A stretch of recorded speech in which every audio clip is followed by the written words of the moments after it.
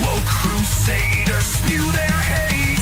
Lies unfold before our ears. Podcast rage to calm our fears. Reclaim gaming and DragonCast. Fire breathing wine, screaming loud. Levistro's here to shake the crowd. Psychotic dragon ready to ignite. Hold on tight, we're taking flight. DragonCast. Worlds clash in endless collision. Gaming news with a fierce precision. With a spark so wild it breaks the norm. In the tempest's eye, a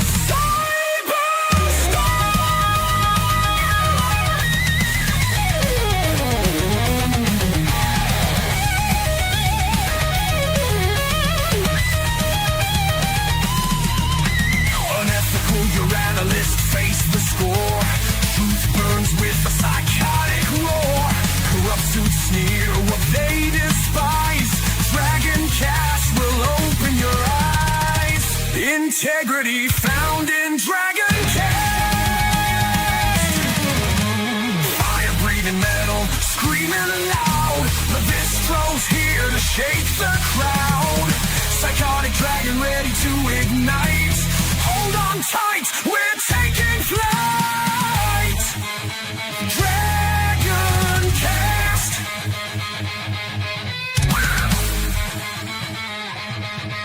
DragonCast.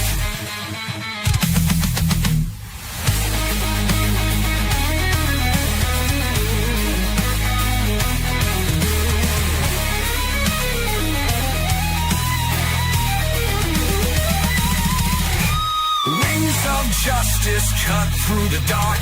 Levistro's roar ignites the spark.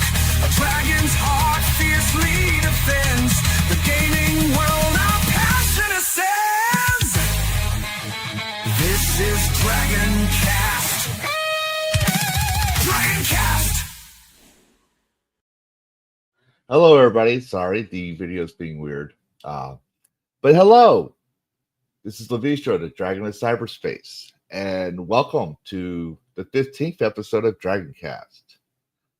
Mods, game modifications, ways to have new and enriching experiences in games we love and own.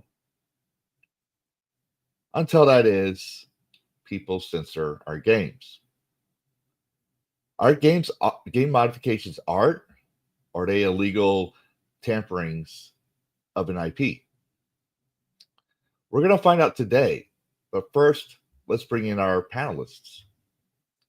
We have the furriest Dan you'll ever meet, Furious Dan, aka Retro Overkill. Shout out to everyone. We have Vet Gamer Boshifus. If you support the vets, you support this gamer. Hey, Bo. And we have late. No ugly head today. Sorry. Awesome. Good. And we have Dash Attack.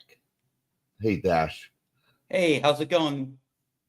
Now, normally we do the interview with the panelists one by one as we introduce them in tradition to warm up break up the ice. But since we have a guy that's on the other side of the country that I've been really wanting to interview since the Kingdom Come Deliverance 2 days, we're trying to bring him in because we have a lot to cover. And if you are on Twitter and you know the Nexus Oblivion Remastered controversy and all that stuff, you know who I'm talking about. DEG Mods. Hello, DEG Hello. Mods. Hi. Glad to be here. Now, I forgot to do this, but since he's here, we're going to address the chat because, full disclosure, we usually start at 5 p.m. My time, and unfortunately, that's not good for DG Mods, which isn't bad. So we made concessions, and that means I haven't drinking my morning coffee, which is ice cold now. So let me go ahead and acknowledge the chat. Hello, seen and heard. He's also on the other side of the planet. Duck Here Winner is also on the side of the planet. Hello, you guys.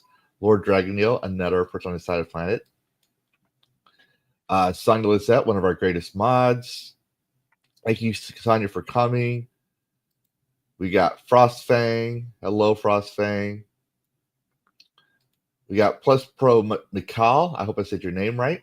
Hello.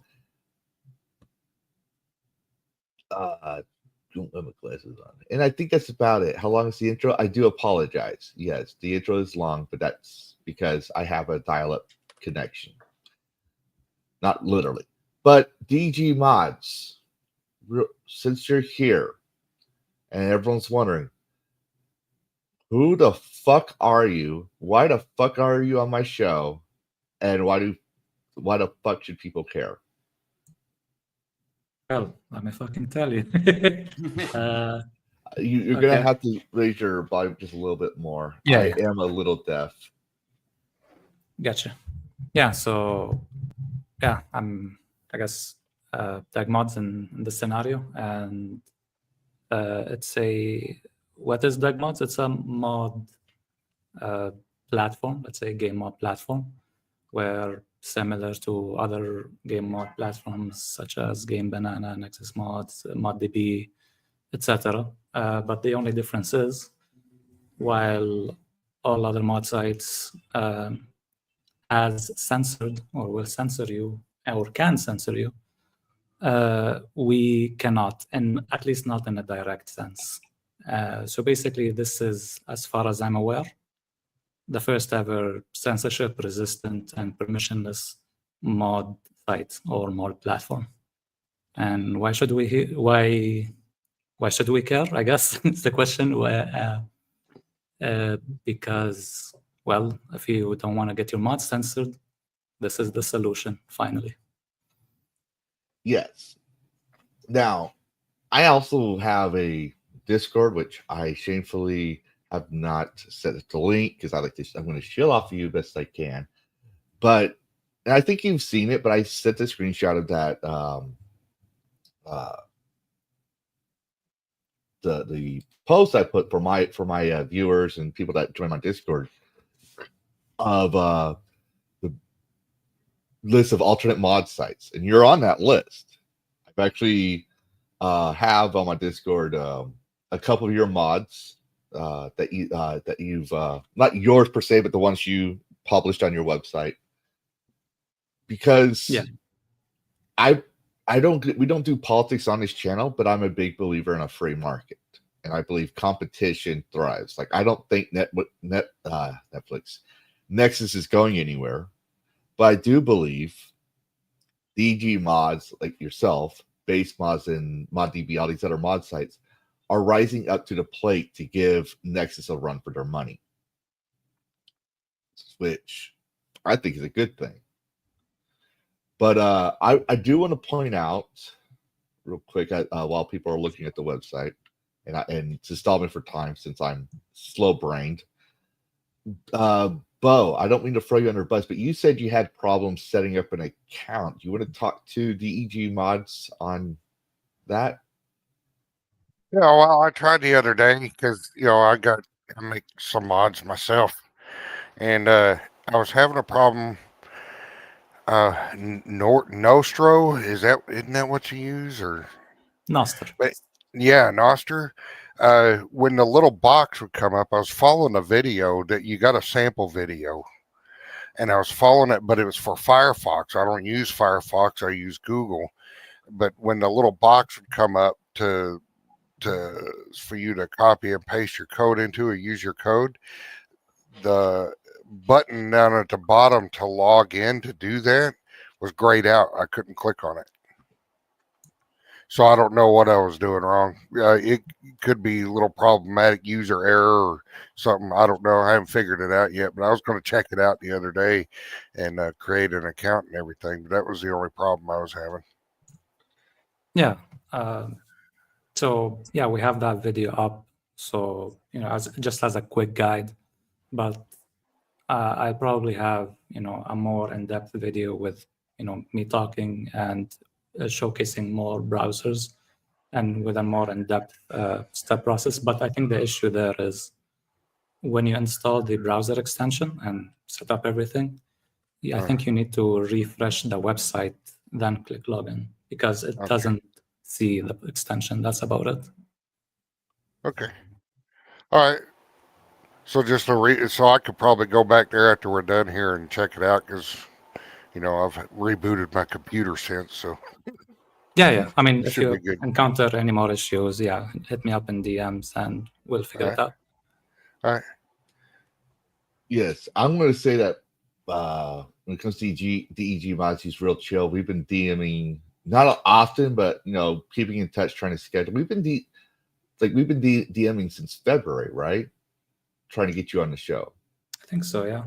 Yeah, and I stopped talking for a while because things were going crazy, and then I was gonna have you in the summer originally, and then all of a sudden Nexus decides to pull their shit, which is ironic because though we're watching the reveal from Bethesda, and we said, what if they had, because we didn't catch it on the video, but we said, what if they do what they did in Starfield, which had pronouns type 1, type 2, and then we said, you know what, if they have that, then obviously someone's gonna make a mod for that because there's always mods, and Nexus is gonna ban. We called it, like everyone knows, this is just the thing that is becoming the norm now, unfortunately, right?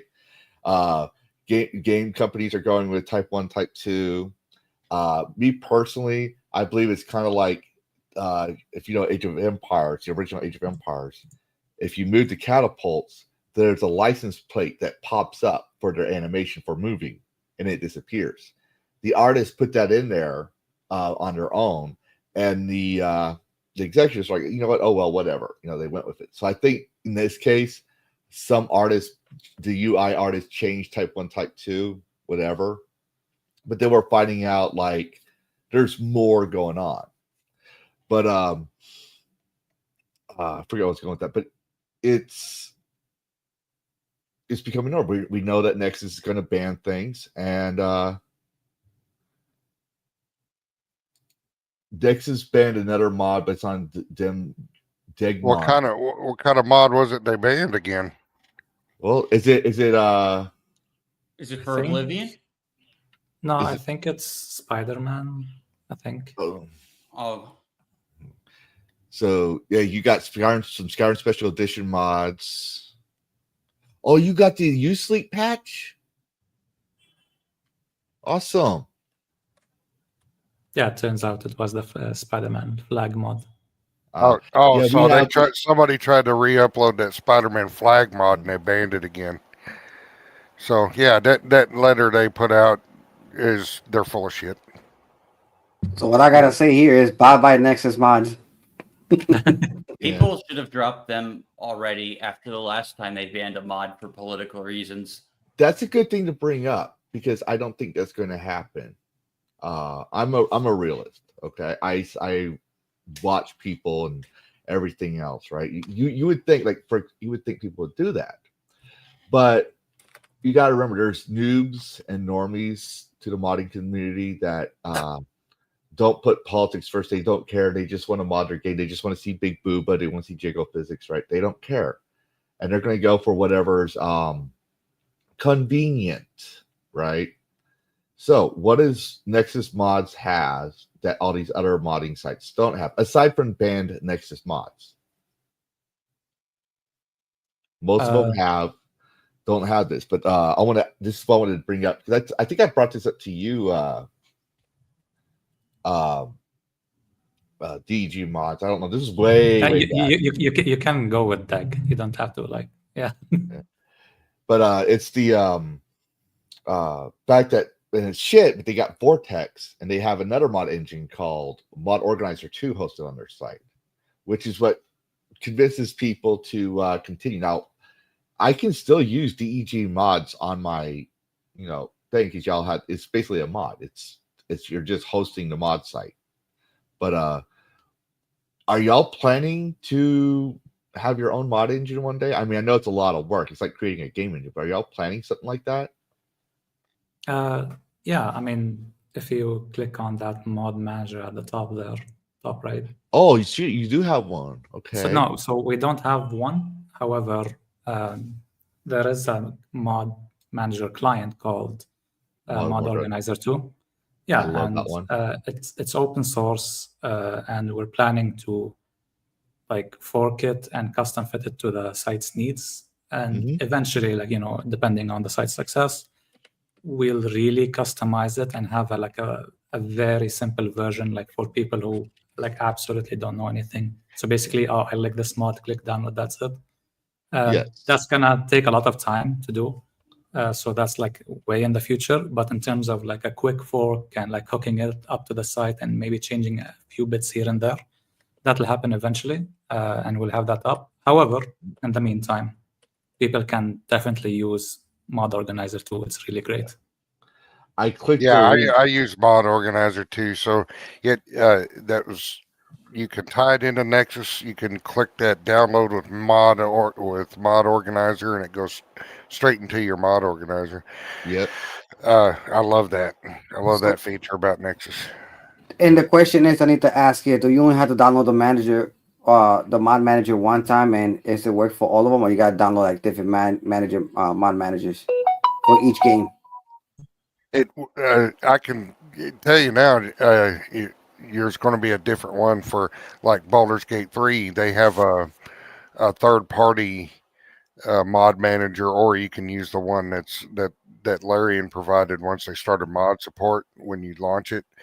But yeah, the mod manager for Mod Organizer 2, at least as far as I'm aware, doesn't handle Baldur's Gate 3. Yes, and for those that click the Mod Manager 2 link on DEG Mods, if this overwhelms you and you don't want to download the wrong thing, I'm just going to tell you right now, the EXE is a good one to start with right here. Just click that, it downloads it. You might have to Mod Manager 2 has their own Discord, and you can download from them directly. Yeah. If you find their Discord, join it. You got to accept a few of the rules and stuff, and you can also download the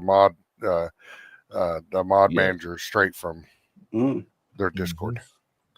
Now, I do want to segue this to some news regarding Type 1, Type 2, and the reason being is I personally don't think it's a deal breaker. Now, don't be alarmed, guys. I'm not saying that, I believe in all this Type 1, Type 2 stuff. All right. I am saying, I know it's going to happen. You got the activists in control of game devs. And people say, well, the solution is go to indie games. No, if the game is fun, play your game. If you really want to play the game. This is what mods are for, right? Before Nexus did all this shit, Bethesda was known for glitches and bugs. Like, for example, you go do a fast travel after killing a dragon, and the dragon just spawns and ragdolls right next to you, right? Like, there's that one. There's Bethesda's survival and shelf life depended on modders. That's why Skyrim and the Nexus is the biggest modding community. So, but if you think that, for example, with the remaster, if you think that Type 1, Type 2 is a deal breaker, and you don't want to play a Type 1, Type 2 game, and you want to send a message, and you download Oblivion, you're just like all those crazy boomers that decided to burn copies of Mortal Kombat back in the 90s, saying this will send a message. My dad told them, you gave them what they want, your money. They got your money, which tells them there's a demand for the game, which means they're going to make more product. And since it's digital, it gets added to the sales charts. It rises up in sales. So you didn't send it to them. But if it's not a deal breaker, but you want to get rid of that 4 seconds, there's a Type 1, Type 2, mod thing, right? But I did want to bring up, because I was making a video. I said I was making a video, and then I had some problems with Filmora, so I couldn't make the video. I said, you know what? We're just going to bring it up here since we're talking about today. So why talk about it twice, right? But Christina Tasty over on X, she made a very valid point here. All right. So I'll zoom it in a little bit. She goes, I don't typically comment on body type nonsense because it helps no one, but Oblivion has a quest called a Siren's Deception that changes if you play as a female. But now, if you don't choose gender, you choose body type. So does the quest still exist, or did they change it? Has that been confirmed? Because from what I understand, the body type thing didn't actually change the remaster. That everything else is pretty much the same. Yes. So far, everything is so far. Now, I'm playing Oblivion Remastered, and I haven't run into that quest yet. So that's my disclaimer. But so far, it's still addresses you as male, female. It still does that. So, like I said, this is a UI cosmetic. This is someone going in there and changing the text in the UI design for that. So, if they because they said they took the code from Oblivion. It's 2 engines. They took the code from Oblivion and put it into Unreal Engine 5. So Unreal Engine 5 has all the cosmetics, the level design, all that stuff, right? And the UI design. But the code is literally Oblivion. So that's what I understand. Now, I don't know how you can do that because I didn't know you could use 2 engines. And I did go to college for game design. So this is something new to me. But she continues. See, this is the one time that really annoys me, because if it remains the same, you're explicitly choosing gender, you're not choosing a body type. I'm not choosing to play as a man in a woman's body. I'm not picking a female avatar. I'm picking an actual woman. Why bother? For full context, the quest has you investigating a group of women who rob men by seducing them. If you play as a woman, then try to cut you in. If you play as a man, they just try and seduce you. But I'm not a female, according to Bethesda. I'm body type 2 or whatever. And she sends some screenshots here. It's like I'm a big Bethesda fan when it comes to the Elder Scrolls. Like Bo is big the Fallout fan. I'm the Elder Scrolls guy, and so I would have played this game regardless. For my disclosure, but she continues. Unless the dialogue is now you're a body type 1, body type 2, this makes no sense to be changed. If the game doesn't refer to you as gender, has you play as an avatar, select your gender afterwards, this point would be moot. But it's literally type 1, 2. It's try hard nonsense. I'm not here to say it's game breaking or it's the end of Western civilization. It annoys me, and specifically me for the little reason that you literally not picking a body type, you're picking a gender. They're being confusing and helping 0 people in the process. Well, Baldur's Gate, hold on, let me continue. Baldur's Gate 3 did it super easy. Pick a body type, but also pick a gender too. It's that easy. Not doing the bare minimum and just trading male female with body type AB shows little how I actually care for anything. And she shows some screenshots, right? Your identity, body type, and it's still male female, because you got small male female, large male female. Like that's how I've seen it, and I'm blind as shit. So and Baldur's Gate 3 was very successful. I'd say it's one of those uber rare woke games because it doesn't preach to you. She goes, I say this as someone who loves character creation. I like being able to boot up a game and having the choice to play as a gruff voiced big titty anime girl. I like variation. I like the idea of playing around with body types, but this is lazy. I called out Elden Ring for it too. If Bethesda doubled down and have you also pick male female as well as body type, so you can play as a Khajiit femboy or something, I'm willing to eat crow and rescind this thread. I've played games with literal pronoun sliders. I just get really annoyed by phoniness. So yeah, I'm going to leave it open to the panel here, but I'm going to say a lot of people seem to be have an issue with body type now. We're talking about George Torch, we're talking about JDA, these posers that exposed themselves during Goonergate. Right now they're trying to make Gamergate 3, which they couldn't even get Goonergate off the ground. I'm just gonna throw some shade out there. Obviously, full disclosure, George Torch blocked me, just like Alyssa Mercante and Rebecca Valentine over at IGN. JDA did not like my expose exposing his failed political run. And when I cover something, I drop the mic on it. Right? I don't talk about no more unless it's relevant to conversation, like now, because people keep bringing them up. But they weren't getting angry about Elden Ring having body 1, body 2. And Val explained to me when it comes to Cyberpunk, there's lore behind body type 1 and 2, but the normies aren't going to know that lore, right? They're going to see body type 1 and 2, and no one got upset about that. But people got upset about Dragon Age to Veilguard. So what was the big difference between those games and games like Dragon Age Veilguard? And the reason being, hold on. I'm gonna leave it up to, I'm gonna let you talk, Dash. Don't worry. The reason being, in my view, is those games were fun. They put the game first. They listened to their fans, like Lords of the Fallen, which we will bring that. I will bring that article up later. But I believe it's because the games were fun, and this is basically lip service and corporate greed. They're trying to get the new modern audience that people claim it exists. So that's corporate greed. But that being said, on my end, I'm going to let the panel give their thoughts. Well, let's see. There's several points. Like for one, I'm sorry, Dad. I'm sorry. Oh. I pressed the wrong button. I'm so sorry. oh man. Here, you can talk now. Nope. All right. So anyway, like the reason why Veilguard got is more shit than like Baldur's Gate or even Elden Ring is because they gave early access to a trans male streamer to show off the top surgery scars. That was like very excessive and very like agenda pushing.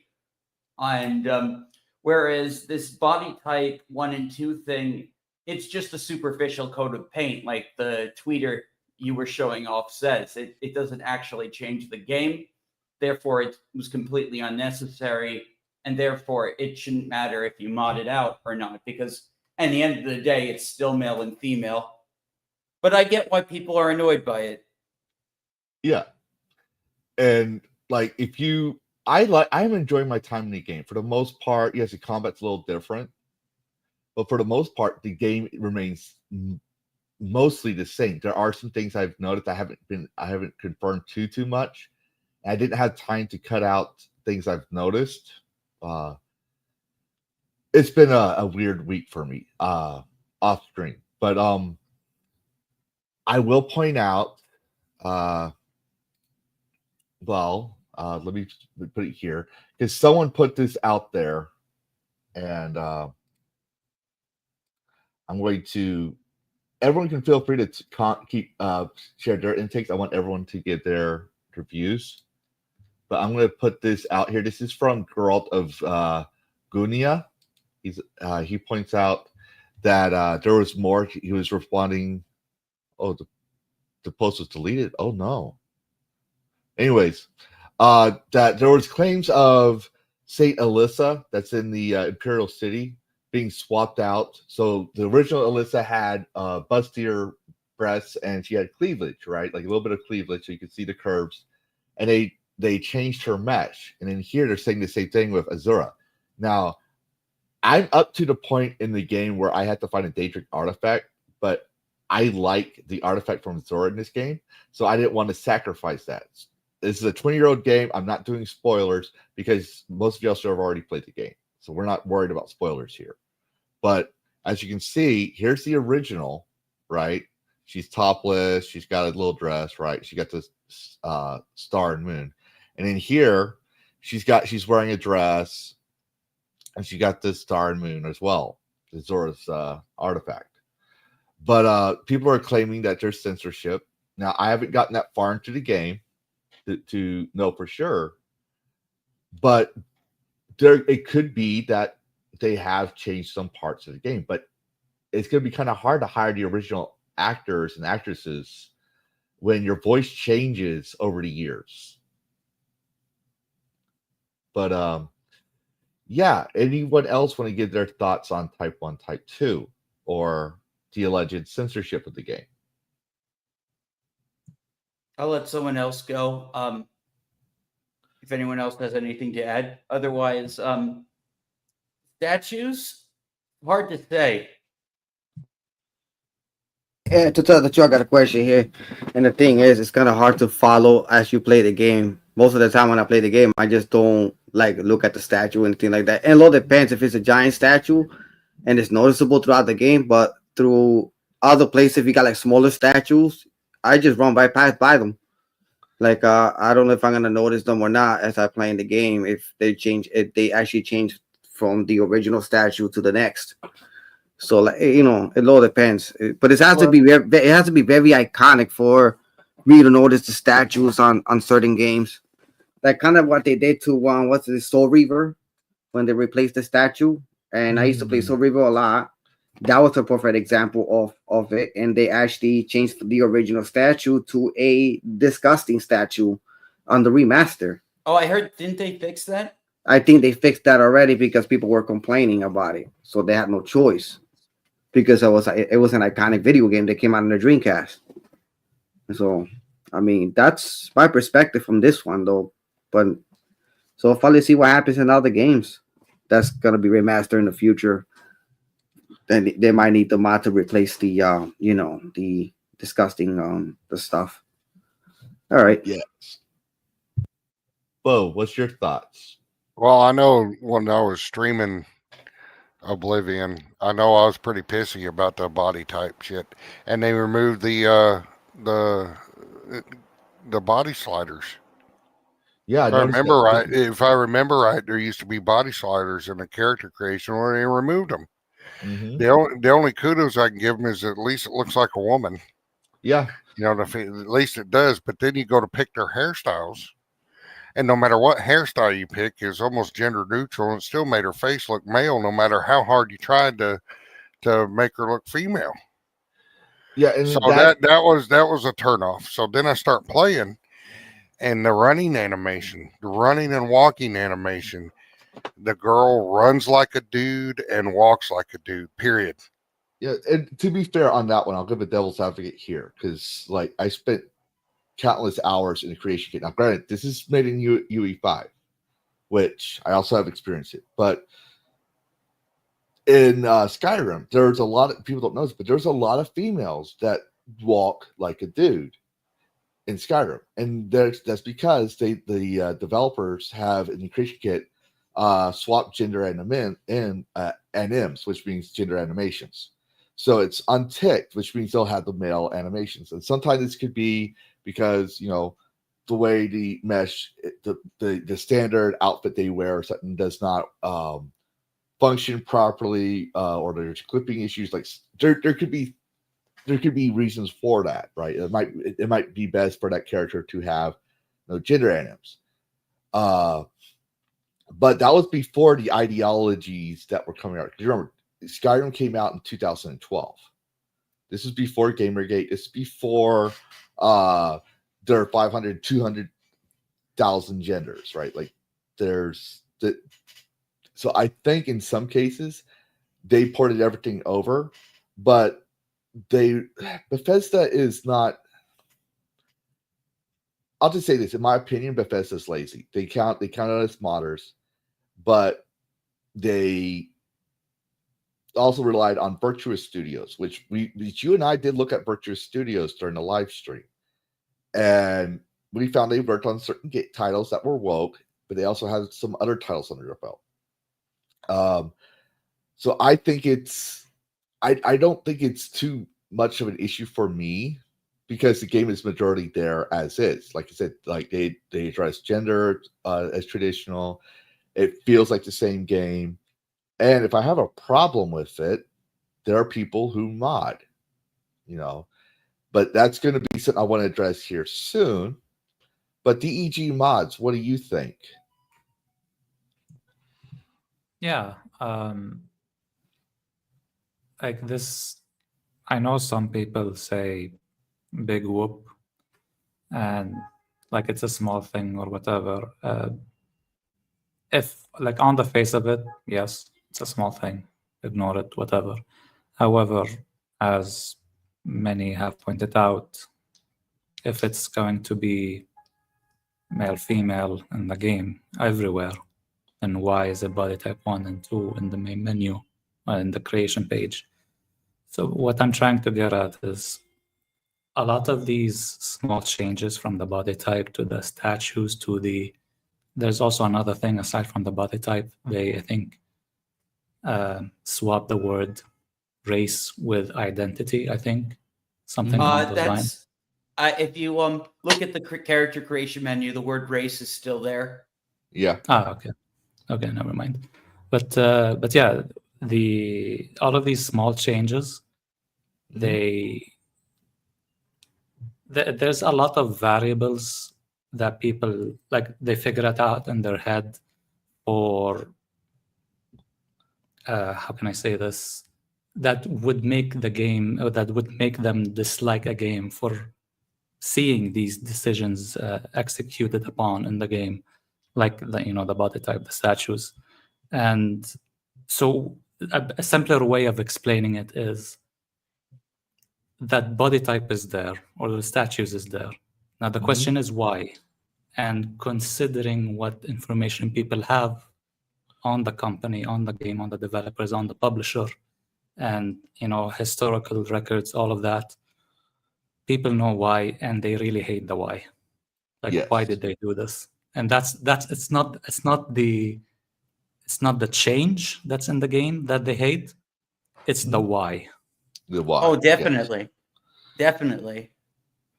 Yeah. Like if the changes were made for like a reason other than some sort of adherence to politics, then like maybe they can understand. But like, I don't know, like if they changed the statue because they wanted less curves, then like, that's a bad change. If that was the reason. Yes. I agree with that statement. That's where it comes down to, again, should I play this game? Well, here's just, like I said before, if this is a deal breaker for you, right? Like if you like, I am personally against type 1, type 2.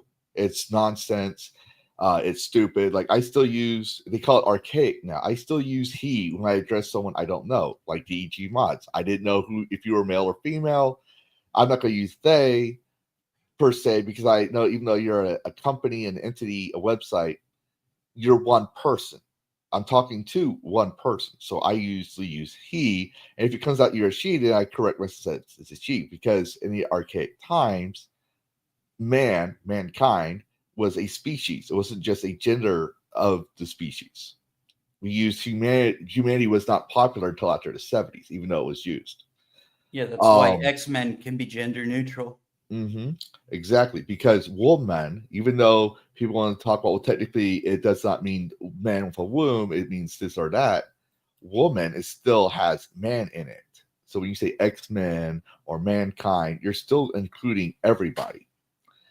But the question for the consumer is, in my view, I have fond memories of Oblivion. Like if they logged hours in Xbox, because people don't, fun gamer fact for me. Elder Scrolls Oblivion was the first RPG title for Xbox 360.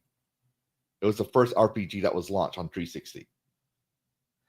I spent countless hours. I played Morrowind, but it was Oblivion that sold me for Skyrim. That and Dragons, obviously. Even though they're wyverns, but I can go on a tangent there. But Oblivion's mechanics for the inventory, and you can pick up all the things. Like I still do that on live stream. I'll pick up all the things. I'll go to the store and have the UI say you're over encumbered, and I'll just walk all the way to Imperial City, go to Knuper's Coin Purse, and sell all the stuff I have in my inventory, and try to get as much gold as I can. Because that's what I would probably, if I knew I could sell everything, I would go into a home and or not IRL, but if I was the character in the game, right? If this game world, for YouTube's sake, I would literally do that. I would go to a dungeon, take as much as I can, and try to sell what I could for value, right? Because I have no money. I'm technically homeless. I'm a as D&D calls it, a murder hobo, right? So I loved the game. I loved the storyline. I loved, even though sometimes the voice acting wasn't on par, in some cases. And like, for example, I loved the Dark Brotherhood storyline up until the end. The end, they had a different writer.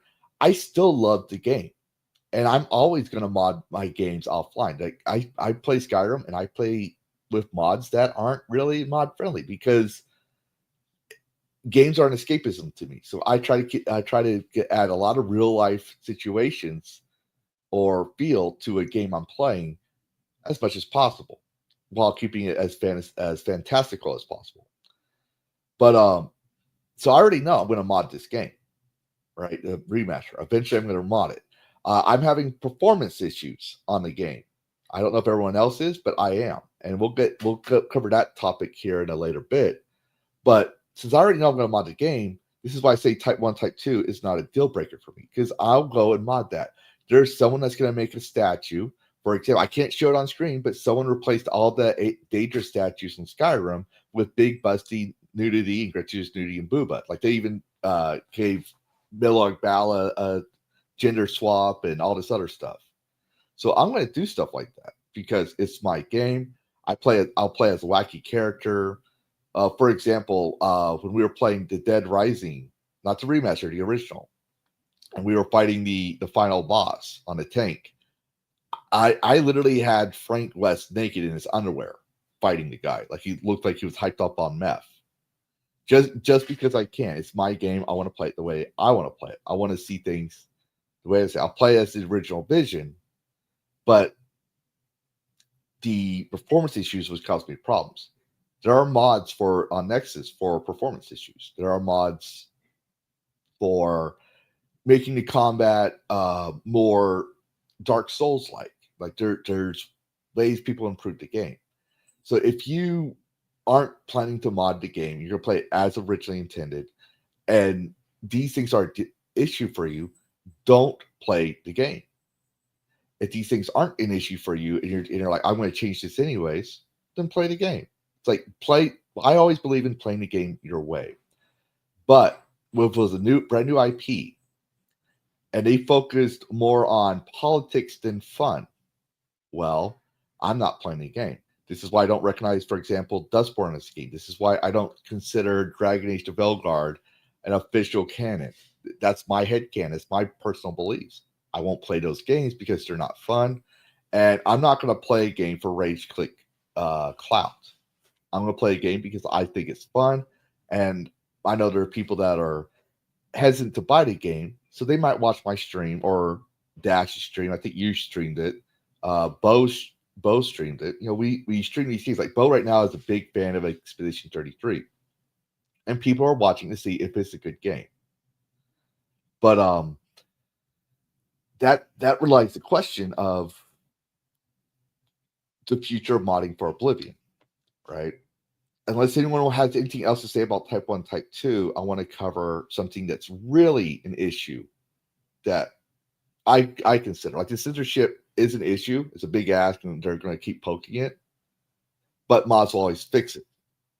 And I'm going to show you something about Nexus Mods, right? We all know about Nexus Mods, but I clicked the wrong title. Hold on, I'm sorry.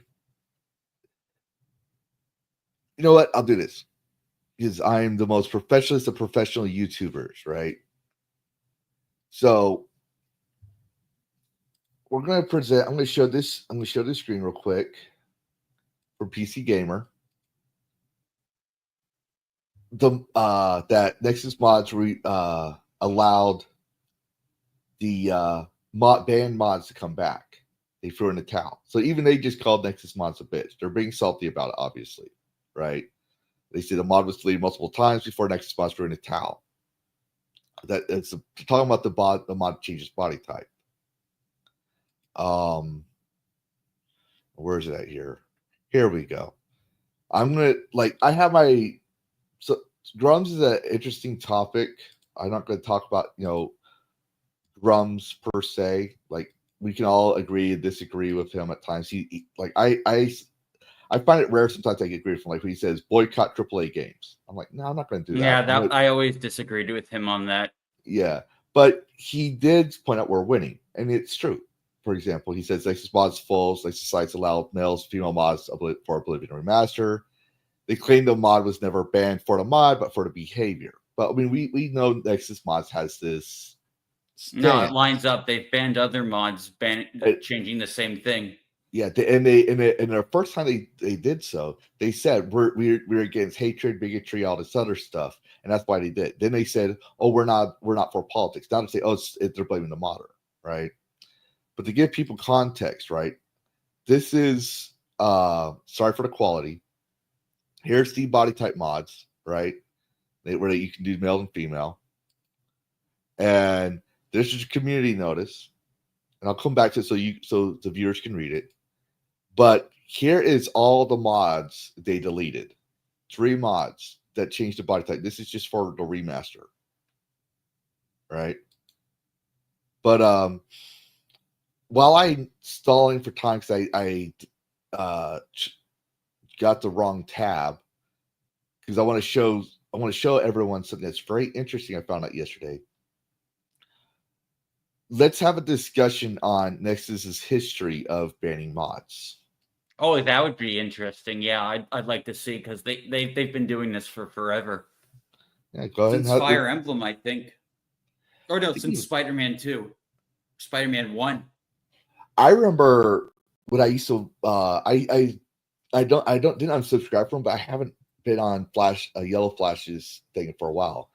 But a while back they had shortly after they banned the Spider-Man one, they had like the gender, like pride flags and straight pride and all this other stuff, right? And like Nords are racist.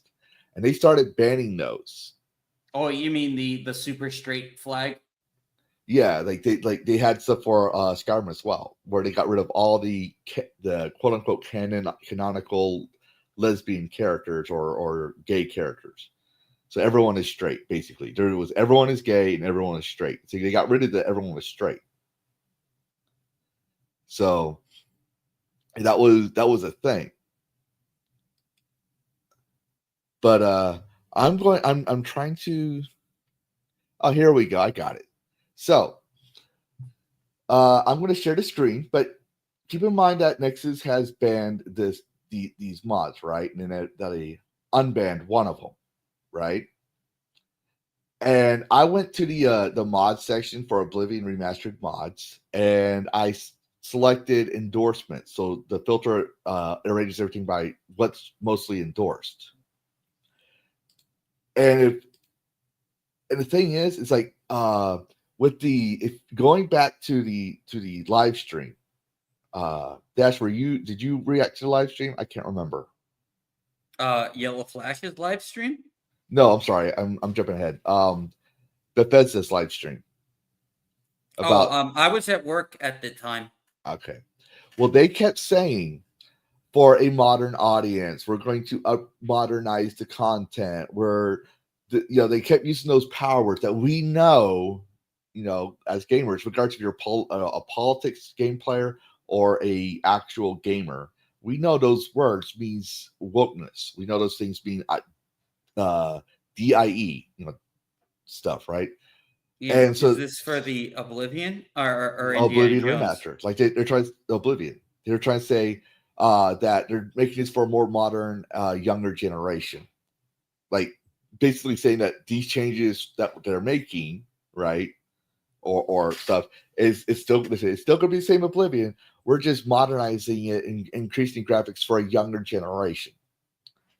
Well, they didn't actually say modern audience. Like, no, they didn't say a modern audience. But I'm trying to relate the two together. They said modernized. They said I don't have my script. Actually, like I watched the video and they were actually praising the old game to high heavens in their video, saying like they kept a lot of the jank in and that they just fixed the leveling system.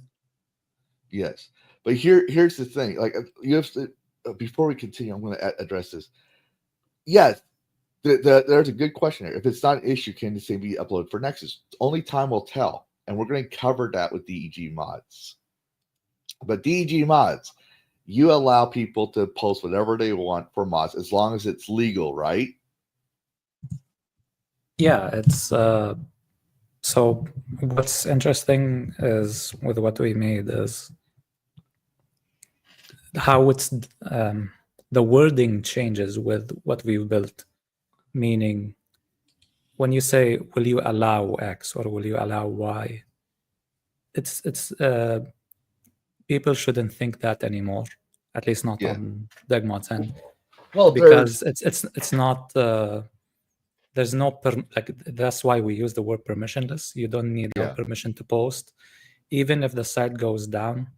Mhm. Even there's no like you can't visit degmods.com anymore. People can literally run the website, like open the website on their PC without the domain and publish immediately. And yeah, screw it.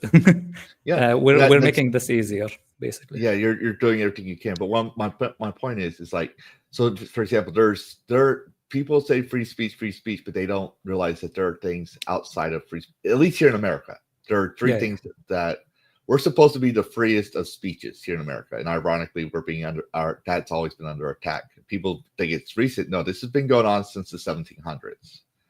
But there are three things that three types of speech that you can be legally held accountable for in a court of law: defamation, so like lies and libel and slander; obscenity, for example, child porn, right?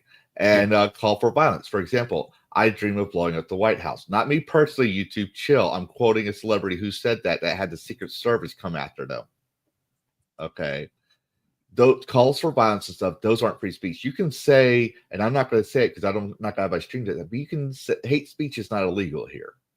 We may disagree if it may be unsavory, and I will condemn that kind of speech myself because I'm a mixed breed myself. I'm half Native American, half Scottish.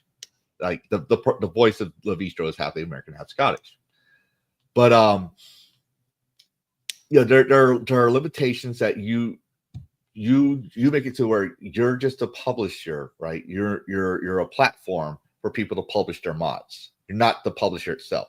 So it makes these people personally responsible for publishing their content. As long as it's not illegal, they can post whatever they want, right?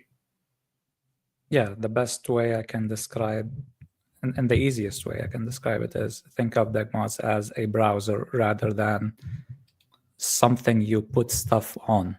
Yeah. And yeah, so in terms of like, let's say you publish a mod, it's up there on DEG Mods. Let's say it's illegal. Yeah, let's go with illegal. It's illegal. What we can do is we cannot delete it, or at least not delete it properly, like we'll delete it on our server. Mm-hmm. But it's still out there, still accessible. Like even if we completely like KO ourselves, Yes. it's still there. But what we can do, there is moderation. Like we're not completely powerless. Mm-hmm. We can hide it from discoverability, though it can still be viewed on the page.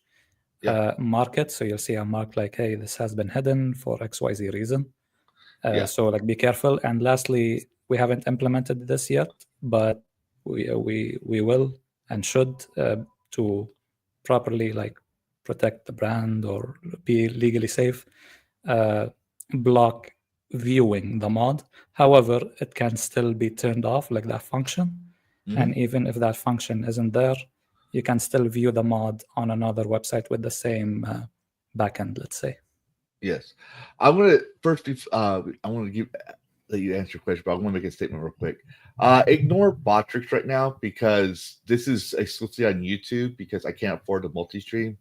Botrix always comes on regardless of my stream, and this is for my Levistro plays. So if you try to do a blurb, you're going to waste your money because yes, you basically pay to play a soundbite to jump scare me in games like Phasmophobia and Demonologist. So this is just an automated thing. So I apologize for that. But Plus Pro Michael had a question here. He says, will you, I think it's to you, DEG Mods, will you allow a mod that adds the whole unfinished Minecraft movie to GTA 4 TV? As I mentioned before, you don't need my permission, and nor is it required. You will just publish it. People will access that mod, and if I get a legal request to like, hey, take it down, I'll be like, I can't take it down, but hey, I mean, it's hidden now, so like that's the best I can do.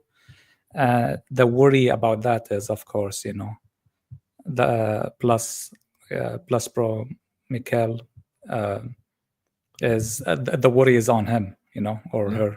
Is if they get a legal letter, like they're gonna get in trouble, not me. Yeah, that's so basically you're saying you're just a platform. You're like Twitter and Facebook, all these other places. You're just a platform. Better. You're actual the telephone platform. company. You're a telephone company. You're not the one that. Yeah. What if I call on the phone and I'm plotting a bank heist? Not that I am Minecraft of YouTube, but let's say hypothetical that I'm calling and I'm calling Dash. Hey Dash, I'm planning on robbing this bank. You want to come with me? And we're going to do X, Y, Z and all this illegal shit. The government can't sue you for it. They can't hand you a legal subpoena about that. They have to come to me and Dash because we use your telephone company to plan our heist. Which yours like they said it, we did it. We don't condone it, but we're a platform. We can't be held liable for what they say, right? Just like in my one screenshot, I say I'm not liable for the content of these websites, but here's some alternate Nexus things, right? Because I want to give players a choice. Yeah. I guess another way to, if I would put it in a scenario, let's say that mod was up, and the a legal entity comes in and hey, tells me like, hey, take down this mod. I'd be like, best I can do is hide it. I hid it. Here's the guy who uploaded it. Contact him, and then you deal with him. Yes. That's Now about going it. going back to what I was saying about the body type selector mod, right? It came back up, and then talking about Bethesda saying they want the modern audience. Dash, if I understand correctly, you're Gen Z. You're basically in your 20s. I'm more like I'm just barely a millennial, I think. Okay. So like, so you're in that bridge. You're part of the younger generation, but you're not technically part. Like me, I'm technically a Xennial, a microgen of Gen Y or millennial. Yeah, I but was also, born in the early 90s. So yeah, you're technically Gen Z, technically. But here's the thing I'm gonna say. For the younger generation that Bethesda wants to get, they did that corporate greed. That's what I argue it is corporate greed because it's lip service. If the younger generation wanted body type 1-2, if gamers wanted body type 1-2, then how come in the Oblivion Remastered, under the endorsements here, right? You see the endorsements. Body type selector is the most endorsed. It must be community driven. It might be community driven. You're right. Or the lore boomers. But my argument is you could argue it's community driven because we've seen that before, right? We've seen games skyrocket in a Streisand effect, right? But people don't want to see type 1, type 2. They want to see the game as it was originally intended. Most people are don't, because it just panders to a minority of a minority. Yep. Basically the 0.1% of the 0.1%. Yeah, it's just about like adherence and stuff, because this had been the trend, like Bethesda just wants to say they're inclusive without like, like it would have taken a lot more work and coding to degender the game. Mm-hmm. And they knew they would get a lot of hate for it and that the remaster wouldn't sell well if they did that, because part of like what made Oblivion so good is that like your gender and race are acknowledged. Like people treat you depending on what you are. Exactly. I think Skyrim did as well. Like if it's standard. This was the standard RPG formula for for Elder Scrolls and Bethesda RPG. Yeah, even Dragon Age at one point. Like that was like the whole point of Dragon Age was like your Like racial and gender differences determining like how people treat you in the world. Yeah. And like people point out, like I want to point this out because this was a controversy for a while when Skyrim was very popular and game theory was still around. I'm not saying he said it, but it was one of those things people were talking about, that Ulfric was racist. Now, you look at the lore and you find, I personally found out Ulfric was more PTSD driven. He had PTSD. He was led to believe he was the reason why the Thalmor won.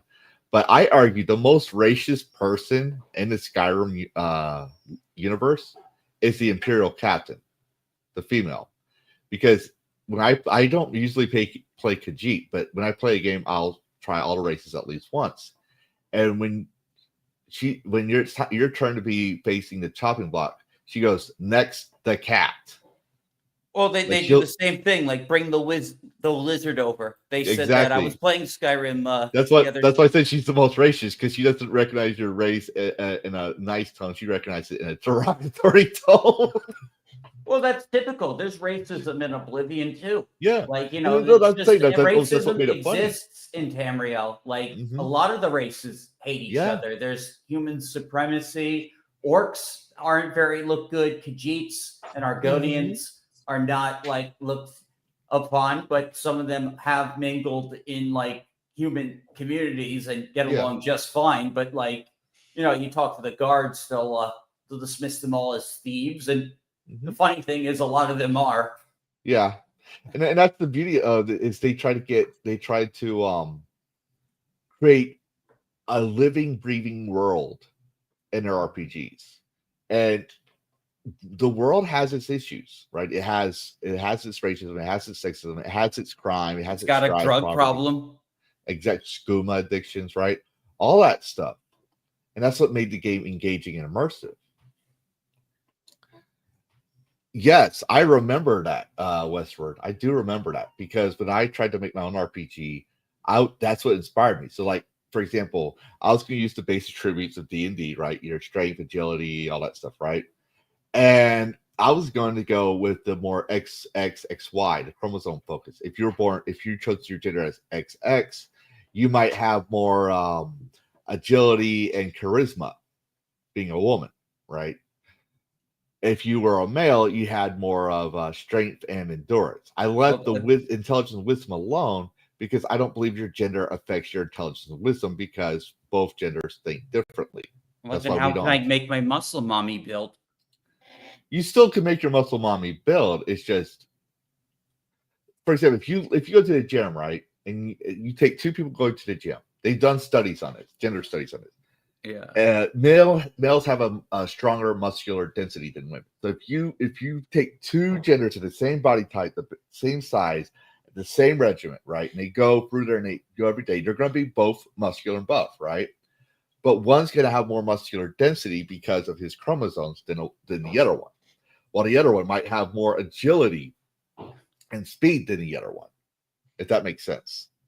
That's where I come in for that. But yes, every decision is important. I'm going to do a shout for The Witcher, because I hadn't played Witcher 2 in ages, and I found out if I didn't say a certain, if I wasn't careful with dialogue, I ended up having a game over screen. That was actually kind of cool. But I'll go back here to DEG Mods to do the comparison here of Oblivion. And actually, no, you know what? I'll do one fair, because Oblivion's a new game. I'll go with Skyrim Remaster, or I'll go with Oblivion. But let's see, I'll switch this out. So DEG Mods is just coming out, like they're coming out of the woodworks. So they just had the censored ones, and I don't know this one, but you see, there's people from all over the country getting their stuff. So this is a Chinese localization, right? Yeah, they censored this one as well right after the they did? one thing. Yeah, this is supposedly, at least that's what I heard. And this is basically like a normal translation of Oblivion, but part of that translation they included male and female, and that's why supposedly they took it down. Yes. Yeah. See, so it's like they tried, and I'm happy things are changing, that they can't do this shit. Nice. Yeah, And that's the thing. It's like when you make your voice known, you have to stand up on business, right? And you have to make your own choices. Like, I'm not going to fault someone who plays, I'll go in reverse. I play Oblivion Remaster. I'm not going to fault someone who says they'd rather prefer Oblivion, the original, or they're going to wait for Sky Oblivion. Now, I'm excited for Sky Oblivion as well because, well, I have over 1,000 hours across all versions of Skyrim. Like, I'm not going to lie and say that I'm not a Elder Scrolls. No, I'm a huge Elder Scrolls fan. Huge. But I think we can all put our differences aside and say, yeah, we don't want this nonsense. We want a good game. We want you to put the game first, and we want to mod our games because we believe that when we buy it, regardless if it's digital or physical, it's ours. And speaking of which, because Dan's being very quiet, Dan, you were trying to talk to me about it, and I was running behind. Yeah. And I know you like to monologue. Nothing bad with that. I know. Why don't you talk about, while I figure out which one of my endless tabs gets to the EULA, why don't you go ahead and talk about physical copies real quick? The reason why they're trying to delete physical copies is because they want full control of our games, of what we want. Like, for example, definitely when you buy a digital copy, even though you pay for it, it's supposed to be yours.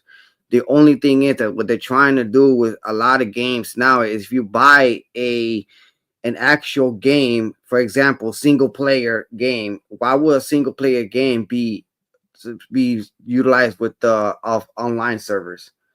Like, I just don't perfectly understand. So technically, when they want to do, they want to own what we do. It's like technically when you buy a game, it's not yours. So eventually, even though I hate to interrupt, but I'm going to have to get off the stream. I'll talk to y'all later. All right. See you, Bo. Right. Even though Dash has covered it before, and I was watching one of his videos. Oh yeah, I just that was my last video I just did. Yeah, it's like I said, if you buy a game, you're the one supposed to have the rights to own it. And it's not fair that right now, like, we actually want to have mods in our games. They're trying to prevent for us not having mods in our games. Even though the game is ours, we bought it. We have rights to own the game, even digital or physical. That's the reason why they want to get rid of the physical copy. And if they do keep the physical copy, they will make it more expensive. So well said on that one. Yep. Yes, and what do y'all think? Y'all think it's corporate greed for the physical copy? I think it is. I think it is partly control, and it's also manufacturing cost. Also, yeah. I covered that in the video. With Lunar Remaster, they doubled up the price because they had to make more physical copies because there was more demand, so the price went up. Mm-hmm. Yeah. Dash, could you do me a favor? Because in case people don't follow you, could you post your video up? I can post that in the private chat right now. Sure. No, for them, for the viewers. Oh yeah. Oh, okay. Yeah. Yeah. So if anyone wants to check out my latest video about physical media and stuff, they can go to this link right here. Mm-hmm. It's right there for everybody.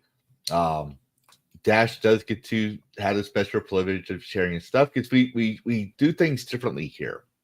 We don't talk about what's trending in the algorithm. We talk about what we feel is important. And sometimes we have to give our sources and sauces. And so that's why I asked Dash to do that. You guys can click him, give them subscribe, maybe like say, I'll watch this later or put another tab while you're watching us. But I'm going to go into the EULA.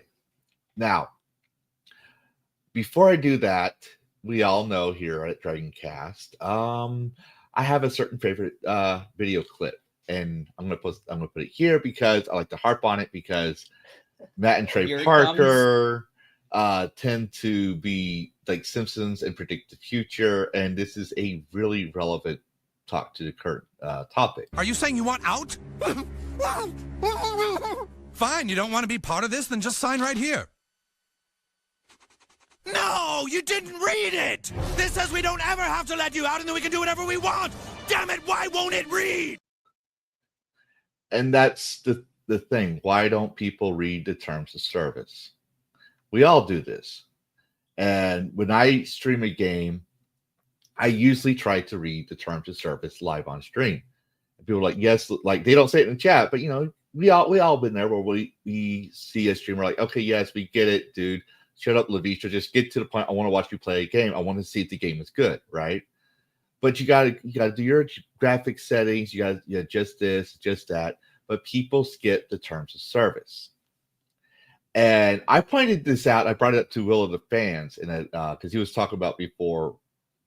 You know, I was like, he's gonna talk about this for DragonCast, and I'm always the person I'm always gonna search for truth, right? I'm always, if someone says something wrong, I'm always gonna correct them, or I'm always gonna point something that they may not have seen or thought of. I'm not saying Will didn't think of this or he said a lie. I'm saying he was bringing out the truth as well. I was like, well, you need to think about this other thing from Bethesda, right? And I want to say, because I found out later, it was a cut and paste, and because they do this, of Fallout 76's EULA. Now, we're not going to read the whole thing. I'm just going to scroll down because I saw this when we were live on stream, you know, playing the first 5 minutes of the game. But there's a little clause in here. First off, they say for limited restrictions, right? I'll zoom it in. Hold on, give me a second. Listen, restrictions. You agree that you will not and will not assist in any person under any circumstances to, and gamers aren't going to pay attention to this, and they're going to do whatever they want because it's their copy of the game. That's what we believe. They're saying they sell you a license limitations, but they agree according to this end user license agreement. You are not going to, in whole or in part, distribute, publish, store, display, sell, transmit, publish, edit. Edit is the key part here. Reproduce, sublicense, rent, loan, or otherwise transfer the game or content, including without limitation, any access keys. Modify, adapt, translate, reverse engineer, attempt to derive source code, modify, disassemble, decompile, blah, blah, blah, blah, blah of the game. But you can make a copy of the game client manuals that company of archive only if, and you may install the relevant game client on one or more computers, consoles, that stuff. So they're saying right there, you can't modify your game. You can't make translations of the game. Use cheats, automated software, bots, hacks, mods, or any unauthorized third-party software designed to modify the game or adversely affect. They make sure you know they mean mods. So there's that. And if you scroll all the way down to 4, ownership of the game. ZeniMax and its licensors are and will continue to be the owners of all right, title, and interest in and to the game and service, including without limitation all intellectual properties and moral rights and to the game and copies thereof, including without limitation any titles, software programs, and code, game-related themes, characters, character names, character likeness, stories, dialogue, catchphrases, locations, concepts, artwork, character inventory, structural landscape, and other designs of the game, animation, sounds, music, blah, blah, blah. You shall take no action inconsistent with such titles or ownership. The game is protected by the copyright laws of the United States. Basically, an entire paragraph saying gamers don't own their games. Now, where have we heard that before?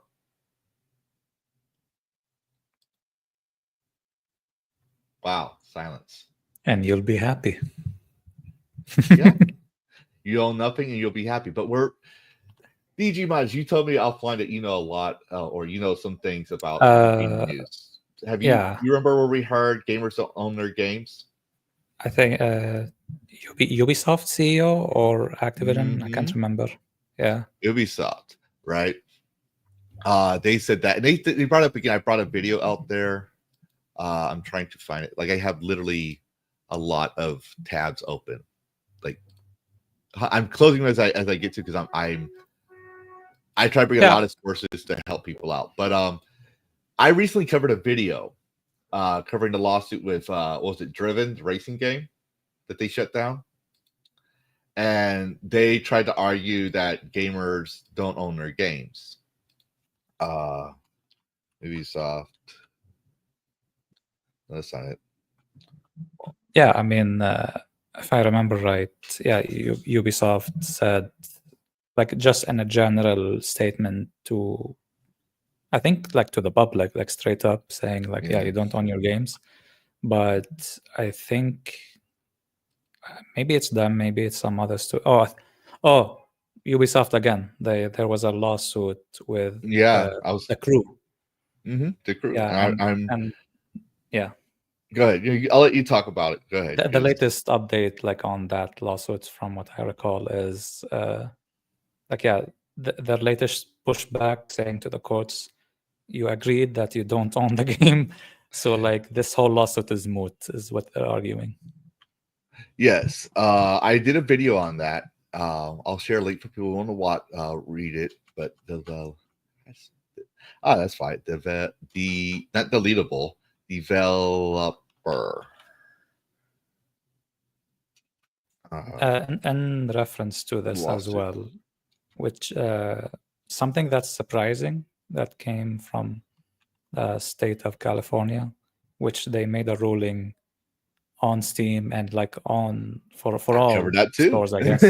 Yeah. Go ahead. That if there is the word buy, like, on the button where you purchase a game, that means an actual purchase. So if you want to provide a license, you better not use that word.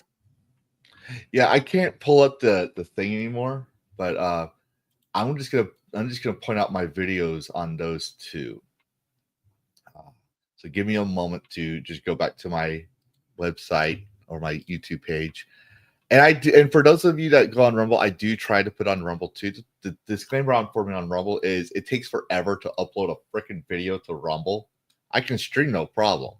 It's the what you would call it, uploading a video that takes forever. It takes twice as long. Like I bitch about it so much. I was like, this is why I don't like Rumble. I mean, I love it. I have a love-hate relationship. I love it and I hate it. So but I'll just do this. Let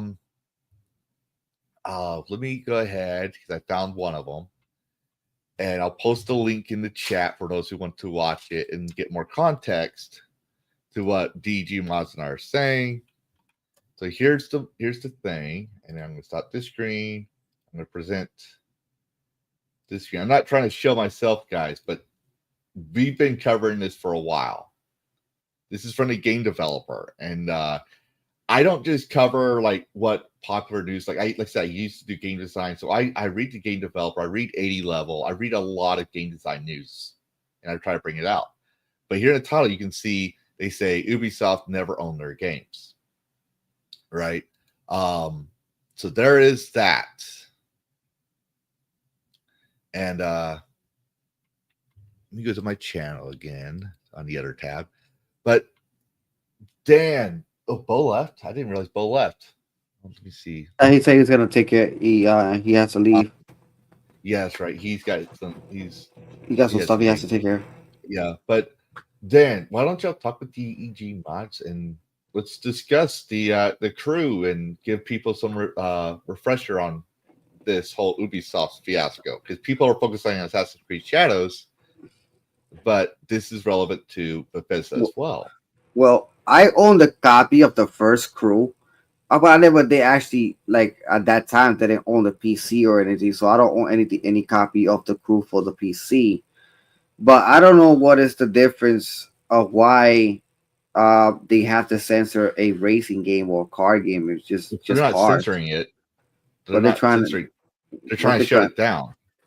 They're trying to say it because okay. So for context, in the video I pointed out, they're trying to say that they had the right to take it down because no one's playing it. But when they sold the game originally, they said that the activation key will work all the way up to 2099 when we're all old and need Viagra. Okay, not that you actually remind me. I think it's pretty messed up that they actually take it down, even if you own a copy digitally or physically. It shouldn't be taken down they should at least like made an offline mode or something, not for you to enjoy the game. But if they actually, if everything was online completely and they shut it down, what is the point owning the physical or the digital if you can't even play the game anymore? It just what we talking about, right? Of them shutting down the online. Mhm. Yeah. So that's like I say, I mean, it's pretty messed up. Like you buy a game, for example, 60, 70 bucks now, or it's gonna go up to 80, any new title. If nobody hardly plays the game or you don't got any player base playing the game, they're gonna shut down. But what about for some people that own the game? What is it with what's up with that? Can they ever be able to play the game again if they actually shut down the company, shut down the server? Mhm. I mean, would it be? Yeah, it would be pretty scary. Yeah. That's what. This is why I don't play a lot of. Oh no! See, everyone, I am already becoming a danger to the algorithm, and I'm not monetized yet. Oh If they wow. unsubscribe, start firing. Everyone, if you don't know who Stark Byron is, he's a great voice actor, and he's also a great singer. And I've been on his show a couple times trying to take it down Why did they unsubscribe him? because I'm a danger to society. I'm a dragon. I'm a Oh problem. wow. If you remember in my earlier Levistro Plays videos before my new intro year 2, it shows the Doot meme song, and it shows that one guy who when I covered the Soul Lash video, they said, I'm a problem. Stop calling people Rainbow Brigade. And I says, I'm a dragon. When am I not a problem? Because dragons are always the problem. We're always the bad guys, right? We're stealing your girlfriend, and you go get a suit of armor, and you come after us. Or we have money for our dragonlings, and you come by to steal our money, and we burn you. Therefore, we become a problem, and we go burn the village in revenge, or raid your sheep, all that other stuff. So we're always a problem. We're always a problem. So now I'm a cyber dragon, which means I'm a problem for going against the grain, against the algorithm, against politics, everything. I don't just go against one side. I defend games. Because of that, So do they want I. to make sure Stark of Iron and people like you don't get to see me.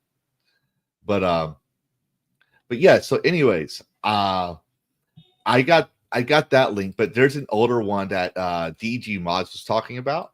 And DEG, I'll let you come back and talk because you're here. We want you to give your opinion. Okay. But I'm going to paste the link to the videos coming up next. I'm not going to play the videos because for some reason I found this out. For some reason when I was testing this, I got copy strike struck on a test stream for watching my own video. It was weird. Like it's not like Are you sure you didn't have a background music behind it? no, it's just someone copyright struck me for watching Oh my own wow. video. I'm like, that's my voice. This is my channel. It's like, what the fuck? I had to go. Like, it wasn't like it was like endanger me from monetizing or whatever, right? But it was just annoying because it was a bot that copyright struck me. But this is from 6 months ago. All right, and obviously I got half ratioed, right? So this I got 202K views. This is my most viewed video. And this is covering Steam's new SSA update. And to give context, they signed a law called AB 2426 saying that if you to combat the disappearing purchases of digital games, this is like literally after the Driven fiasco. Like this was months. Like usually takes years for laws to get enacted. They did this in a matter of months. That they said that from now on, if you buy something from Amazon Prime Digital, you buy anything digital, right? It doesn't have to be a game. It could be an ebook. It could be a video. Like if I go on YouTube, right, and I buy the 1980s Conan the Barbarian, right? of Arnold Schwarzenegger. And I buy it off of YouTube so I could watch on YouTube, right? Or I used to buy Paw Patrol for my son, right? So he could watch it on YouTube. I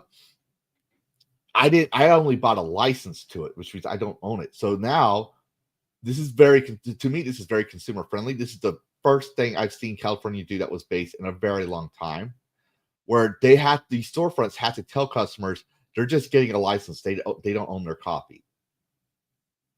Now, it doesn't mean that there are places where you can get digital copies, right?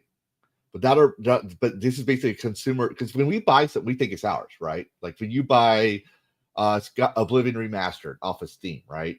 You think that's your copy, right? That's your digital copy. You bought a digital copy. It's equivalent to a physical copy, but it's your copy, right?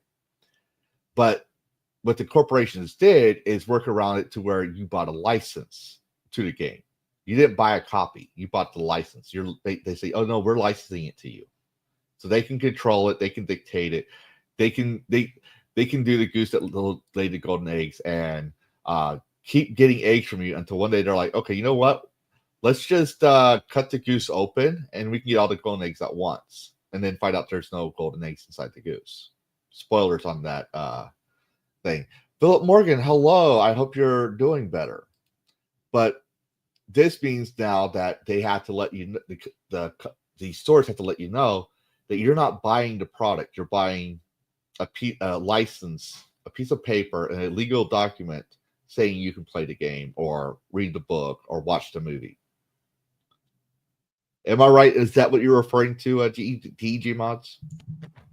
Yeah, and like to add to that, or I guess to give a point on that is, if like with this, I guess, new law that came out, because that it came out, and my understanding of it, basically anyone in the state of California, or someone may understand from this, is before the date that this law was enacted, it means that people who purchased games before this law came out means that they actually own the games. If maybe I'm understanding it wrong, but that's the interpretation how I see it. And in terms of the difference between like what these companies want to push or keep pushing in terms of selling licenses, the optimal solution to this is, but they don't want to do it because they want to keep deceiving people, is to change the word from buy or purchase to rent license. If they change that wording, then I think everybody would be fine with it. However, even if they do that, people will read that and be like, the fuck do you mean rent a license? Where can I buy it? And so that will decrease sales, and that's why companies don't want to change the wording. They just want to keep the wording to buy or purchase. Yes. I'm on a camp of you bought your game, you own the game, regardless if it's digital or physical media. Digital media, going back to what Dan was saying about physical, right? Digital media makes it easy for them to do this because they're trying to create it like if you used Adobe Photoshop, right? You bought a license to use the software, right? Because they're always going to update it, right? They're always going to keep updating it. They're always going to do this and that to it. But now, let's say let's use a popular game. Let's use Marvel Rivals. No, actually, we'll use the First Ascendant. We'll use the First Ascendant because I play that game, right? Me too, every night, and I'm afraid that's the whole point. Dan, I mean, I'm trying to keep. I'll let y'all say y'all things. But what I'm saying is, I buy the First Ascendant, right? And I go in there and I spent lots of money, you know, not that I have, but because I only spent a little bit. But I bought some skins. I bought some emotes, you know, to customize my gameplay, right? And I love that game, and I play it, and over time it becomes an old game. Maybe I'm one of those people that just wants to keep playing, or maybe I haven't played it in 10 years, right? And I just want to go back and feel that nostalgia again, just like with Oblivion Remaster, right? I want to feel that nostalgia. I go in and I find out it's not my Steam library. Or it's in my Steam library, but the servers are down. Another perfect example is Batman Origins.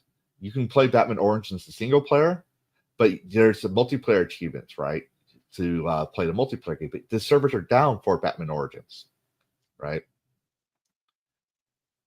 What happens if I've spent $50 on a game, or $70 or $80, or in the case of Nintendo, $100 on a game? And then I bought the DLCs or microtransactions. So now it's like, let's say $125, right? Or $200. I'm not that excessive in microtransactions, but there are some people that spend countless dollars on their games. They're heavily invested. And you bought a license and you shut the servers down. You're not going to get a refund. You're not going to get your money back. That's what they want. They want to keep the microtransactions. They want to do this stuff, right? But as gamers, as consumers, we want to play our games. We want to go back and play these games. This is why this driven is becoming a lawsuit, because right now, arguably, Ubisoft guaranteed back when the game came out, the game will be available until 2099, the servers and everything, and they didn't complete their end of the bargain. So they owe every player a refund, in my view. And it's still up to legal debate. I'm not a lawyer, right? But they owe them about what, $79 or whatever the full price of the game was. Plus you got the sale, so you have to give the money back if it went on sale and they bought on a sale, all that stuff, right? They're not going to do that for millions of players. They're already struggling financially as it is.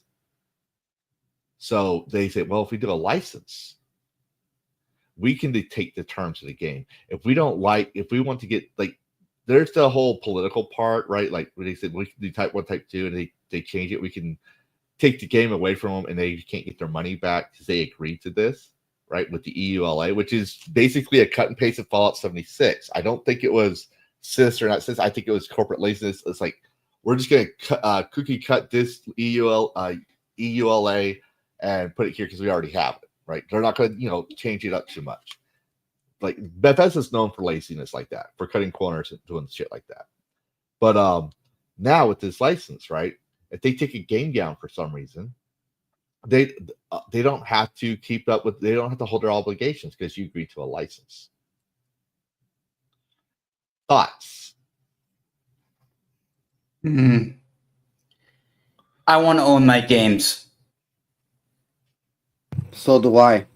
But I need to ask one thing, and this is the thing that it bugs out a lot of people and has bugged me also as well. I do have you remember that game Friday the 13th? Yeah, Okay. I was a backer on that. Okay, check this out. When's the last time you saw it on Steam, on the store? Since they took it down, right? So I still own the digital piece of it, but there's one problem to it. You can't play it anymore because they shut the service down. They delisted it? Yeah, it's not there no more. They delisted it and everything. Yeah, I still own the digital. I don't even know if I still own it. And like, even though I had to download it because I bought it, and I bought it. I own the physical disc. I own the physical disc.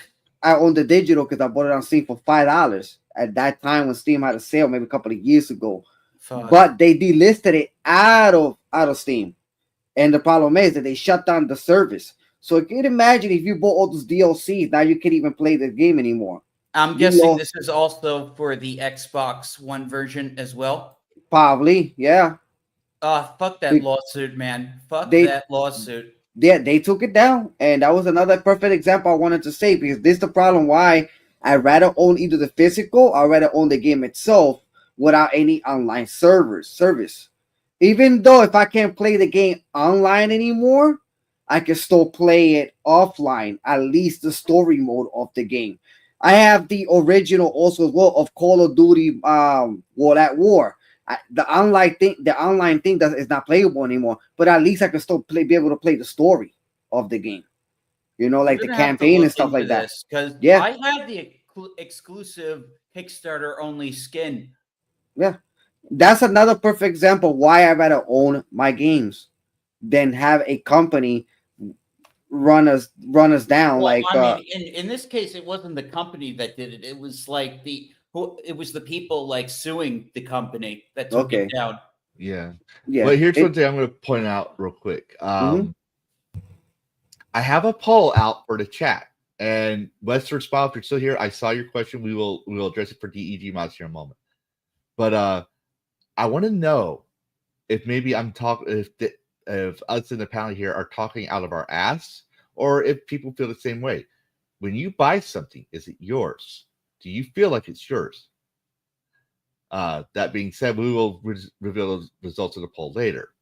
But we do have a question for DEG Mods from Westward Smile. I'm sorry, Dash. But Westward Smile, for DEG, how did you learn to start modding? Well, before I started modding, I was actually like into game development. So I, Oh, you know, a fellow game dev. yes. Hey, and- let me interrupt real quick. I'm sorry. Okay. Something came up around the house where I had to go for a few minutes. And it that's didn't fine. take as long to take care of as I thought. So I'm back now. Anyway, sorry about that. Continue. It's all good. Okay. Welcome back. Yeah. So, yeah, before I started modding, I was into game development. And like, some game jam here, some game jam there, learning about the industry, checking out, all the game engines, what's best, etc. And then I guess made like a quick release prototype, but like that's outside of DEG Mods. And yeah, then after that, I maybe like did 2 mods or something. That's about it in terms of like making a mod. In terms of modding, I dabbled a few, and that's about it. But yeah, in terms of like me being a hardcore modder, even though like I'm making a mod website, I'm not that big of a mod creator. Although considering I am making this website and considering future plans, there might be first party mods, I guess, for the brand DEG Mods, I guess. So we'll see what happens. Yes, I have a question for you, DEG, myself. Yeah. And this is because Scene and our BB Scene, or as we call him, but Scene and Heard said this. We do voice chats on our Discord or Fury Stands Discord. And last night he brought up he's not too far from Nexus, where Nexus is. He's Scene, if you're still here, I know it's late for you and you're like ancient, but from if I remember, I had full disclosure, I have a brain injury, so sometimes my memory gets scatterbrained. But he said he's familiar with some of the people that used to be part of Nexus Mods, right? And he said, wouldn't it be funny if you are the Dark One? Oh, no, I'm someone completely unrelated or unknown to the Are you modding scene. Session? Are you Session? No. No, I would have been so yeah. geeking out and I'm going to be forewarning you. So we want the truth, obviously, but I'm just going to let you know, if you said you were Session, I would have clipped that after this podcast was over. I would have shilled the fuck out of it. Session was on my podcast. If you don't know who Session is, for those who don't know, Session was responsible for making Skyrim easy to mod, easy to clean, get rid of the bugs. In his code for it was originally called not TES edit. It was something edit for Old Rim, right? In his code, the first thing that was in code was known is it says you will give your firstborn to Session. So yes. And Scene says he can confirm DEG Mods is not the Dark One. Yeah. Well, Scene and Heard, you have the DEG mod guy, so he's gonna prove you wrong, Scene. But yes, I think we all in agreement. Oh, Bo, actually, what do you believe? You're a wiser, older gamer than us, right? So I missed part of the topic, so I don't know. I'm going to give you the context. So we were talking about the EULA, right? Saying that you can't mod your game and that you just bought a license. And then we covered where I covered months ago, right? The California law, because DEG brought it up. So I was like, oh, this is an excellent time to bring this one up. And there's a poll. But I'm going to ask you, oh wise Bo, if you pay money on Steam or a store, or you go anywhere else and pay money, did you bought that goods or service, or is it still the company that sold you, the company that made it? Which is it? I think if you're buying a game and it's a digital copy, you're buying a service, and that service should always be available because you just bought it. He's actually You're right. not paying rent on it. You're buying it. Exactly. So And even if say for instance Steam, if they were to go belly up, which I don't think they ever would, but they need to have an offline way for people to be able to accept, access the stuff they bought. yes, and I'm going to point this out because I had to pull it up, but I bookmark it. But is anyone familiar with GOG? I got it. I got several Yeah, games. I am. I got a couple of games. I got a bunch of them already. The Darksiders collection. I have the Dino Crisis and the Resident Evil collection. And there are certain games that I got from GOG. I got plenty of them.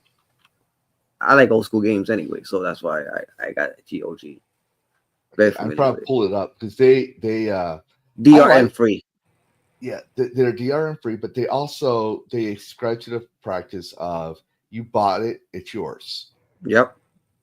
And okay, here we go. Okay, hold That's on. why I keep my physical games. Thank God. I'm gonna do this because I gotta do it this way. But I'm gonna go and post or share the screen here in a second because I'm not the best at this stuff. I do apologize, but I try to give people information, and I'm stalling. I know. So GOG, right, or basically Steam equivalent, they promote that you own your digital copies off their site. They're trying to get Oblivion on their thing. I don't think they're going to succeed because Bethesda is going to give a license. Now, if Bethesda does let them do it, right, if Bethesda does let them sell the game on their platform, that's going to put the EULA in jeopardy. Because now you own the game because that's what GOG promotes, or GOG is lying to us. One of the two is going to happen, right? It's going to cause another thing.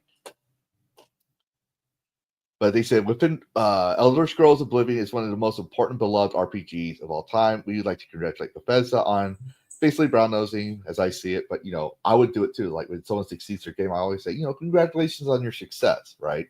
Seeing gamers all over the world enjoying it is truly heartwarming. With that in mind, we'd love to have this be on our platform so you can grab it DRM free and search for it. If you feel the same, there's no better place to show it than on a game's entry on the GOG stream list. Your votes and shares stories matter, and they are the best way to show the world the games you love should live forever, right? So they're talking about the remaster, right? But I have GOG. I don't use it too much, and my main reason is Levistro Plays doesn't just play a game for a few hours or a few days. We will play it until we have all the achievements. And if for a case like Kingdom Come Deliverance 2, right, where it still has achievements coming out because of new DLCs, I'll go offline and play the game to keep the achievements up. And I just finished I just got caught up with Kingdom Come Deliverance 2. But like for example, the old Dead Rising, right? It had it had the 7-day survivor achievement, which is 15 hours. Oh, Jesus Christ! Yes, Dan remembers it because we did a joint stream. He was talking to me, keep me awake, and we literally succeeded in doing that.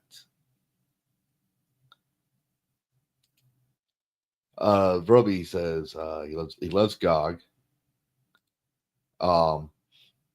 And he doesn't love their launcher, but he loves what those guys are going. Yes, and that's the thing.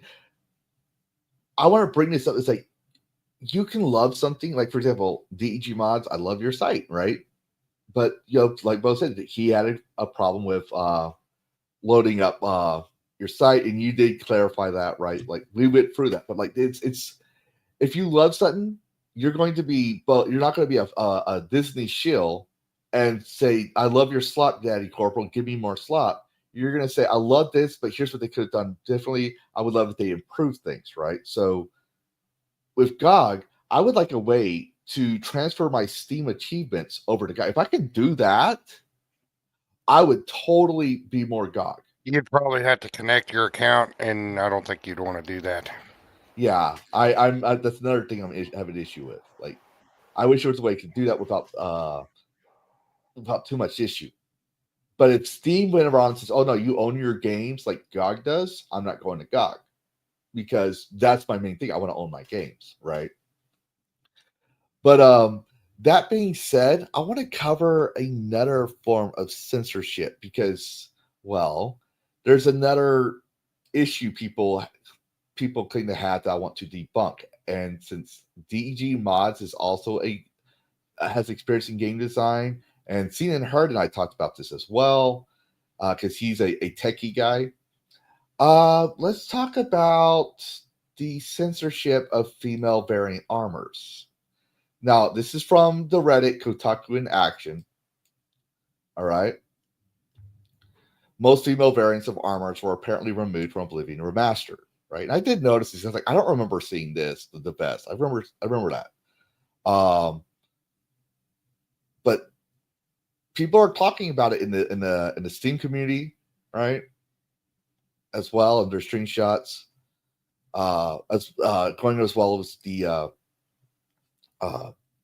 Type 1, Type 2.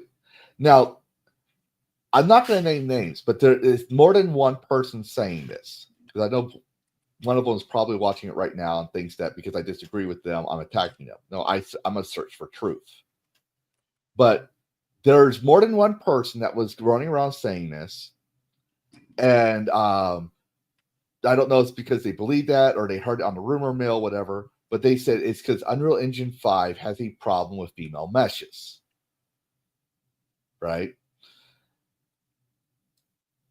I worked in Unreal Engine 5, and I'm going to tell you, that software doesn't know a male from a female mesh. It just sees a mesh as an FBX file and .obj.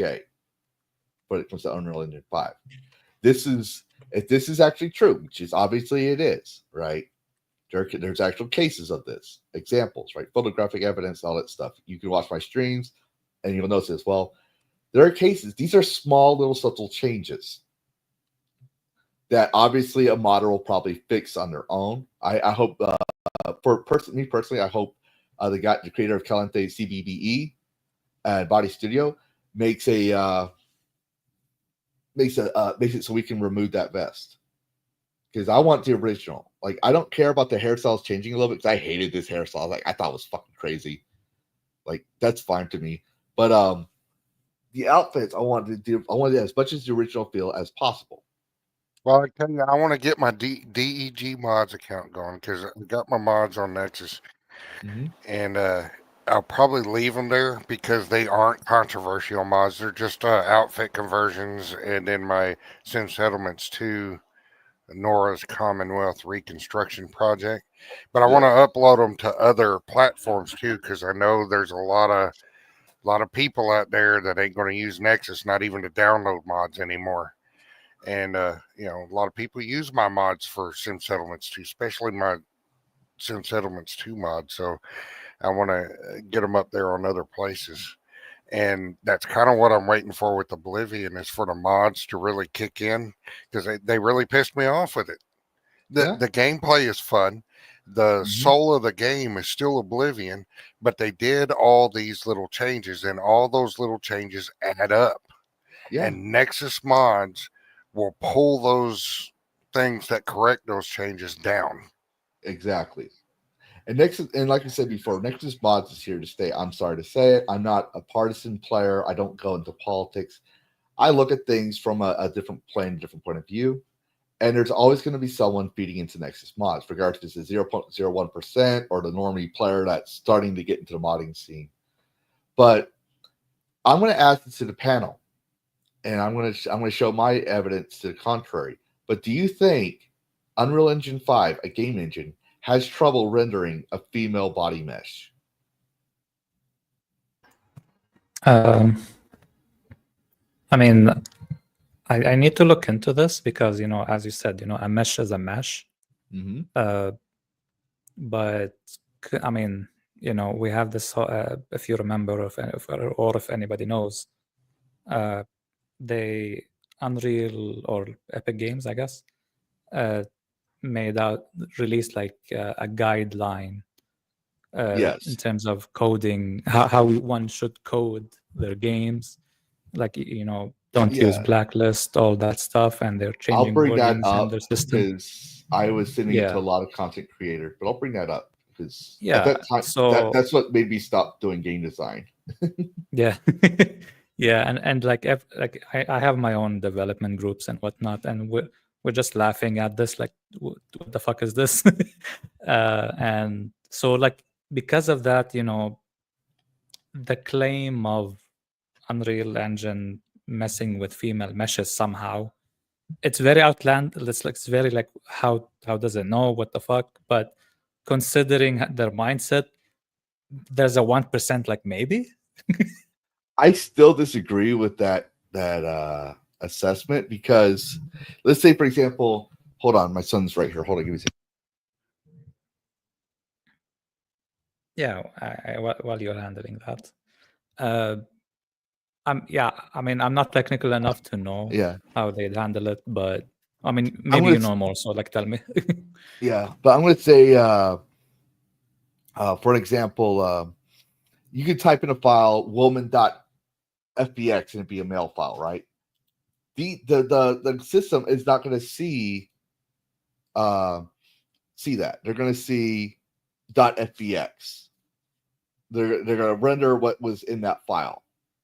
Okay, they're not going to say, oh, it says woman file, so therefore, I gotta do it this way. It's not letting me.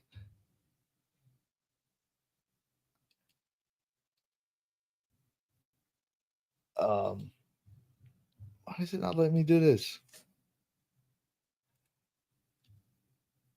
Oh shit. Okay, I'm gonna try and I'm gonna have to share it from the file, but hopefully I can do it this way. I don't want to show the conversation with me and Mugen Lord. But here it's gonna. So here is what DEG Mods is talking about. This is from the UE Unreal Engine 5's terms and conditions. For people that want to know the context of what he's saying. But people are saying, and I'm going to prove something here, that it's the engine doing this. Like the engine was programmed. The engine doesn't do that. Seeing, and that will tell you, yeah, here it says right here. I said last night, but you try and prevent words like blacklist and whitelist in the IT coding world, file software is going to be fucked.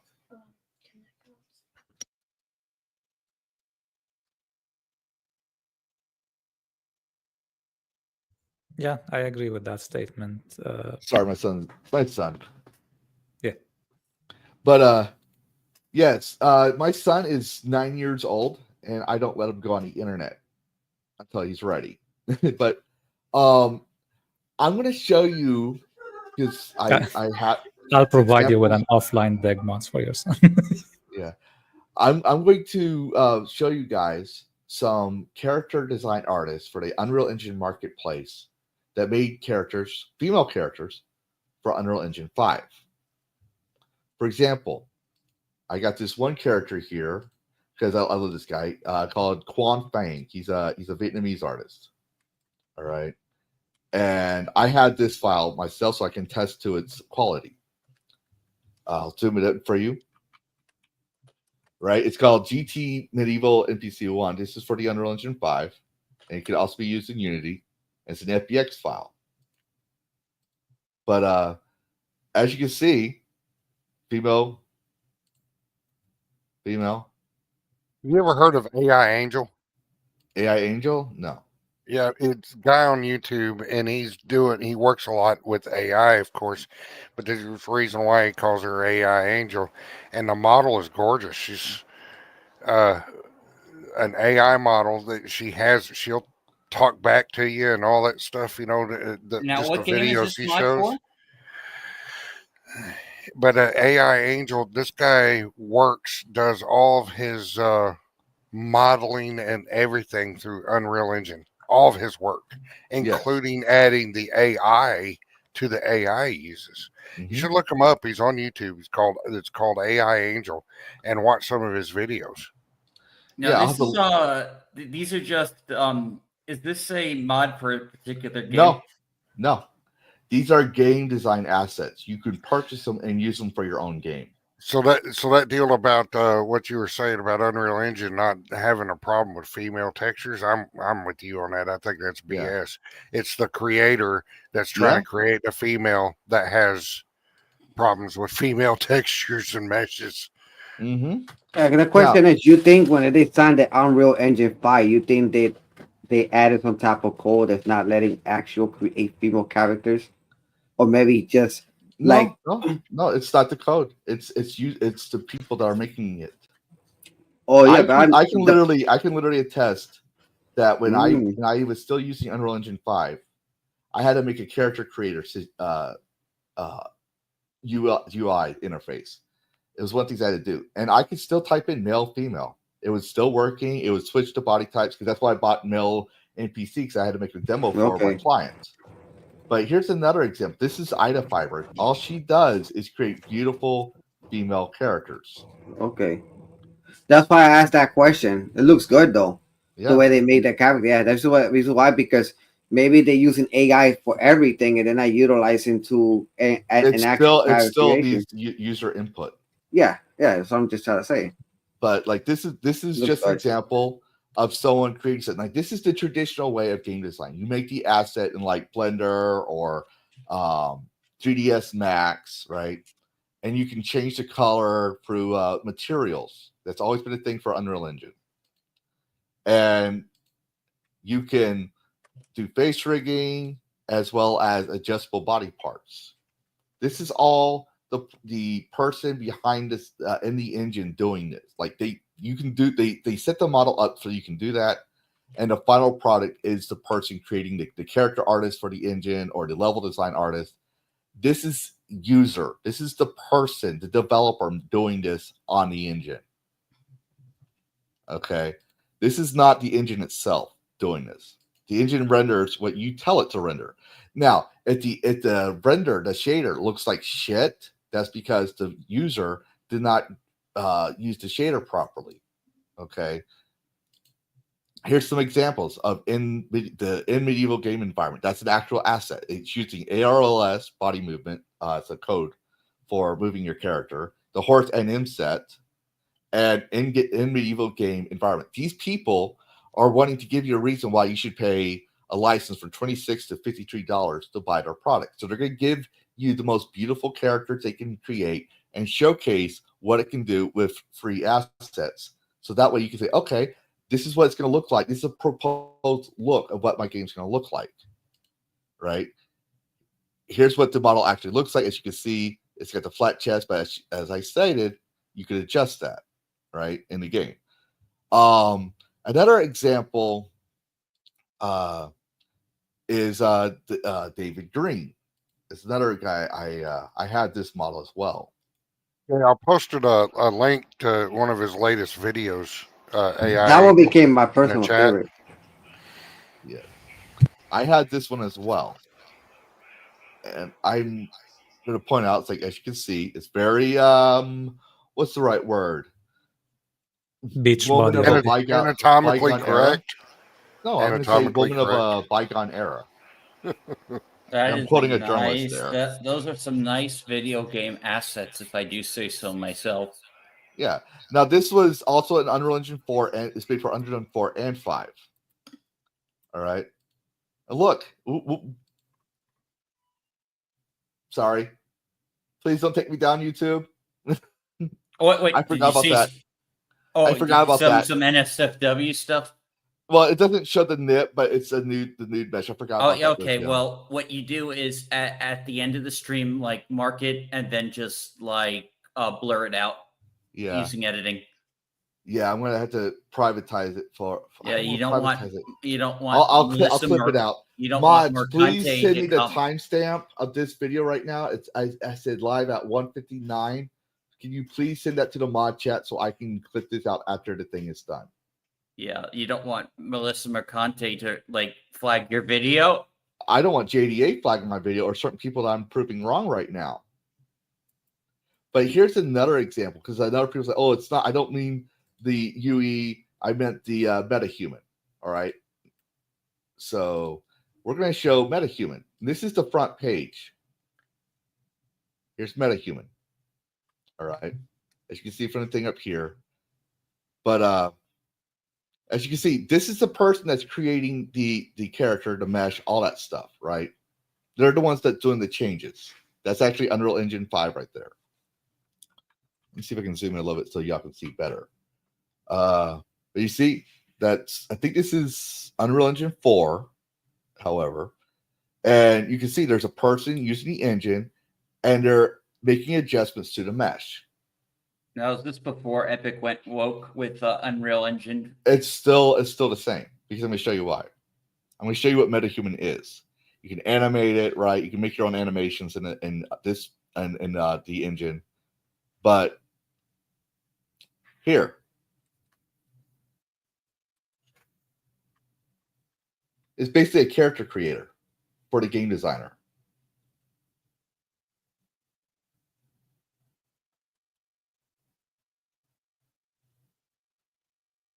Does that look like the engine's doing it?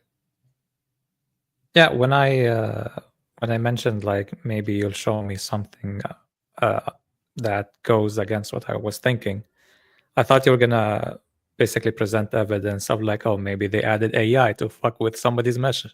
I was gonna say no. something. Replace that character with Yasuke.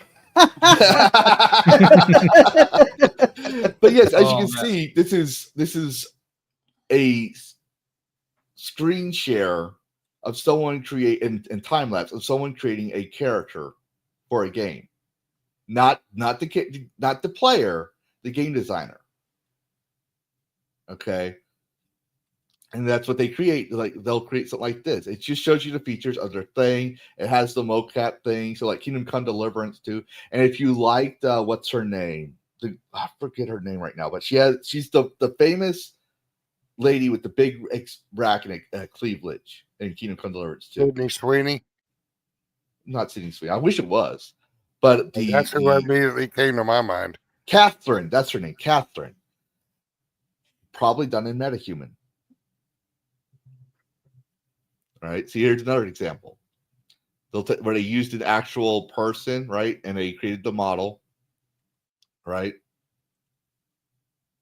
Can you do that right now with Unreal Engine 5? I'm aiming to destruct. Can you do that right now? You can do that right now. Now, with your own camera and stuff like that. With your own camera, mocap system, all that. Like this. Oh, that's yeah.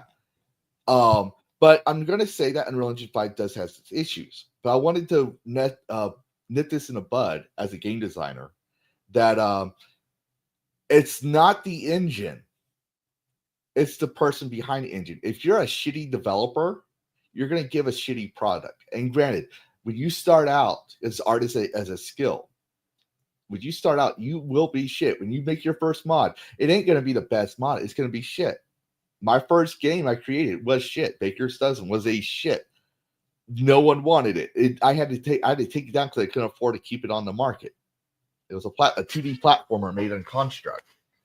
But it was my first game, and I learned from that, right?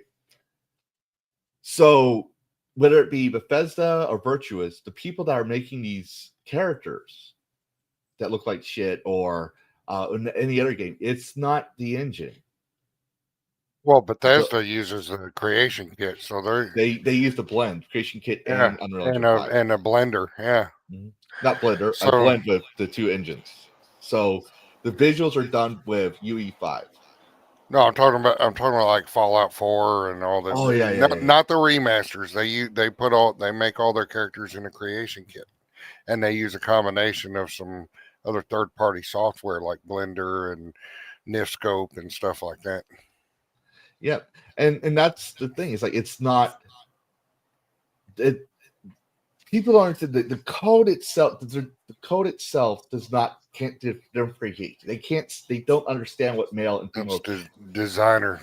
Yeah, it's how it's they're all designing them. Now the code has its own problems. Okay, I'm going to stop this, but I'm going to let y'all, while I get the tab open, I'm going to let y'all talk about y'all's thoughts now that we shared Unreal Engine's capabilities of female meshes.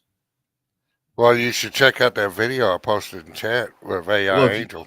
If you want to share that in a screen share, I'll or someone wants to do it for him.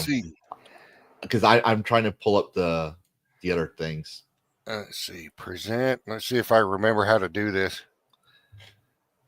I need to get a Jeopardy soundbite. Share screen.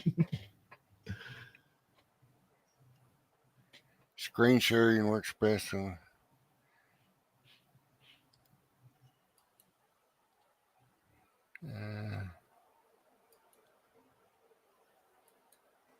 right, I think I got it. Yes, you did. All right. Photos that get So watch this. Watch this. Yeah, Yo, this is check all this out. in. We are here in the real life studio. This is the first look at where everything actually Yeah. happens. But we are in Unreal Engine. And the dude This took is his office what is called a Gaussian and splat, put it in and we Unreal Engine basically for her to just walk scan the around in. environment with a bunch of photos that get converged into a point cloud, and then there are splats generated on that point cloud, which are basically just little oval shapes that have color added to. Developer lives here. Well, at least You up can't there tell me somewhere. We're that's not the gonna engine, go that through it's the the whole engine's place. fault The they're making scan, ugly it characters. Look at gets her. a lot, but Mhm. I didn't want to quite bother with the ceiling because there's not a lot of And land. she's got jiggles. A few Oh yeah. pools of At least her face looks nice compared to the other shit fucking characters we've small been looking radio at. You gotta see shack the other available videos he to us has, here man. next She's to pretty hot. the He's got one workstation. And video if of her you out in the haven't woods, noticed, target the practicing real life with all kinds of workstation different is weapons. very Yep. similar to the looks virtual pretty good. one in my It's just his cyberpunk latest one. apartment. I wonder why that would But be. he just took his Got these apartment, cool lights and scanned it stuff all in too. Unreal I got all Engine, these his RGB office, bulbs set up. and then put The her in it to Wiz walk around. bulbs made And by this- and she's Philips. got an I have AI the 100 intelligence. watt equivalent of those. All They're done nice in and Unreal bright, Engine. but they So still you do all can't the sit fun there and tell colors. me that Yeah, and it's the that engine thing up there, that's that's an air preventing filter. people from making good-looking characters. We made this with about It's the designer. 400 pictures. There's some best practices there for getting dimension. Well, I don't want Just to. stand in the middle and take pictures He's in not like a in any 360. games or anything like that. Yeah. He's made some NSFW stuff with her that's on his Patreon and stuff. But other than that, he just uses her as an example of what he's adding to doing with Unreal Engine. Yep. Now, Unreal Engine has its own issues. Like, for example, with that code, it covers the game's engine itself, right? And because of that, it has performance leaks, it has performance issues. There are people, for example, in the forums complaining for 5.4. I'll zoom it in for you guys, don't worry. Back last year, hi everyone, I have upgraded my UE5 3.1254 and the performance is extremely bad. In version 5.3, I was getting an average of 120 FPS at normal settings and 670 FPS at high and epic settings. In version 5.1, I get 15 to 20 FPS even at low settings. I cannot downgrade my project to a lower version. Please help me. I've been working on this project for 6 months. Thanks for the help. My PC, he has a Ryzen 56000X graphics card and Radeon 6700 XT and RAM of 16 gigabytes. Right? People are agreeing with this, right? So these are game developers or indie developers or hobbyists that are making games talking about the same thing. FPS jumps, freezes. And like if you play my game, I had to for Oblivion Remaster, I had to go all the way down to low settings. I had to lower everything for Oblivion Remaster. And I'm just under, like, I had the Gen card before the recommended settings. So I have an RTX 2070 or 2060, and the RTX graphics card, for example, that they recommend is an RTX 2070. So there should be much difference. And then the minimum requirements for the card is a GTE 1070 Ti. So that's not ray tracing. That's what the RTX in NVIDIA is, right? So I should have no problems. Now, granted, I had some problems with RoboCop because I'm also streaming my VTuber model, right? And it's a UE5 game. So any UE5 games I have to adjust the settings, but I had played it in medium settings. And with Black Myth Wukong, I had high settings, until I was in battling the Yellowwind Sage in the Tiger Temple because of all the particles of the sand and the water. The water rendering is atrocious. But that's all. That's irregardless of it. It's always going to take a lot of processing power. So I had to lower it. But after that, I was back at it again with medium and high settings and doing everything I can to give a good game. Something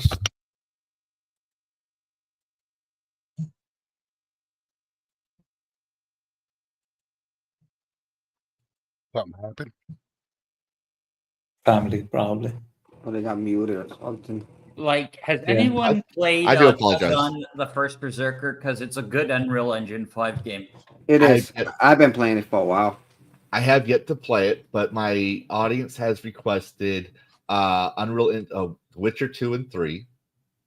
That was before my birthday, where I got the game from. I think it was Dan or I can't remember who gave it to me, but I do have the game, and I'm gonna let my audience choose that if that's gonna be the next game later. But since I've already done my veto power for Oblivion, I'm not going to do it again because that's part of my live streams that's unique. Is I let my audience choose what game I play next. Yeah. Hey, Dan, I have a question. Did you beat the guy with the giant crossbow? Nah, I don't recall. I don't remember, but I remember I beat the girl and I beat that big ass monster yesterday when I ended up on the cave. I haven't fought any girls yet, so. Oh, okay. No, I'm pretty far. I'm very far. I made it to that. Okay, demon. so then you probably did beat the guy with the giant repeating crossbow. Oh, you do mean the one that was shooting all those stars? Yeah, I know what you're talking about. The Yeah, one I'm that was stuck on that boss. I'm Yeah, stuck he's a on pain that in the boss. ass. You got to keep blocking him a lot, and Yeah. use one of your spirit guys to at least assist you to distract them, and then while he's hitting them, you keep fucking them up. They're not easy, bro. Oh, Yeah, I do apologize for the muted. I am a single parent, full-time single parent, single dad. So you know how kids are. Sometimes they come in your studio and they want this, they want TV, they want that, and you gotta tell them no. We've already talked about it, and kids want TV. They want things. So I had to address the issue. But I'm going to point out that there's a couple articles. I'll do this one by one. But this is from 80 level, where it says the Xbox Series X reportedly struggles to run Oblivion Remastered. Disappointing, but not surprising. Kind of like Nexus. Disappointing, but not surprising that he would ban certain mods. Right? With all the buzz around the release, The Elder Scrolls Oblivion Remastered, a game that for many fans surpasses Skyrim, it's intriguing to see how it actually performs. Developers use Unreal Engine 5 to boost the visuals while keeping the core systems and the familiar creation engine, making optimization a natural concern. Fusion Xbox testing has shared gameplay footage of Oblivion Remastered running on both Xbox Series X and Series S. The videos below will compare identical segments of gameplay while also measuring frame rate, performance, and results are pretty much what you'd expect. Now, I would normally, if I could, do a full screen share of the video, but it lags like crazy because I have to use Wi-Fi because there's no outlet for my computer here. But I did zoom in as best I can for you guys, and I'm also going to mute the thing for the sake of copyright system. But you guys can talk while it's playing. Yeah, I mean, DEG Mods. I'm sure a lot of people are aware of Lover's Lab site, which people were going to think was a good alternative to Nexus at some point, but they do some censorship themselves as on, and though not, I don't think as bad as Nexus, because they're the nature of their mods to begin with that they host. Most of the mods they host, but a lot of people don't want to go to a website like that because they to get mods from, even if they're not NSFW mods, they want to visit that site because There's no paid subscription or anything like that as far as I know to Lovers Lab. So you're going to get all these porn ads and crap like that. And the reason why I know this is because yes, I've been there. I have a mod Of course. uploaded. I have a mod uploaded on Lovers Lab, and I've got a few NSFW mods for Fallout, and Wow, this really does look great. I can't wait to get this. They're showing you They're showing you it's lagging though. Yeah, on So- Xbox, which is crazy because No, it Bethesda lags on my owns computer Xbox. too. But Mm. it has performance issues. Yeah, it just seems like they could have upgraded this game without making it 120 gigabytes of like I don't know what. Yeah. So anyway, DEG, my question was, if you're going to allow those kind of mods, which I'm assuming you are because it's because of your stance on it. What's turning a lot of people off from going to Lovers Lab is all the porn or prawn, however you want to say it, ads and stuff that are on that website. Well, You just don't need have a to good ad have blocker. ads. You don't have to have ads to operate your site, do you? Yeah. So, yeah, I mean, people go to Lovers Lab or similar sites for very specific mods, Yeah. and they have their place, of course. But yes, they have censored before, like any other mod site, and for even some mods where they're also harmless for some reason, they censored those as well. So yeah, people are like, what the fuck, why? But anyway, in regards to, like, let's say not safe for work mods and not safe for work ads on DEG Mods itself, there is like a filter. By default, it's turned off, so it's show not safe for work or don't show not safe for work, and or only show not safe for work. But yeah, by default it's off, so you should not see any of that unless someone didn't mark it correctly, in which case we'll mark it. And in terms of ads, there is no ads at the moment. However, at some point we probably will, but we don't have any business model yet aside from tipping. Mm-hmm. But yeah, once we have ads and once we have subscribe to a package, that'll remove the ads. But I mean, I would prefer if you don't even have to subscribe to remove the ads, but like that's a negative business thing. But in the future, we're gonna do something interesting with ads. But yeah, in terms of ads, we'll probably use Google Ads, and most likely than not, where Google will. Oh, it won't probably be. ban us. Yeah. Now, if people are curious what mod I have up on Lovers Lab, it's not an animation mod or anything like that. However, it is the Fusion Girl conversion of devious devices. Oh, be careful. Be careful. Be very careful. MXR got dinged back in the day for mentioning certain mods by name. Devious devices is not one of those, I believe, but there's certain ones I think you know what I'm talking about with Skyrim that Yeah, I think what he was getting dinged for, and he would blur them out. No, he mentioned like someone he got dinged, but for he would mentioning them. mention ones with animations. That's Yeah. all I'm going to say. Yeah. So just be very careful. I don't want to get I'm a small, humble channel, and I want to reveal the truth, but we still have to be very Aesopian, just like journalists had to be when certain budding messagement supporters.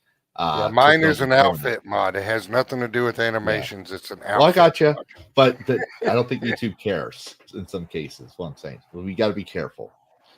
But as you can see, the frame rate is dropping. Right. And this is just, I'm not going to show the whole video, but it's just an example because we got a lot to cover on that. But it says on Xbox Series X, Oblivion Remastered runs on a native output of 1080p to 1274p, can be upscaled to 4K, and generally maintains a solid 60 FPS performance. On Xbox Series S, however, the game apparently runs a native solution between 420p and 630p, upscaled to 1260p. It also consistently sticks to 30 FPS, which is what I have going on when I'm in the open world. It caps at 30 FPS. It won't go. It'll go as far down as 5 or 2 FPS, and then back to 30 FPS on low settings. So, and like I said, I have a RTX 2060, so I'm within the recommended requirements. But unlike the Series X version, it doesn't even offer a 60 FPS option. You can easily find reports of Reddit saying Oblivion Remastered runs poorly on Xbox Series S, complaining about micro stutters and frame rate drops down to 15 FPS, making the game hard to play. While the Series S is a budget console not designed for high-end performance, frequently stuttering for noticeable gaps and criticism from game developers, it still feels very unfair to players. After all, this is a remaster of a game that's 20 years old. All right. And, well, it's not just Xbox that's having this problem. It's also Steam Deck.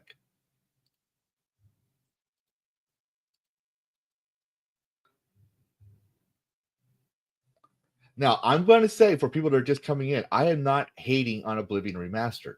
I love the game. I think we all can say that we love the game, despite its issues. I want it.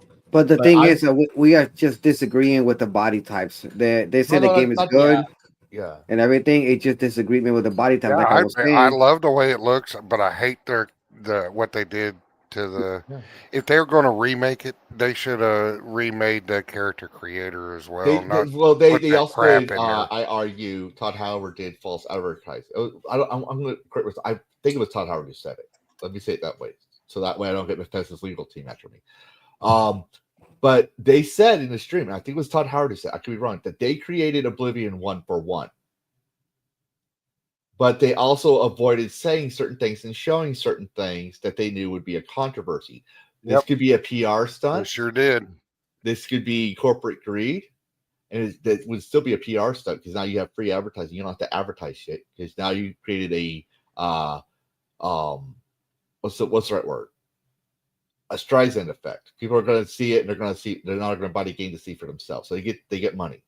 But also, I think it's to I think it's to create a ignore the man behind the curtain to cite the Wizard of Oz about the issues in the game.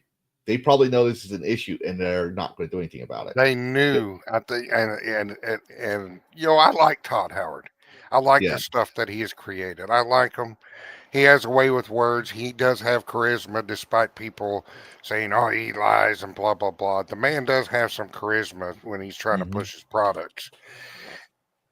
But he knew, he had to know, and he's from old school. He's my age. Todd Howard is my age, and that's a lot of and so I think he knew that the stuff they were putting in here, those little things like the body type issues and changing the statues and outfit changes and stuff like that, the way they did some of the faces, God, some of the females I run into in the game when I was playing looked like they had dudes' head on their bodies.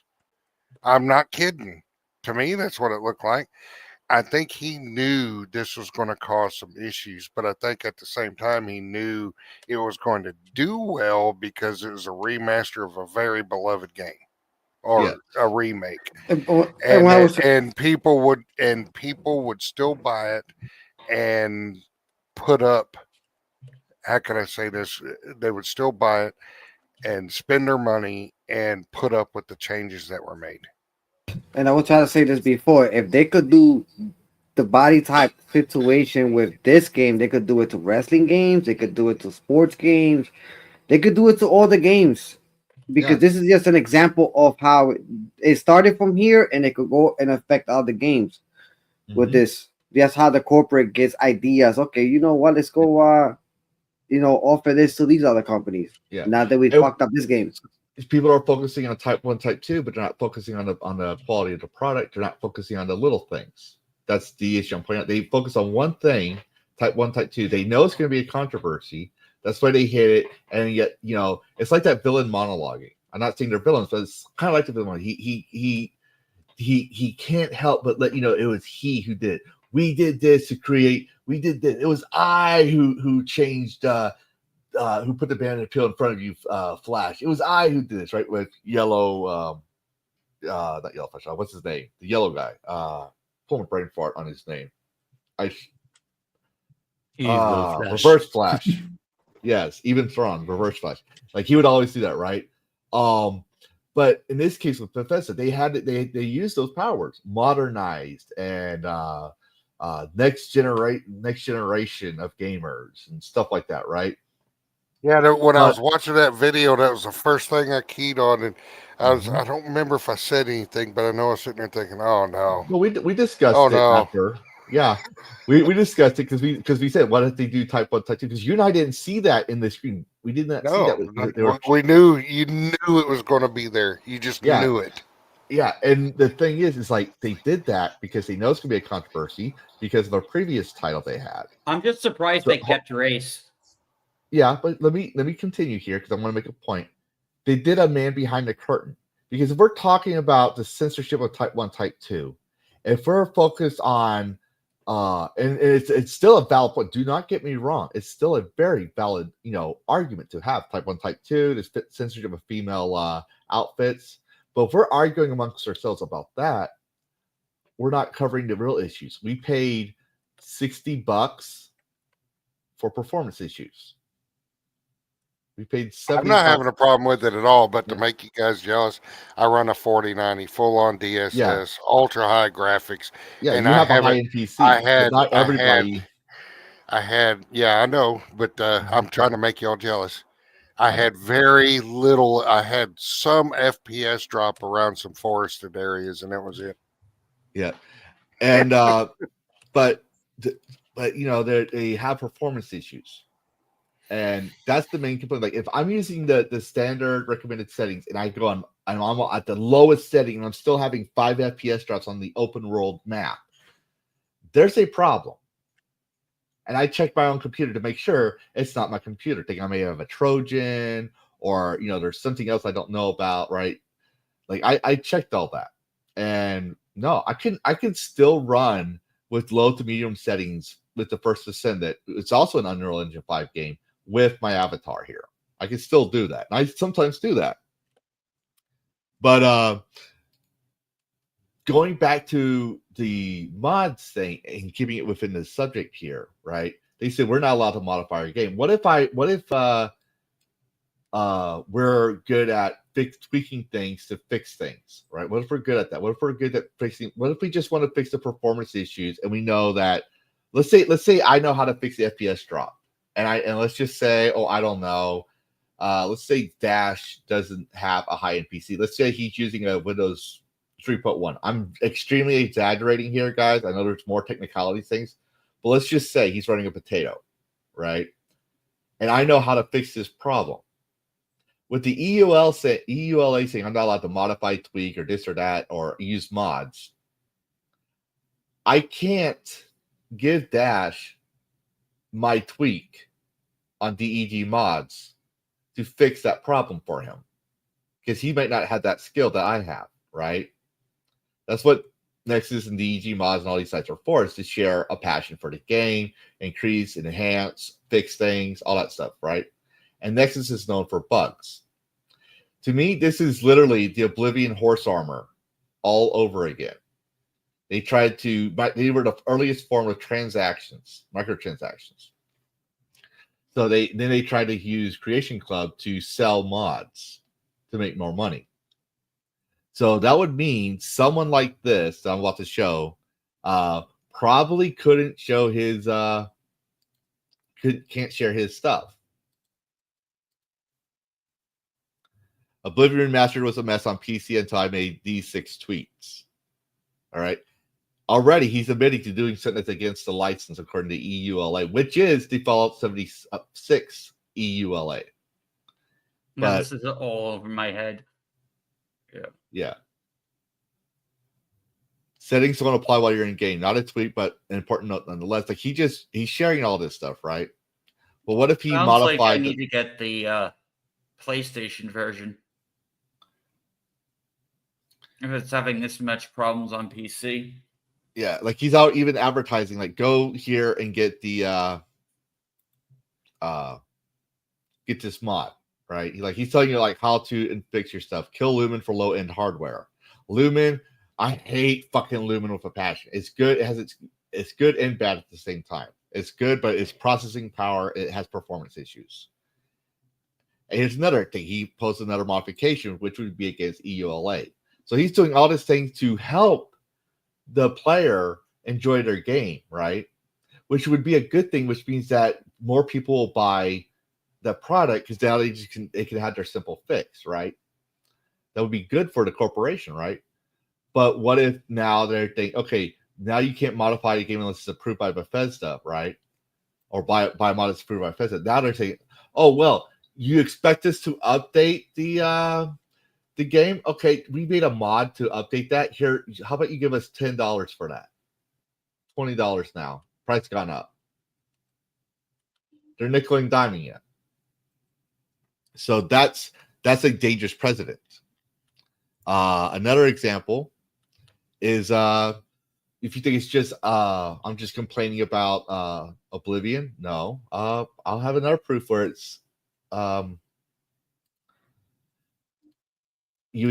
This is regarding Stalker 2, Heart of Chernobyl. It's from VG. It's time to admit, Unreal Engine 5 has been kind of rubbish in most games so far. I'm worried about bigger upcoming projects. Okay. So there more Unreal stuttering, am I right? So it shows you that Unreal Engine 5 has become the industry standard for the next decade, especially after Unity pulled their shit with being greedy themselves. But they're also saying it has stuttering problems, performance issues. Like, you can look this stuff up yourself. I'm just scrolling down to give you an example because we've been talking about it. And that's good. You probably... But didn't you say earlier you had an issue? I thought you said earlier you had an issue.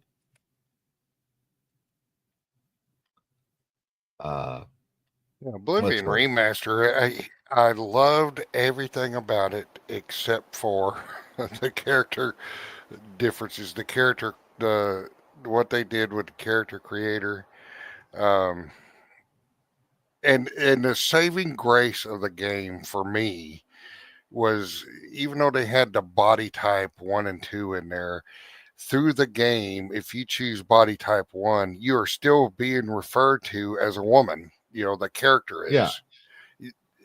So why did this it is change? why I kind of like don't get why like so many people are still like upset when clearly like the change didn't mean anything. Well, that's not the issue. The issue is why change it at all? Yeah, true. Because they didn't change anything through the whole game to reflect body type 1 and 2. They just did it in a character creator. Why? Yeah. It's because they wanting to push their agenda. They're wanting to push because they know if gamers are pretty easy going group people most times, unless you really mess with our games. But they know that they can do these little things like put body type in. Oh, they're okay with it. And then they'll go through and change a statue here or a statue there, or do a little cover up here. It's no big deal. These bastards are sneaking in things through right under our noses. Yeah, they're sneaking it in just like they did 10 years ago. And Hypno was covering it the other, like what, 2 months ago. He covered that shit. They reverted to their tactics that they did 10 years ago, and then they try and gaslight you and tell you, oh, it's always been like that. Motherfucker, I'm 55 years old. Nope. And we got gaming since 1977. I can tell you it wasn't always like that. And I've been gaming since fucking 86. Do we really think the statue was intentionally censored? Yep. I think yeah. Here's my personal maybe not, and I think it was they were trying to make it better, but they covered it up. They covered up the cleavage and all that. I mean, when I see that statue, I'm like, you know what? The statue looks pretty good, but they could have still made it look like a woman. The upper anatomy of the new statue is flat. Yeah. And that's exactly. St. Alyssa had a bigger bust in the original and cleavage, like in her dress, and then now she's flat. Azura, because you weren't here when we covered it, but Azura, the Daedra prince, she's used to be topless in the original, and now she's got clothing on her as well. So they do these things, but I'm going to say when it comes to that, I think it's a mix. And I used Age of Empires to point this out, because in the original Age of Empires, right, they wanted to put license plates on the catapults when they moved. They thought it would be funny, and the executive said, "Don't do it," and they did it anyways. And they're like, "You know what? Fine, we'll just leave it there. We're not going to, we're not going to change it." I'm not saying that's the same case here, but I do think an artist may have made some bullshit like, "Oh, we couldn't do this because we had this problem rendering."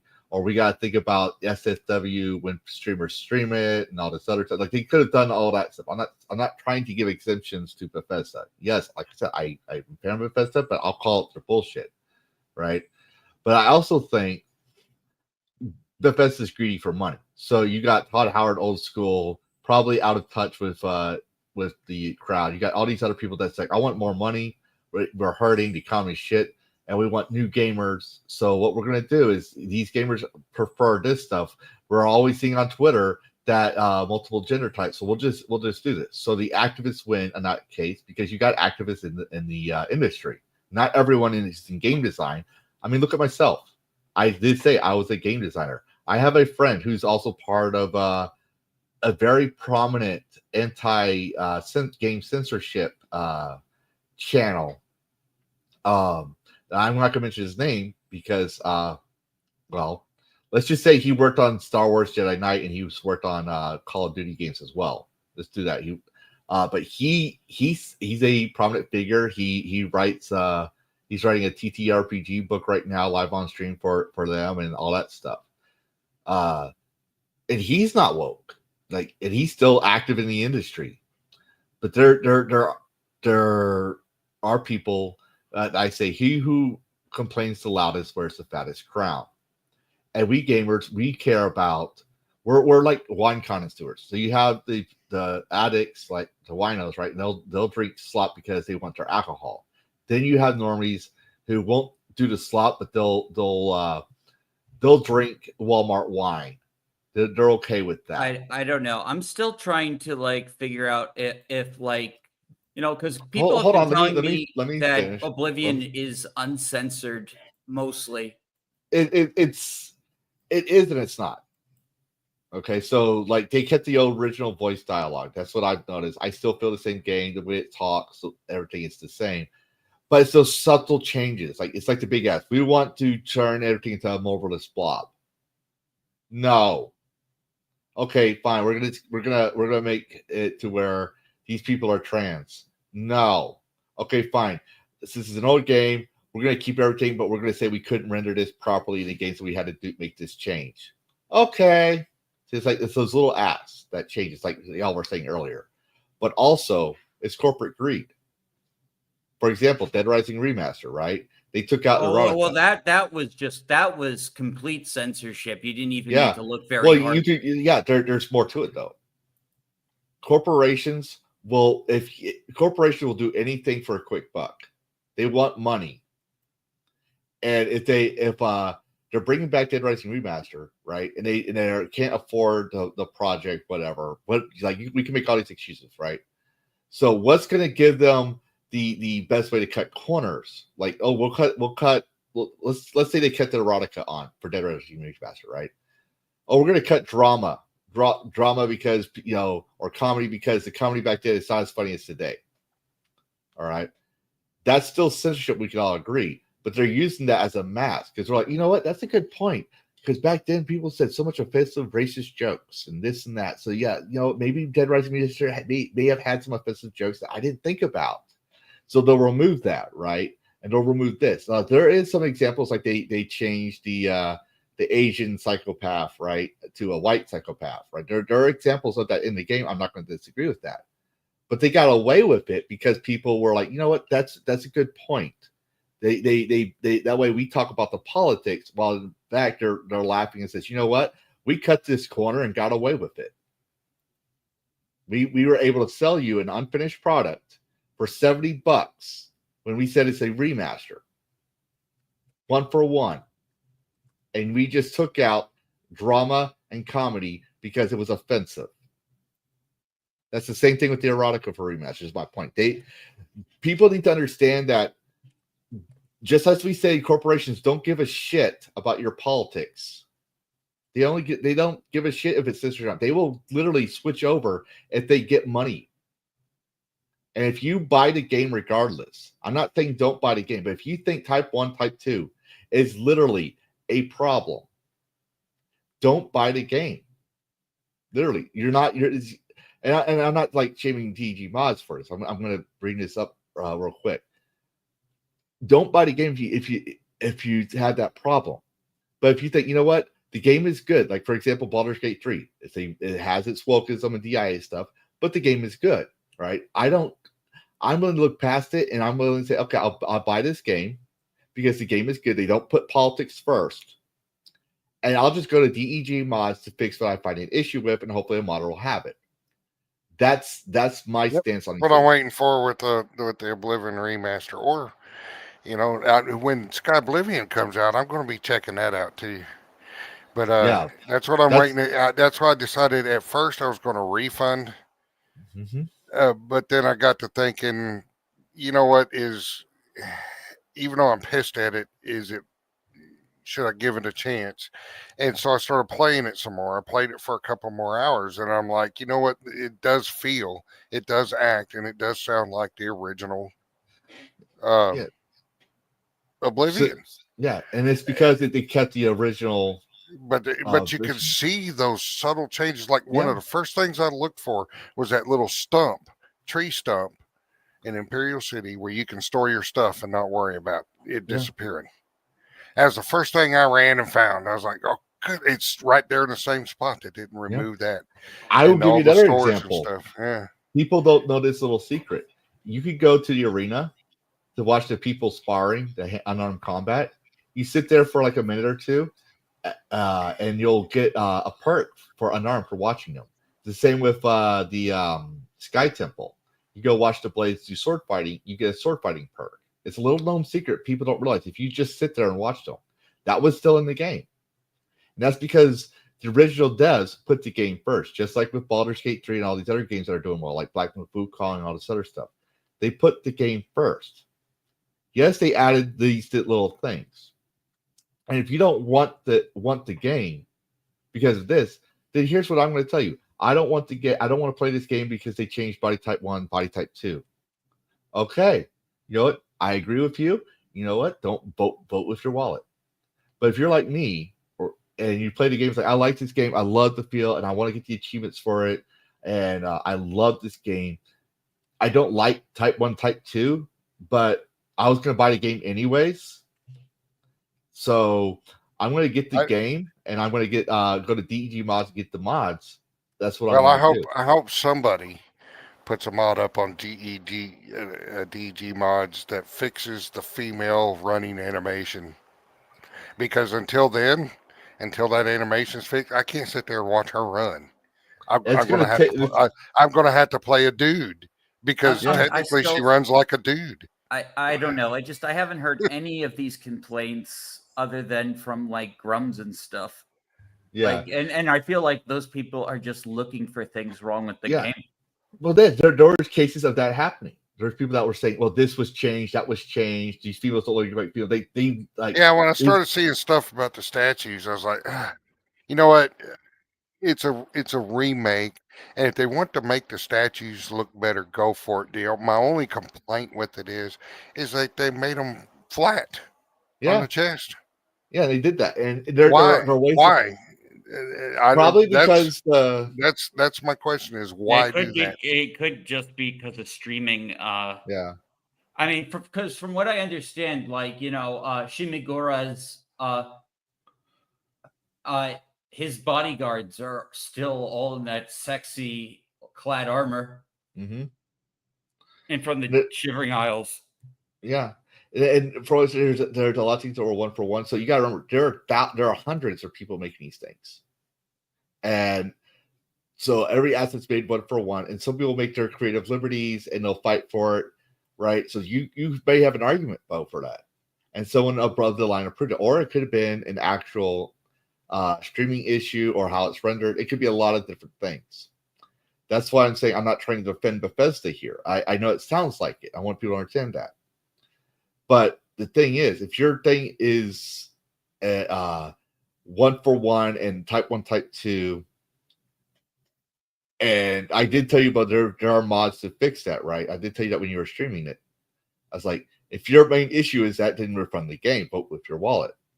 But if you're just like, oh, I can work past that with type 1, type 2 mods, and hopefully someone will come out with statutes that change this. Look, guys, if Skyrim did the same thing, I would have done the same thing. When Starfield came out, it became hard to mod Starfield, but there are people that came out with changes and fixes to Starfield. In fact, I actually do have, I don't know if DEG Mods, I don't know if you have it, but I do have on my Discord the Starfield no pronouns mod. But I try to preserve every Band Nexus mod, and I try to link to the original sites as much as possible, the site that offer it as much as possible, because modifications are an art. And there are times where we don't like something about a game, even if it's not political, right? There might be, oh, I don't like how combat is here. And someone says, oh, you don't like Skyrim's combat style? Well, let's do Sekiro. Here's the Sekiro combat style I made myself that you can have that modify the game for, that you can do too. Just put this in your file, do this, do that, and that's all you need to do, right? If you're okay with that, then buy the game. If you're not okay with that, don't buy the game. Like, I'm willing to overlook certain things because, you know, we're fighting a battle and it's going to take time, but I don't toe a party line. I have my political views, but I don't bring that as Levisto the Dragon. I don't bring that as a gamer. When you go on my Discord, when you go on my page, my streams, I say no politics. Obviously, we're talking about games here, and politics is coming in games with DragonCast, right? But I will not buy a game like Dragon Age of Belgard because they put politics first. They've said it so many times. I'm a queermancer, and we did this, this, and this. And you have a villainous monologue about why you should call this person a non-binary thing that took away from the enjoyment of the game, right? Baldur's Gate 3 has the character creator, it has all these things, right? But it doesn't push it. You can select this option, that option. You can go and do whatever you want. It's not forced. It's just an option in the game. Same with KCD 2. If you don't like that, don't buy the game. It's that simple. But if you buy the game, I think we should acknowledge that you paid $70 for a game that, unless you have a high-end PC that people are reporting, there are changes to the game and there are performance issues with Unreal Engine 5. And that should be something that I say you should not pay $70 for something busted like that. You should pay less than that. But that's my problem. But if I told Todd Howard that, just like people said Starfield was having performance issues, right? What do you think Todd Howard is going to tell people? Your computer. I don't really know, like, Todd Howard. He doesn't seem like kind of like a mean guy, so I don't think he'd be snarky about it. He did say that. He said Dash, that word for word. Quoted. Dash, look at the screen. Wait, did trouble running Starfield? Todd says upgrade your PC. Oh, He said the exact word same for thing. word. oh, yeah. That was out of touch of him. Yeah.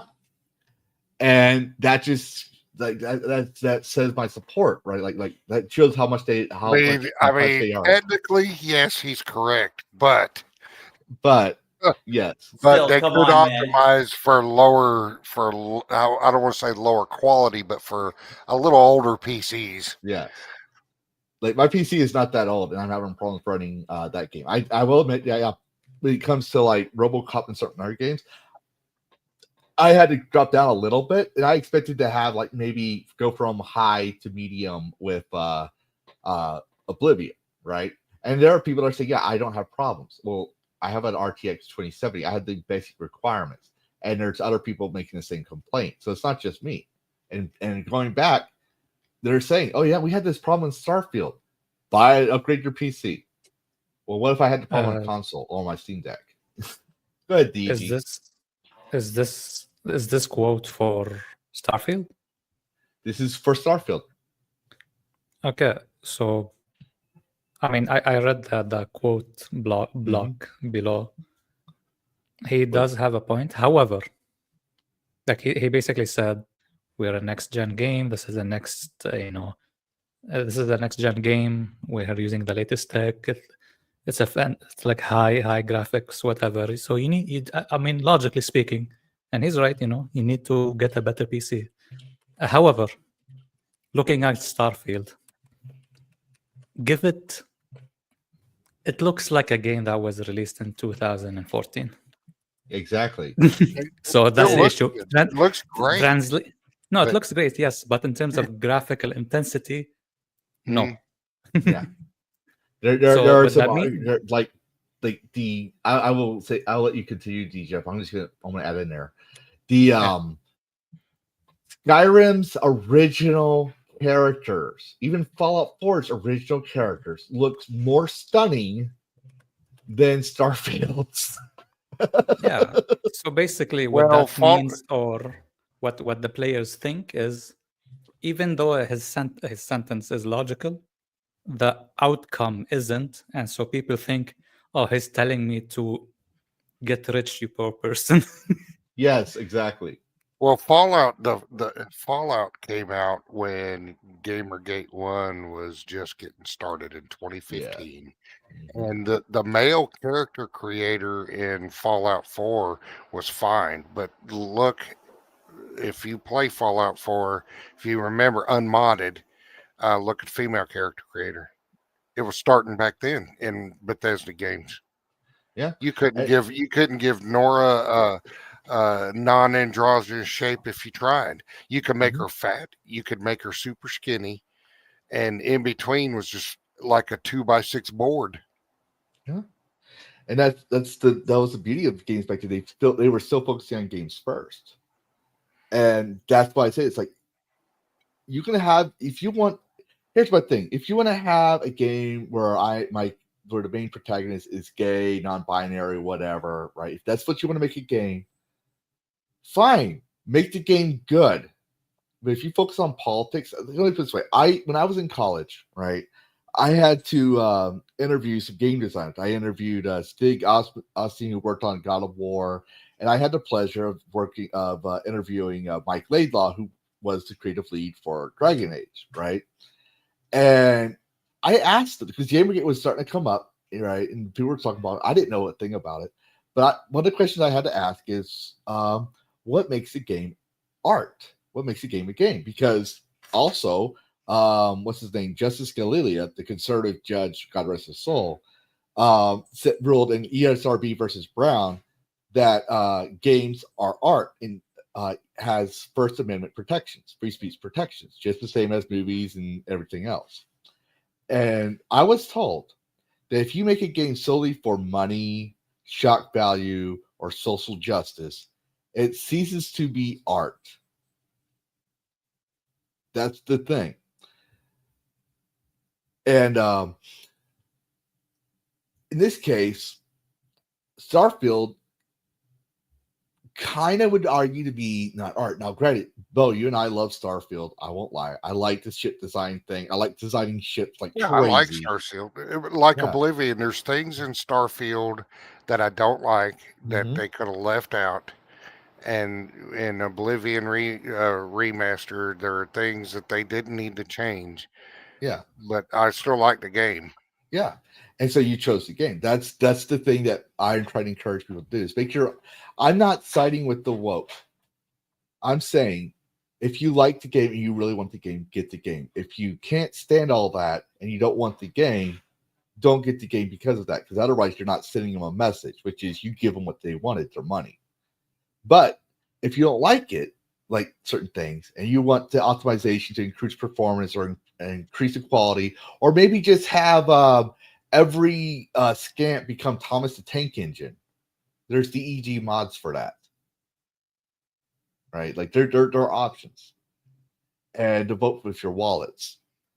But I do want to say, because I've covered this in another video, I do want to say this is what the Todd doesn't seem to be listening to his customers. He's not considering his customers. He's thinking about money, right? And Bethesda clearly is known for thinking about money.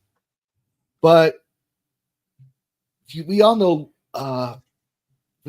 what makes a game important, what makes a game valuable, is listening. What makes a product good is listening to the feedback of your customers, or in this case, gamers.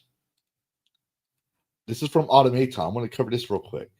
They talk about the high quality push, Devil May Cry, high quality push Bayonetta to greater heights, and it talks about the success. Now, for people who don't know, we played Bayonetta not too long ago. I love the game. I love it. And it compares it to how it's a great article. I did cover it in a video, but I want to come down to this part here because it writes everything we discussed in the bow.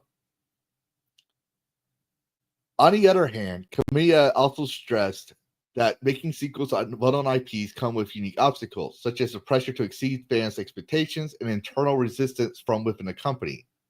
Okay, internal resistance. Maybe they want to do something different with the sequel. Maybe they want to change canon or lore or whatever, right? Like, for example, female statues. That would be internal resistance, right? According to Kamiya, after you release a work to the public, more than half of it belongs to the players. So when they released Oblivion, more than half of Oblivion belongs to the players. When you release an Elder Scrolls title, that IP franchise, he's arguing that belongs to the players too. They have a say, which is why you can't afford to ignore them when creating a sequel. Perfect example, Disney, right? And Star Wars. Star Wars, when I was a kid, used to be the brand of the brands. Star Wars, you couldn't go wrong with, you want to make a quick buck, you just make a pair of shoes and slap Star Wars on it, and it would sell. Nowadays, there are Rey Skywalker, Rey, whatever her name is, action figures sitting at an Ollie's discount, rotting from the original, from the Force Awakens movie, right? Like Star Wars isn't selling as well, right? And there's people having issues with that.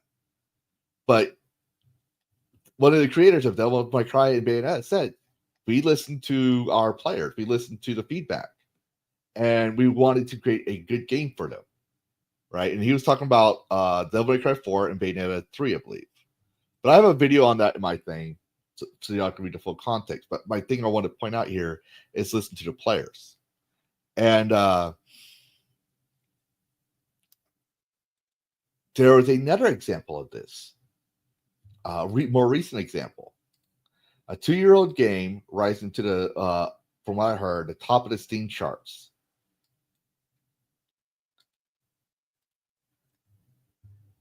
Players overwhelmingly vote. This is another example of the modern audience wants Type 1, Type 2 as a fallacy, because players overwhelmingly vote to keep RPG video game characters gender, male and female, an online poll from words of the fallen developer. And he got a lot of shit for like listening. But you know what? He got my money because I bought Lords of the Fallen after the It's on my wish update. list. It's on my wish And list. it was on sale for $25. I was like, why not? If I didn't already own it, I'd probably buy it again. Yeah, see, I need an Alex Baldwin's finger. I'm joking, people. I'm joking. I'm not saying I need a sugar daddy and I want your money. I'm just joking because Alex Baldwin was known for buying games for certain creators and giving like lots of money. So I'm just joking around. But to give context for those who are coming in that don't know, right? Marek Tyminski of CI Games, the developer Lords of Fallen, recently stirred up a debate in the gaming community with a poll addressing gender selection in medieval fantasy RPG and promised to abide by the results for future projects. So basically, if you wanted Type 1, Type 2, the audience has spoken, the gamers have spoken, and I will do my best to, follow the will of the fans. Shout out for Will out there. Shout out for Will. But he said the poll closed with the following questions to gamers: in a medieval fantasy action RPG experience, which do you prefer to choose between? We will follow the final result. The options were body type A, B, male, female, or none of the above. And here's the results. I'm going to argue that the 8.7% and 3.4% were not gamers or people who would play the game. I'm going to argue that. Still out of, almost 50,000 voters, which I think this poll would pretty much represent, gamers across the world. How they feel about things. Across the world, across generations, Gen X, Gen Z, Gen Y, or millennial. Doesn't matter. Boomers, because there's boomers that play games. I just think have that you heard reflects, I think it reflects the person, reflects the population, and they're catering to 0.001% of people. No, Bo, get your numbers right. Get your numbers right. They're catering to the 8.7%. Well, whatever. I'm joking with you. But yes, they did that, and they rose to the Steam charts, right? So that, and then we saw with like Dash said, it was probably a Streisand effect. I forget the actual word you use when it comes to the body type selector on Nexus, right? But when we add in listening to the players, right, listening to your customers, focus on the game first, and corporate greed, it all ties in when we see that people actually just want male, female. They don't want your politics. Gaming is like sitting down, turning on TV. My ex-wife is Korean, so this is where this is coming from. And turning on your K-drama. Or sitting down after having a hard work, cutting trees down, or working at the office, getting yelled at your boss because you didn't send this to Smith & West accounting project on time. So you don't want to hear shit. So you sit down and go watch a game. Gaming is like that to gamers. Instead of sitting down to watch TV, instead of sitting down to watch football, we sit down in our comfy chair, fire up the PC, grab our controller, and listen to our games. Sorry, guys, I don't have the Ash video clip in my thing. I don't know if I would have used it. But they compare it with Belgard, right? Obviously. The sale performance according to Dragon Age, the Belgard sold only 1.5 million units within 2 weeks of release. They had an alarming number of refunds because they harped on gender politics. They didn't focus on the game. Gamers will give you money if you focus on the game first. You can have your trans identity thing if you want. If you want to cater to that, you can have that. But when it comes to a game like Oblivion, and you're saying you're doing 1-for-1, you can't do that. You can't. I'm sorry. You just can't. Because then you're first off, it's not a remaster. It's a remake. Because you're building all the assets from the ground up, like nanite, the nanite mesh. Which, if you see my game, it'll show that the mesh looks like a crumpled paper ball, and it turns into a house. Like sometimes you'll see that, right? You trust me. You don't want to trust me. Yes, she's my ex-wife, but trust me, there's a reason why we're divorced. But yes, gamers want to game. As first responses.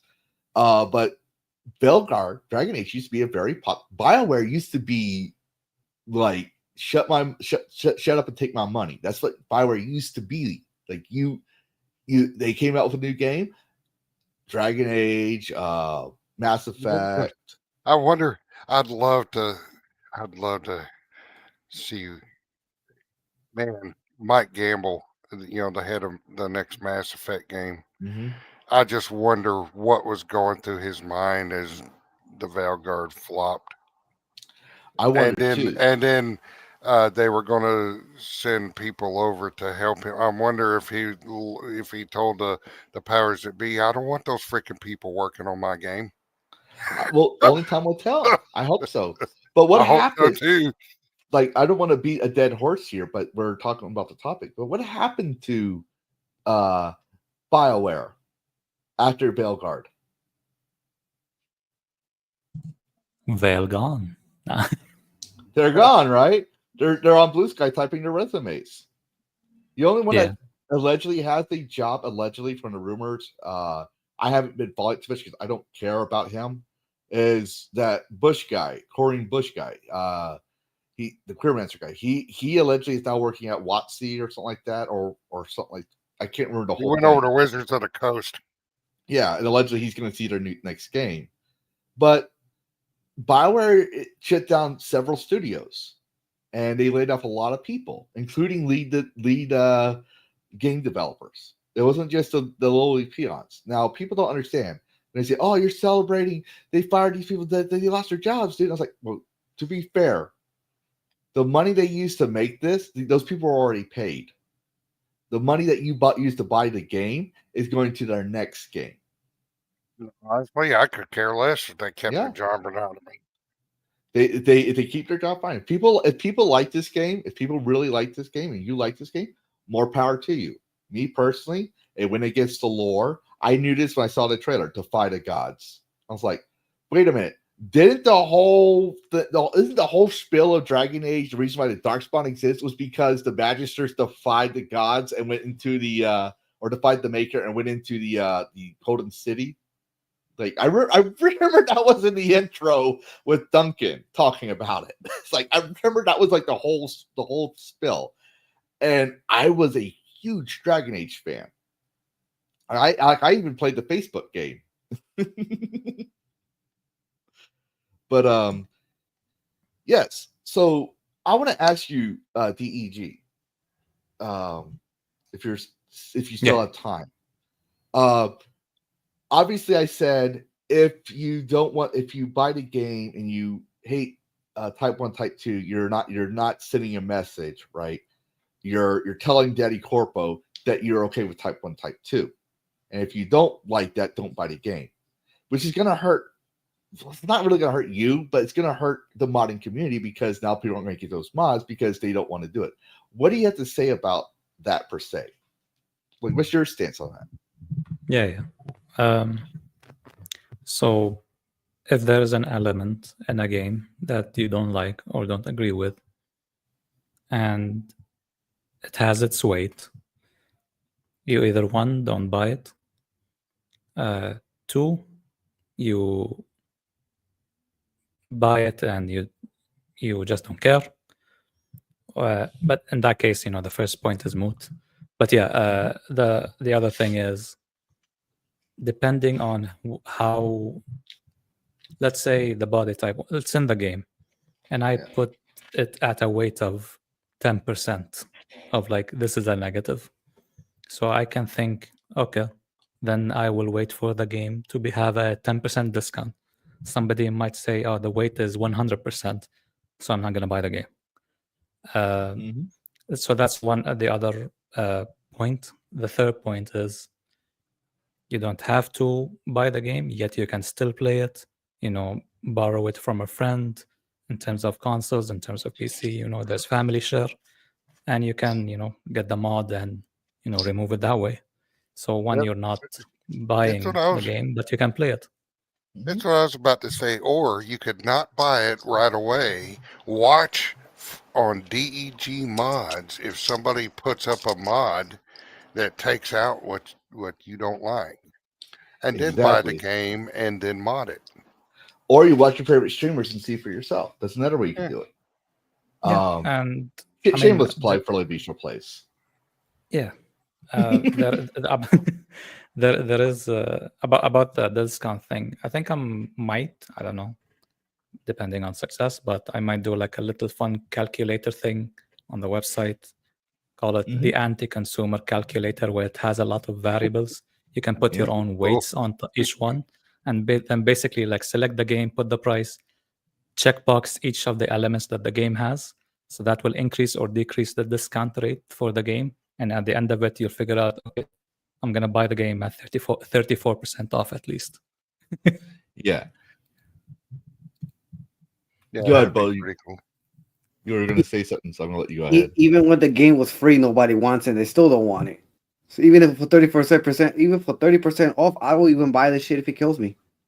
Yeah, I mean that's why I said, because of the body type thing, for example, somebody might give it a weight of 110%, meaning somebody needs to pay you like $5 to play Mhm. for the game. I, Yeah, I won't play it even for the money. Even if they pay me, I won't play it. yeah. Yeah.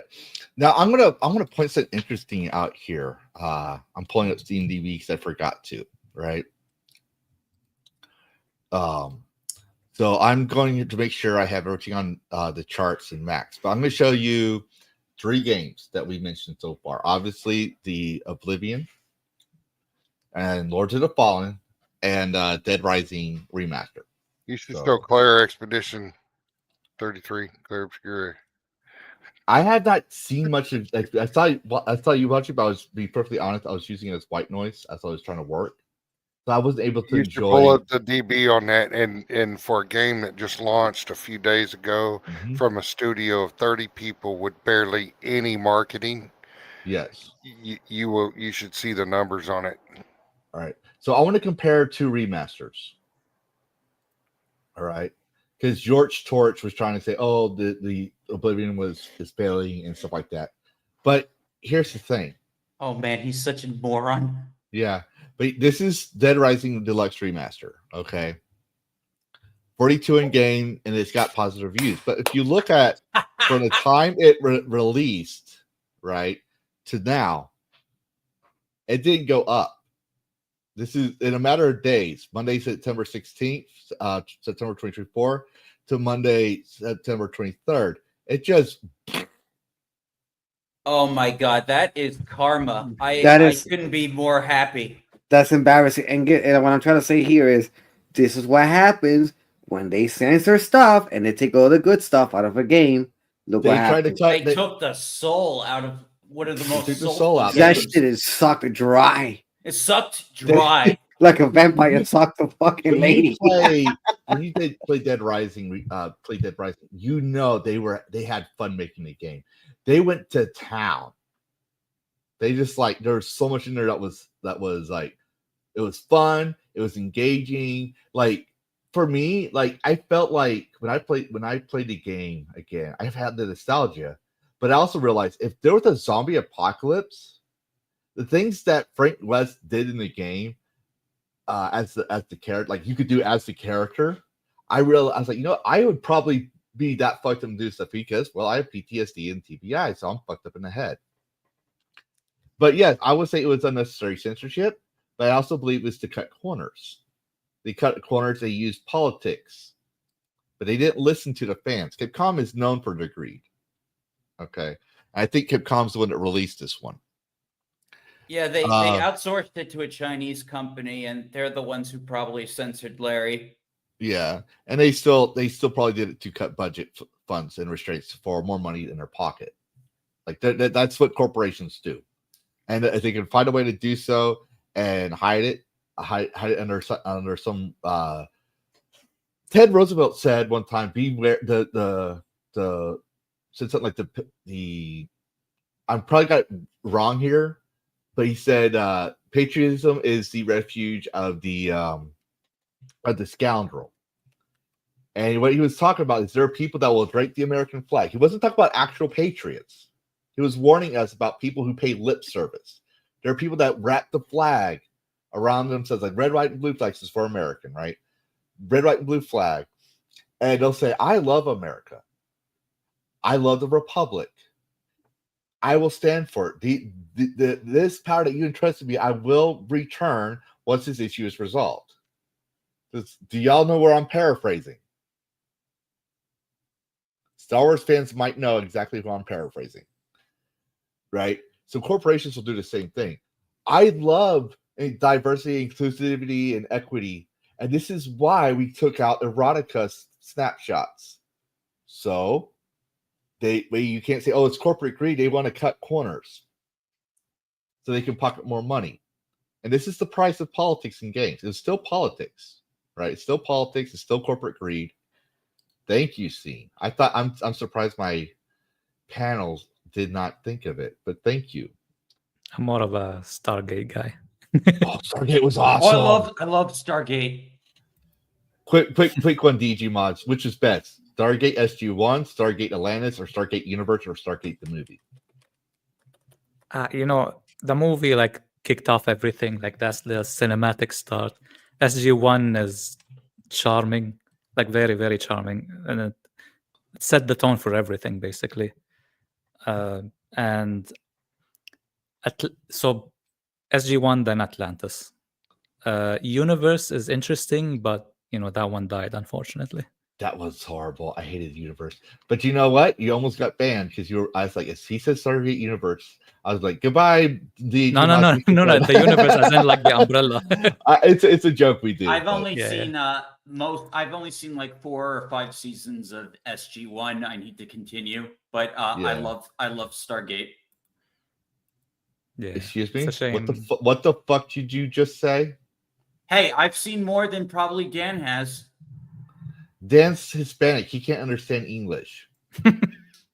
Mi no habla español inglés. There has to be a Spanish He dub of was- Stargate. Yeah. Oh, I don't But- I normally play horror games more than I play I other swear to games. God, Dash, Stargate I isn't swear to horror. God.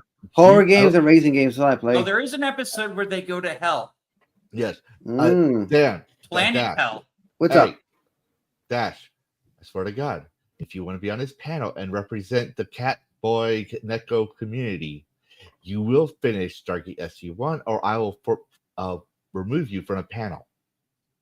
I will get right on that. I started during COVID. I'll launch Amazon soon. I am gonna start binging more Stargate and then make fun of Daniel. Now I'm putting out Oblivion Remaster now on a Steam DB. For the Max, you can see there's a prominent growth all the way to the 24th, and now it's the weekend, right? So the 25th went down a little bit because the awareness is going down, right? But your church was trying to say, "Oh, it's we're failing, like all the way out." Like the very next day, he was trying to say it's failing, right? And I'm addressing this because people were sharing a nothing burger, a non-relevant person that exposed himself as a grifter and a poser, like JDA and JDA and Trent. Like I said, full disclosure, your church and Trent banned me, and according to Trent, I'm a witch for calling out their bullshit and lies. I'm surprised neither of them have banned me. Yeah, but here's the thing. I'm going to say, if you're going to insult me, get it right. I don't have tits, so I wouldn't be a witch. I'd be a warlock. I don't know, Levistro. Your dragon boobies are pretty big. Oh, you want them bigger? Mhm. I can make them bigger. We're all about the No. gooning here. Pretty soon, I will have the biggest man tits on this panel. My new model is going to be great. But as I was saying, right, that people were like Packer Girl, everyone was sharing it. And it's like we're sharing it because it's funny to laugh at. I'm like, okay, well, what if I'm going to point someone to this chat? I'm not saying they're doing it. Okay, I'm not going to say they're doing it, but we're going to use you for example. We're going to use you because we're friends. Let's say Scene has a Twitter and he only has 2 followers, and he says the same thing York's Torch is saying. Would those same people go after him and laugh at him for his stupid take? No, because he'd only have 2 followers.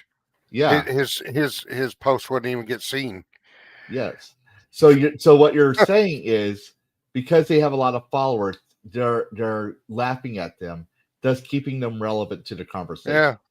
Exactly. Once you've exposed their stupidity, you drop it. That's why I drop these people. But since people want to share this thing and people have asked me my thoughts on it, here we are, grilling nothing burgers. Like literally, I do not like talking about irrelevant people, but I do like giving consumers and gamers as much information as I can. But as you can see, right, it's rising up and it goes down a little bit. Probably because of all the censorship awareness, probably because the performance issues, that we discussed, or it could be just affected this weekend. But I'm going to say from a shadow launch on a weekday, in a 24-hour peak getting almost 2K players. That's actually pretty good. The nostalgia sold it, right? No, I'm not gonna leave your 2 followers alone, Mister. I'd rather look at a female's ass than a man's ass. Excuse. To expand on, like for example, Oblivion has elements that people don't like, and people say, "Oh, as a result, it's gonna fail." That's like a surface take. And the correct take is, if it was a new game and it had these elements, most likely, people will think, "Oh, it has this bad thing, probably has other bad things related to it as such. It's most likely a bad game, so I won't buy it." And as a result, the game will fail. However, because this is Oblivion, this is Elder Scrolls, like, it built up a huge audience. And considering this is Oblivion specifically, so this is a remaster, people already know, okay, what to expect. This is a good game, etc., etc. Even though the game has bad elements that people don't like, the game will be successful. For another example would be Baldur's Gate 3. Well, I'll point out Baldur's Gate 3, but I want to point out to your claim, right? So we had Oblivion remaster, right? Dragon Age Belgrade, they're a popular title. But to give an example of a new game, because this is a new game based off an IP that you're saying, right? I'm just doing this to show support for your claim. It comes out Thursday, October. It rose up by November. Yeah, and it's still for this specifically. For this specifically, the difference between this and Oblivion, even though like both of them are like, big IPs and they have their own huge audience, the difference with in Oblivion, you have like small annoyances, while in this one, this has huge multiple annoyances. Tons of lore break, lots of obnoxious stuff you can't like skip past. Yep. I was trying to give it on my stream, and I was trying to give it a legitimate playthrough. I'm talking finding all the hidden secret stuff. I wasn't trying to just blow through it. I was trying to play it like I normally would. And when I hit 59 hours, I was like, I can't take this shit no more. I can't take it. Exactly. I couldn't watch it anymore. I was like, I actually asked my audience, should I play it? I wasn't wanting to play it, but since I'm a streamer now, I wanted to do what like certain people argued. It's like, we want to let the customers. So I asked my audience, do you want me to play Baldur's Gate 3? I mean, everyone else is playing it, so I really didn't have to. And everyone says, trust me on this. No, don't. So I just said, go watch Bo's. Bo's playing it, and Bo couldn't lie. He had it on pass. But this is I had it on pass with EA. This is and I hated it so much I canceled my EA account. Yeah. I mean my pass account. Yeah. This is Baldur's Gate 3. I love this game. I never finished it. There's so much to do on it, and they have the 5e and they improved it, the 5e mechanics. But the early release, July 23rd, when it officially launched, and it's slowly going down, right? But it's still, doing well, right? I think it's a very well. I mean, that's pretty good. Yeah, especially since patch 8 came out, a couple of weeks ago, patch. or a week and a half ago. Yeah, and they listen to their players as well, right? I mean, I'm going to let you go ahead and continue because you were mentioning Baldur's Gate 3 DEG mods, but I just wanted to point those things out to kind of help give people a visual. In the case of Baldur's Gate 3, as like the other example is, it also has its IP, it has its history, so like it has its following as well. So like, obviously more than not, this will be a highly successful game. And the other point is, and specifically regarding to Baldur's Gate 3 in general, it's a fantastic like game, from like quality to quests to gameplay to characters, so on. Story. Yeah, and the bad, I haven't played the game yet, but from what I've looked into, the bad elements from it, and I guess this plays into the development part of it, it seems like everything is going well halfway through development. So like everything is normal the first half of the game. Then the second half of the game goes down in quality from what I understood. And that's where I thought, or when I looked into it, that's where like problematic hiring or guidance came into the development. And so while bad elements came into the game, because of the first half and the initial development of the game being a fantastic game, it basically glossed over a lot of the bad elements of Baldur's Gate 3. Yeah. I agree with that statement. What does everyone else think about DEG Mods' statement? I think it's pretty good. I didn't get to Act 3 I'm of good. Baldur's Gate 3, so I really can't like judge it, but I do hear it's not as strong as the first and second half of the game.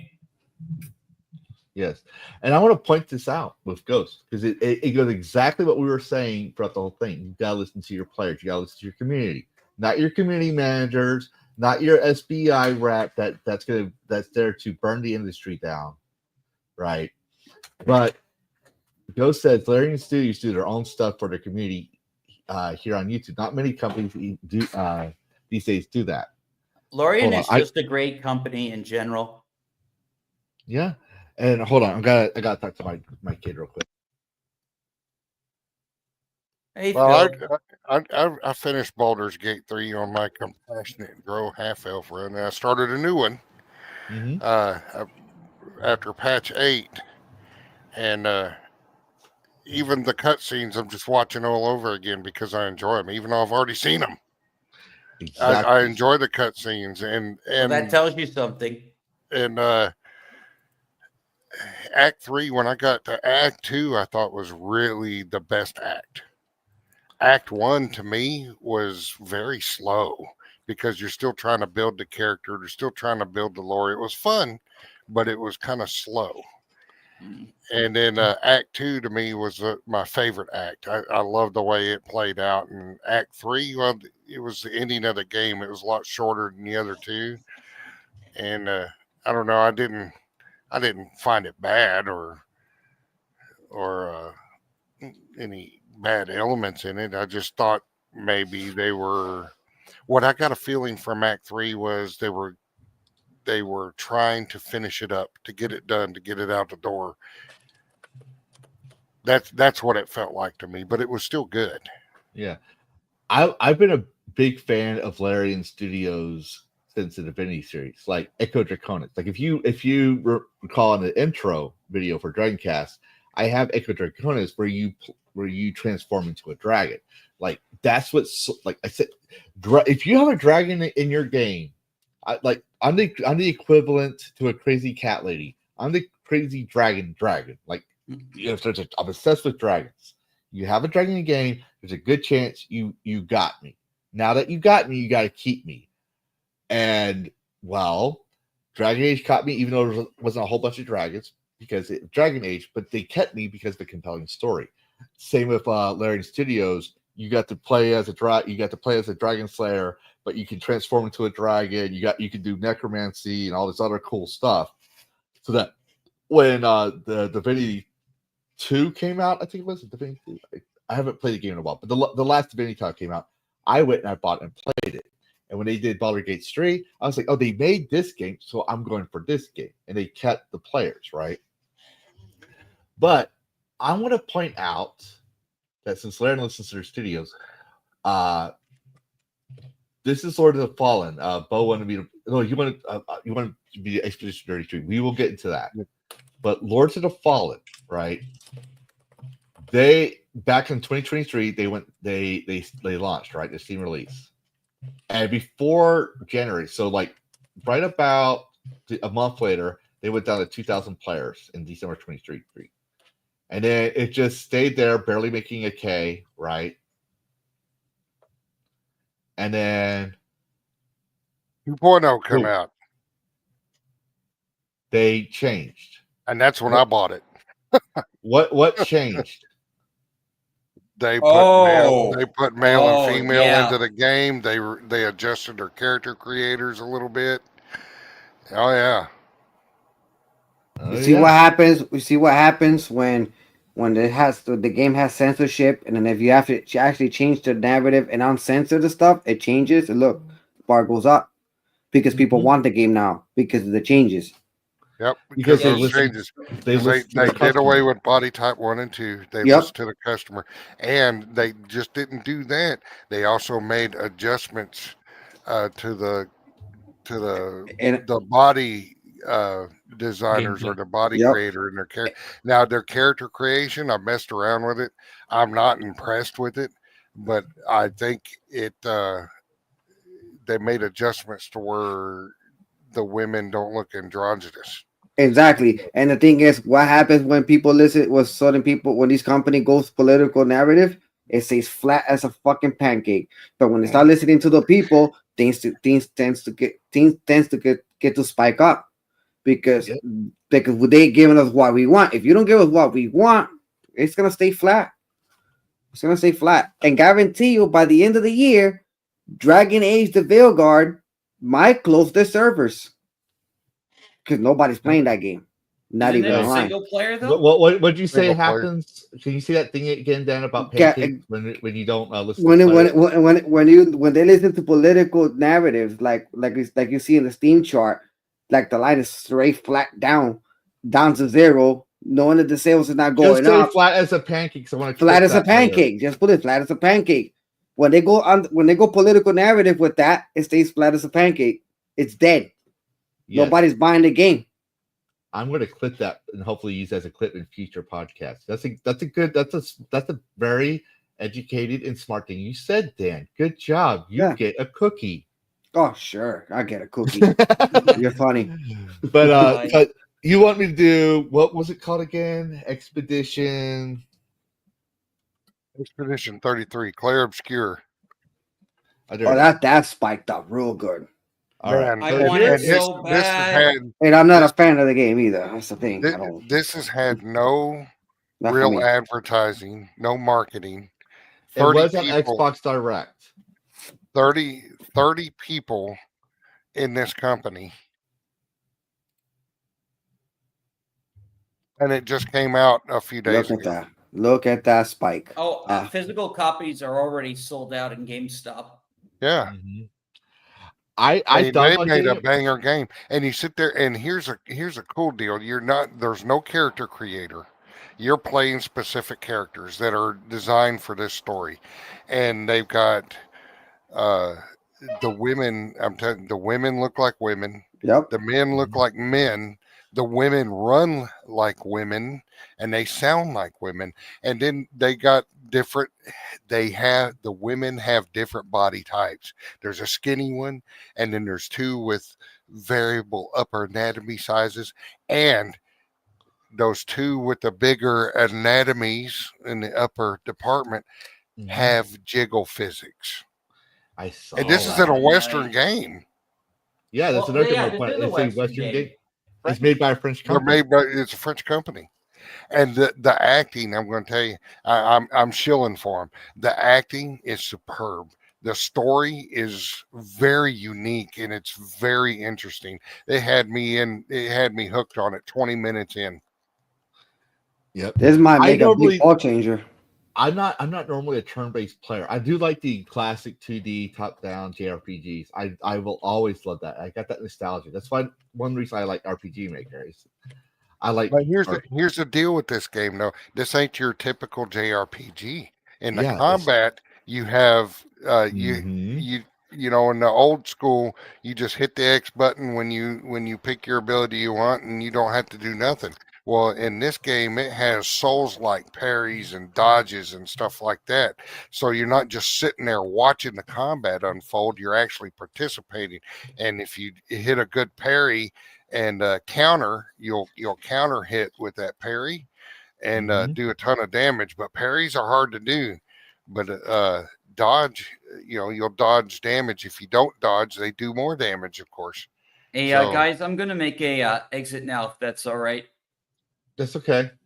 Yeah. But So one thing I want to. you can all find me on my channel. Hold on. Show your shit. Yep. I'm shilling my shit right now. So yeah, you can all find me on the Dash to Check channel. I'm also on Kick and on the Twitterverse. So I'm here, a DragonCast member, and I love hanging out with you guys. And thank you all for allowing me to be a panelist on this show. And DEG Mods, it was good meeting you. Pleasure to have you and talking with you. Oh, but yes, I'm sorry. Hold on, let me fix that. But yes, thanks for coming, Dash, even though you were late. Take it easy, Dash. See ya. All right. But what I'm going to do, I almost removed you. Oops. But what I want to point out here, it's like something that I like. I like goodies. I like goodies. I like little memorabilia and keepsakes of games I love. For example, I love the Halo series. I love Halo 1 through 3. I don't recall playing 4. I don't recall playing 5. My full disclosure there. But I loved Halo Reach. And they had a statue that came with the game and all kinds of cool goodies. I went to Fort Lewis's GameStop at 12 a.m. just for the launch of Halo Reach for the collector's edition. Yeah, me too. I forgot to tell you. Here's one thing I wanted to point out. Oh, they got a goodie bag. Yeah, it's for the PS5, I believe, but you get digital content, in-game costumes. Oh, I bought the deluxe edition. That's a deluxe edition. I got it on PC. Yeah. But I don't have the statue. I want need the to look up statue. that statue. If I could figure out how to do it, I would actually. Oh, I'm so sad now because that hyper realistic statue come out for Eve and Tacky from Stellar Blade. Oh, you saw the video? Those things are almost $2,000 a piece. You saw my video. Oh, wow. Wow. It almost made me cry. I was like, man, I did too. I was about to cry when I was recording it because, I did, full disclosure, I look at it and sounds like, oh, this might be a good article to read. I want to give my natural thoughts and reactions to it. Nothing I do when I make my videos is rehearsed. I make the video and then I cut out. If I go off tangent, I cut it out. But lately, since I use a VTuber model, I don't have to do that anymore. I'm able to pop things out faster. So it's been 8 to 10 minutes as opposed to my 30 to 20 minute spills, whatever. But yeah, I wanted them to. I was like, oh, this would be cool. Because if I could figure it out, I would take a photograph of my collections, right? Like my Halo Reach statues, my anime figures, my Reese's Puffs Goku box, my Magisto's magical, my classic Lego sets I still have. And well, if I got this statue, the collector statue. Oh, it's not showing. Hold on. Let me switch that so people can get a good look. Claire Obscure Expedition 33. It is on my brain, man. I'm so hooked on that game. And I was already a little behind on my Fallout videos. This is going to put me even further behind.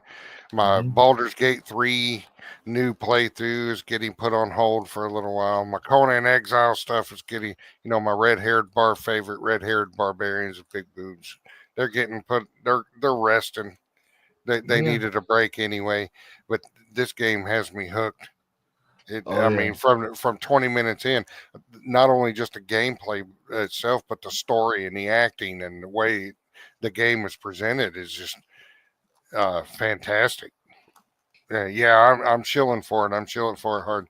And even if you don't like JRPGs, it has elements of Souls-like combat in it that may interest you in how the mechanics work. So. I'm tired of Souls-like games. Everything has to be Souls-like. But when I saw, I was like, I'll be honest. When I saw that on the Xbox Direct thing, I was like, it's turn-based is not my thing, but this does look interesting. It was intriguing me. Yeah, it's not full-on Souls-based, but it adds, it makes you more involved in the combat than just hitting the X button and sitting down watching. Yeah. But the first Berserker Kazan is pretty good. Yeah, when I was watching you and Hypnotic play the game, when I was watching you hit Dark, it's like, I want to play the game. It's like it looked cool. The story was engaging. but the art was beautiful. Like I was actually going to think it was I going to was be an watching SBI. Hypnotic play it some too. Do you want to know a funny thing? Him and What? I both were cussing on things in the same spots in that game. Like, oh shit, this stuff sucks. And both of us were like, I know I pushed that damn button to dodge.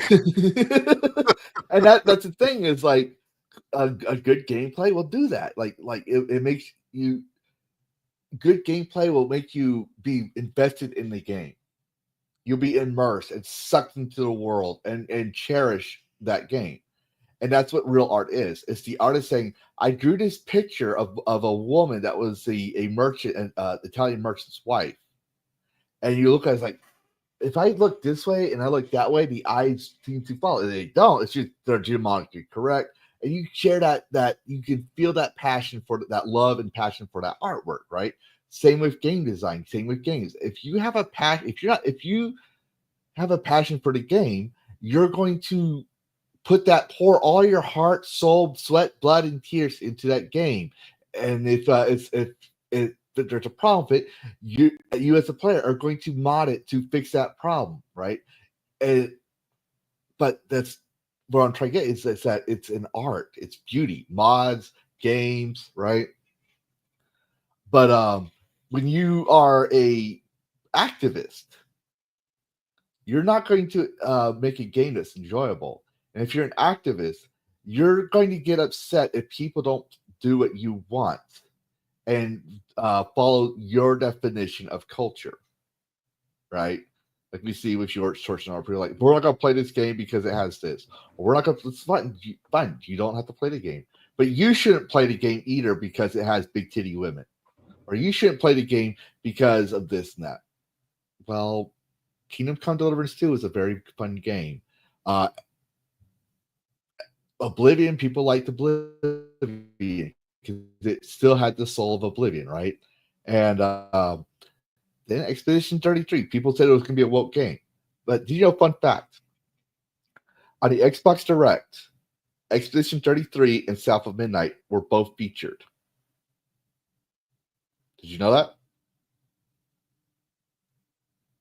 No, I didn't watch the Xbox Direct. I don't own an Xbox, so I didn't give a shit. Why were they Neither do I. claiming Expedition 33 was woke? Yeah. What was there something? Someone tried to. No, I don't forget where it died. It died down, but there was people trying to accuse because it's a Western game. It was going to be woke as shit. That was the logic. Is what I'm getting at. I've seen some complaints. I've seen some complaints.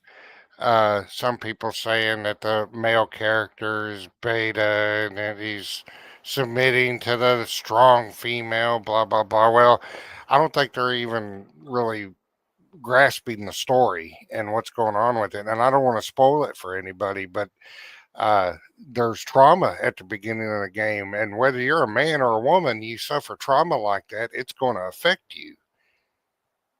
Exactly. And it may affect you, and you just don't get over, trauma like that. And, that's all I got to say on it. I don't want to spoil it for anybody. Yeah. But I do want to point out, because we're going to do a comparison between Claire, the game that we're discussing here, and sorry, I'm trying to share my screen, and my son was trying to talk to me about something. So here is, obviously, it just came out, right? Players right now, 24-hour peak, right? It's going up, right? Like I said, this game was featured on Xbox Direct, right? And people were talking about it, and it just came out. I want to compare that with yeah, but look at the marketing for it. Look at the marketing for it. How much marketing was actually for it as compared to Veilguard and Assassin's Creed Shadows? Yeah.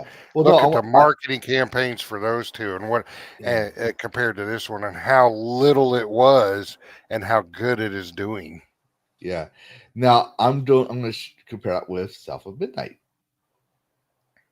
also on Xbox Direct showcase. When it came out, boom, 12K all time, right? Look at the all-time peak. Yeah, now it's like 458. I'll go, and just to be fair for a refresher. And you know what? Wow, they both Hyp- didn't get much marketing, so there's no excuse. Hypnotic contributed to that 1,438 all-time Yeah. peak. There are people hate playing. Now, I think Hypnotic tried to play it. Like, he did admit there was some interesting some of the parts that he artwork, liked. I thought when I saw of it, some of the artwork, you know, Mhm. the ambiance, the scenery and stuff like that was spot on. It was awesome. Yes. Now, I forgot to mention this, but we had a poll go out. And we said, we asked, do you want to own your games? Actually, let me see if I can. I need to see if I can pop up the chat. Let's see if I can do this. Pop up the chat because I want to show the poll. And this is the first time I'm doing this, so bear with me. I'm learning things as I go. But present, share screen, share. So I'm going to zoom it in. Don't worry, guys. Don't worry. Keep your panties on. Keep your panties on. But here's the results for the poll we had earlier. Do you want to own your games you bought digital or physically? And I said the answers were yes, my money for goods and services. No, I love Daddy Corpo. And everyone agrees. If you bought the game, it's yours, digital or physical. It's their money for goods or services. And if you're not going to provide that, you should get. You're basically doing false advertising, in my opinion. I'm not a lawyer. I know people say go file a lawsuit. Well, guess what? There is one. It's called Driven 3. I have a video on it, so I'm not going to cover it here. But I think this is a very telling survey. But back to South of Midnight and Expedition 33, DEG Mods. Have you played those games? No, but I am extremely interested in getting Expedition 33. Aside from like graphically, it's looking great. Artistically, it's fantastic as well. And you know, from what I heard from people, even like as mentioned on here as well, the story seems amazing. And what also piqued my interest was while the game is turn-based, it's basically skill turn-based because they included different, you know, skill-based gameplay mechanics and the turn-based mechanics. So that's piquing my interest since I'm not like a turn-based player. Exactly. Yeah. So Well, I tell you, like it very is soon I'll get it. satisfying when Yeah. you get your butt kicked over and over and you finally figure out some of those patterns and start getting some parries and dodges in and finally win. It is very satisfying because this game, even on normal difficulty, will kick your ass. Yeah. I think somebody said like if you played and finished Sekiro, like if you're like good on that, yeah, this you'll be good in this game as well. Mm-hmm.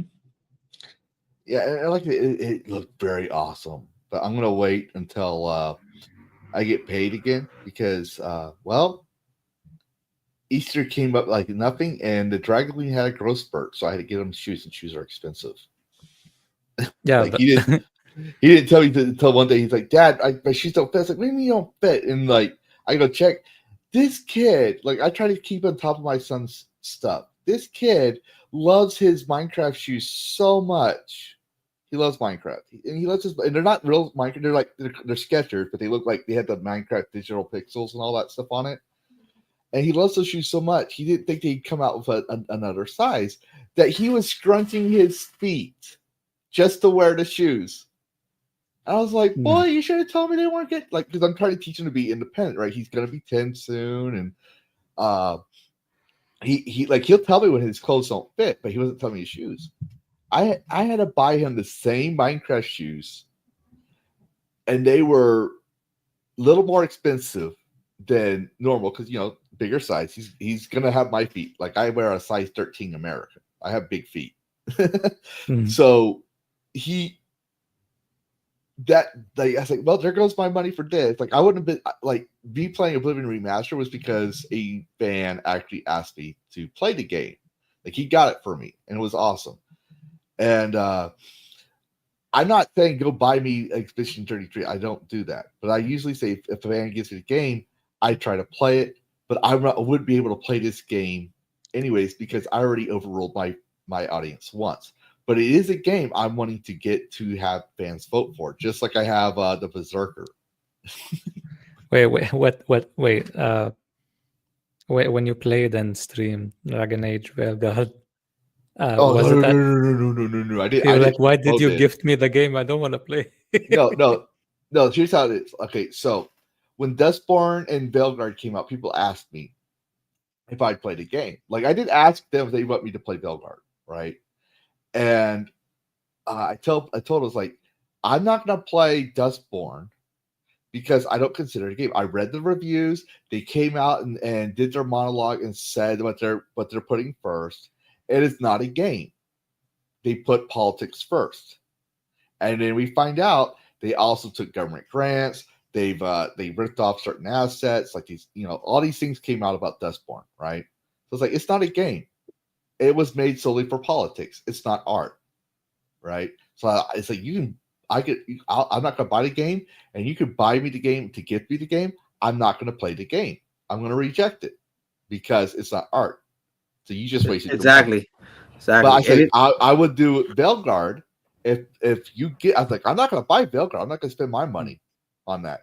You can gift me the game, right? And I might stream it, but everyone else to stream it. But it's based on if the fans want it. Because like if the fans, like I'm not going to stream a game if the fans aren't going to want that game. If the fans aren't going to watch it. But there's other games I can stream, other games I can play. So that's how it was for me. Yeah, that's a good problem. That's a good point. Like it's gonna hurt the company because they're not gonna get the full thing. But yeah, that's another option you can use as well. Is that's where the license? That's where I would say yes. You have a license. You didn't buy the game. You bought a license through Game Pass. That's why I say it's not your shit because it's a rental, right? You're basically renting the game. As long as you have your Game Pass active, then you can play the game. Yeah, I mean, if you don't own the games and you only have a license, then what's the difference between quote buying a game and getting it on Game Pass? There's none. Yeah, exactly. Hey, one thing you got to watch out for is like the First Descendant has it. And what game did I play recently that I just got? I can't remember.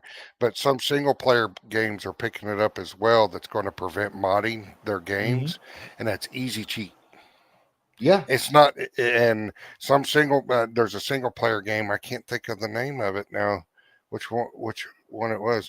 But it's Easy Cheat. They have it on their single player game, so people won't mod it.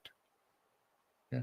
No, I'm not giving you shit for that, Westford. I'm just saying it's a perfect example of not giving Daddy Corporal your money. You're renting the game. It's not yours. And if you not satisfied with it, oh well, you got it for your $5 Game Pass. You can just uninstall it and go get another game for Game Pass. You didn't. Yeah, Game Pass to me is renting.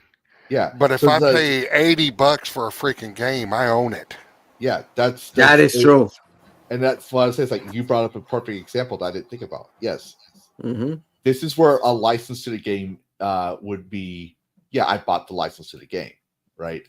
But no, I'm sorry for cutting people off there. I just wanted to point that out because I want to make sure Westward is clear that we weren't, ridiculing him for that. Now, if you want to use Game Pass, Bo, you use Game Pass for Dragon Age Veilguard. Did you waste $80? No, and the thing is, if the reason why I canceled my pass on EA is because Veilguard was so bad. I'm sitting there thinking, I've paid them for years and years and years and years, and I only got specific. I got it for a few specific games, and I've just paid them and paid them and paid them, and I'm like, and they're going to put this crap on here? No. All right, I think I think we covered everything because I know we were talking. I'm trying to listen to y'all, including the conversation, make sure DEG Mods has a chance to talk and cover the topics. But I think your show, we always get off topic. Yeah, we do, but we do and we don't. Like, let's put it that way. We try to keep it back to topic, and I want the viewers to feel like they're included in a conversation. Like but I noticed I wasn't paying attention to the private chat. But we are over time, and I am also trying to be aware of DEG Mods time because he's on the other side of the world. He's he does his own thing, and yeah, I just want to say before we wrap things up, DG Mods, was there anything you wanted to point out before we do shield your shit?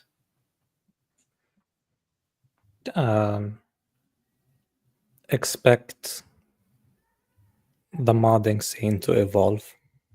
That's it. All right. And that being said, because we got to wrap things up, because my son's get impatient. It's been 4 hours. DG Mods, I'm pretty sure you want to go to bed, and you're like, Dragon, shut the fuck up. I'm kidding. But it's time for everybody's favorite part of, well, probably not everybody's. It's probably more of the guests of honor's favorite part of the stream. It's where he gets to pirate my my stream and shill his. Oh, you went mute. I'm assuming I should talk now. Okay. Yeah. So, okay, how do I do this? Yeah. So DEG Mods is a game mods platform. It's a new one in comparison to other game mod websites. You know, the traditional ones or current alt ones, where the difference is, in comparison to all of them are centralized in control, even the anti-censorship ones, while what we made right here with DEG Mods is the first, as far as I'm aware, censorship-resistant mod website, and a permissionless one at that.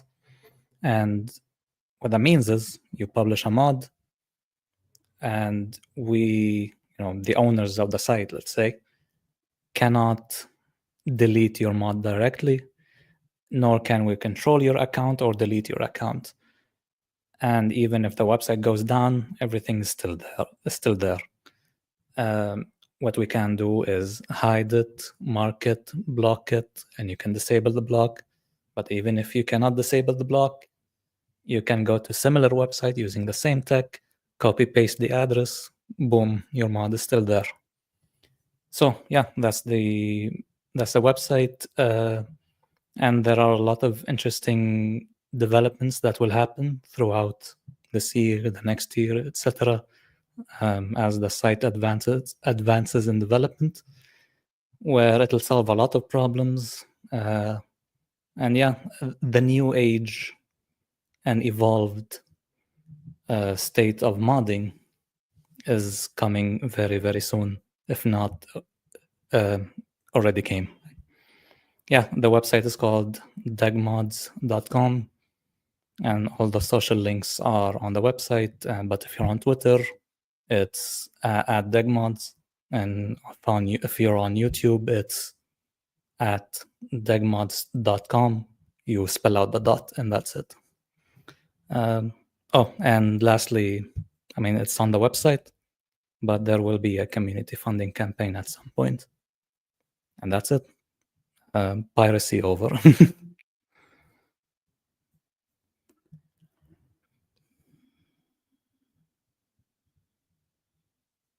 I allow you to talk. Yeah, I've been trying to get mods for Nintendo for years. Like to change the characters in like a different clothing or make the characters like, the way I wanted to make it comfortably, but it doesn't work. But you got Smash Brothers up there located. I'm like, what the fuck? Yeah, good luck trying to mod Nintendo games.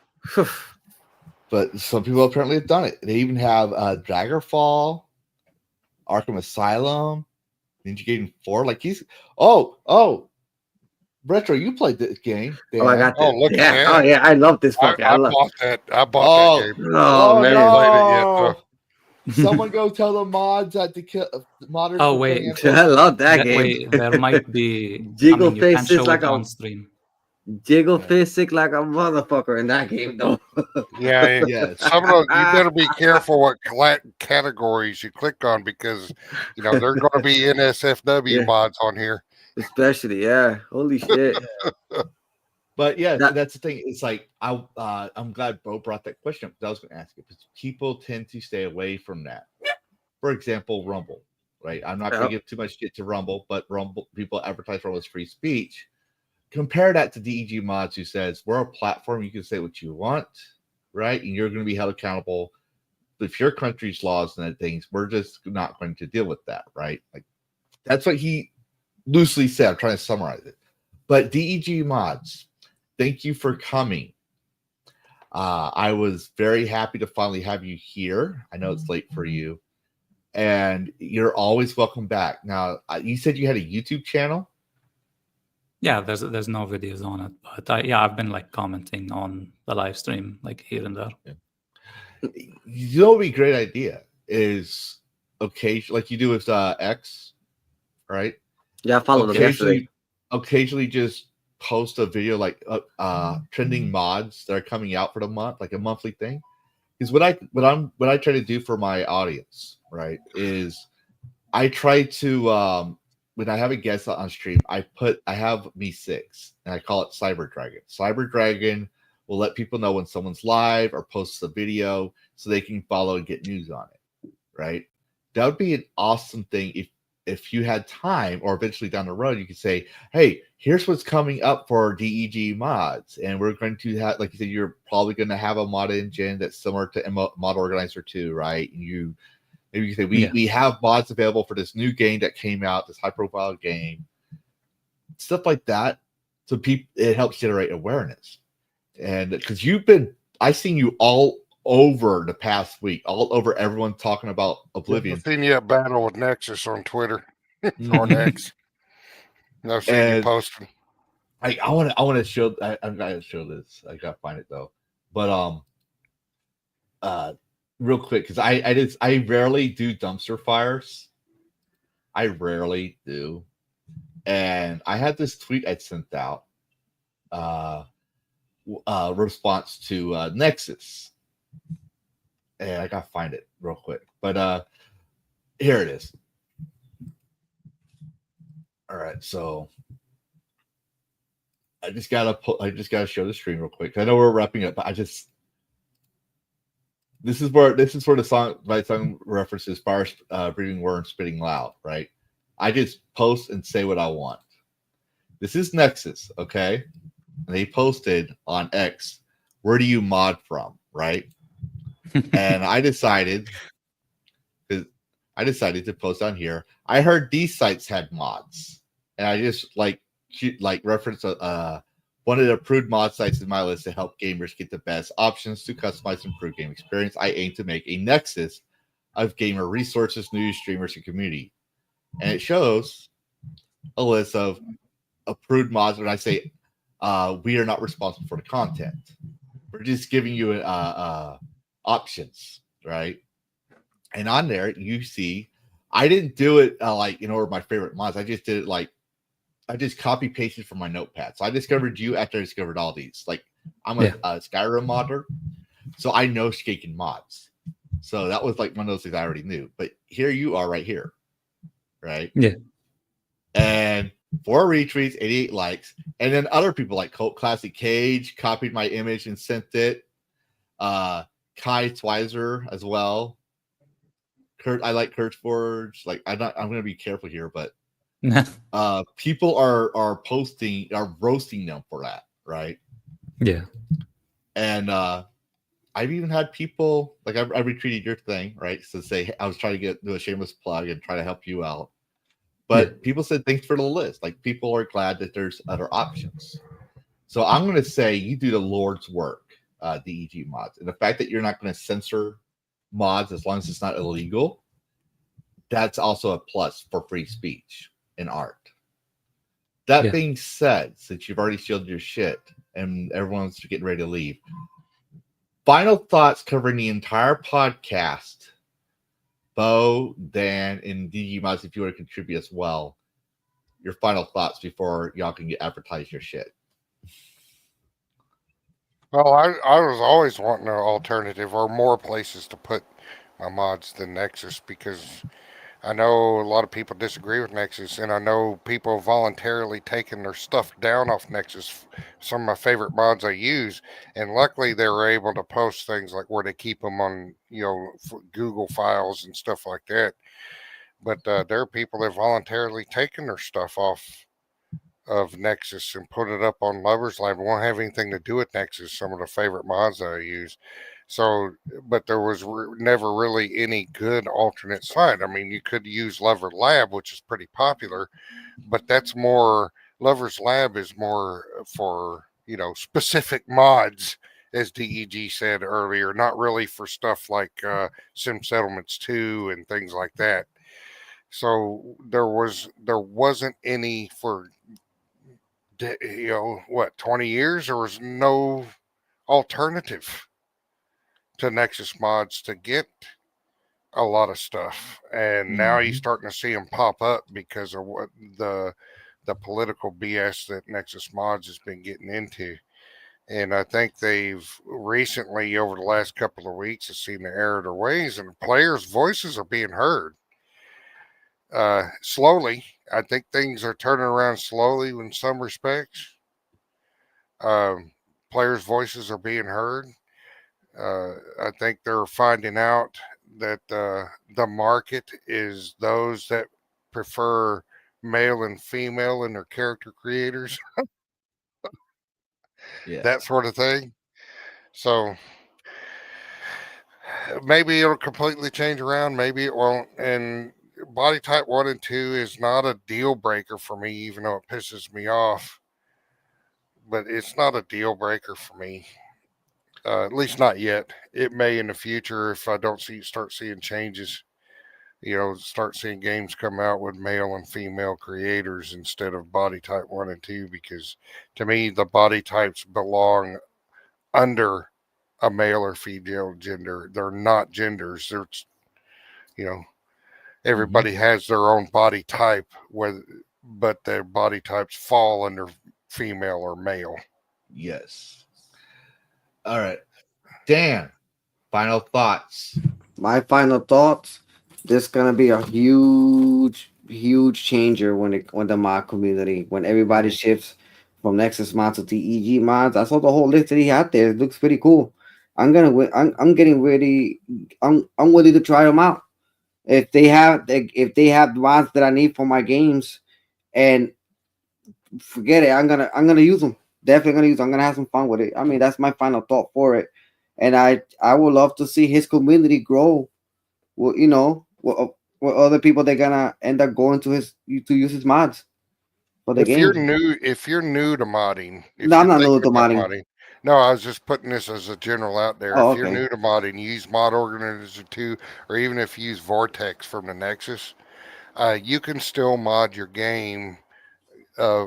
Downloading, you'd have to manually download. Well, check the private chat while you're talking, please. But you had to manually download the mods and install manually into your mod manager. So that's no big deal.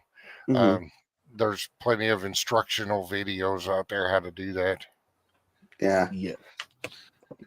But yes, I'm going to say I still feel like Nexus is here to stay, at least for a while.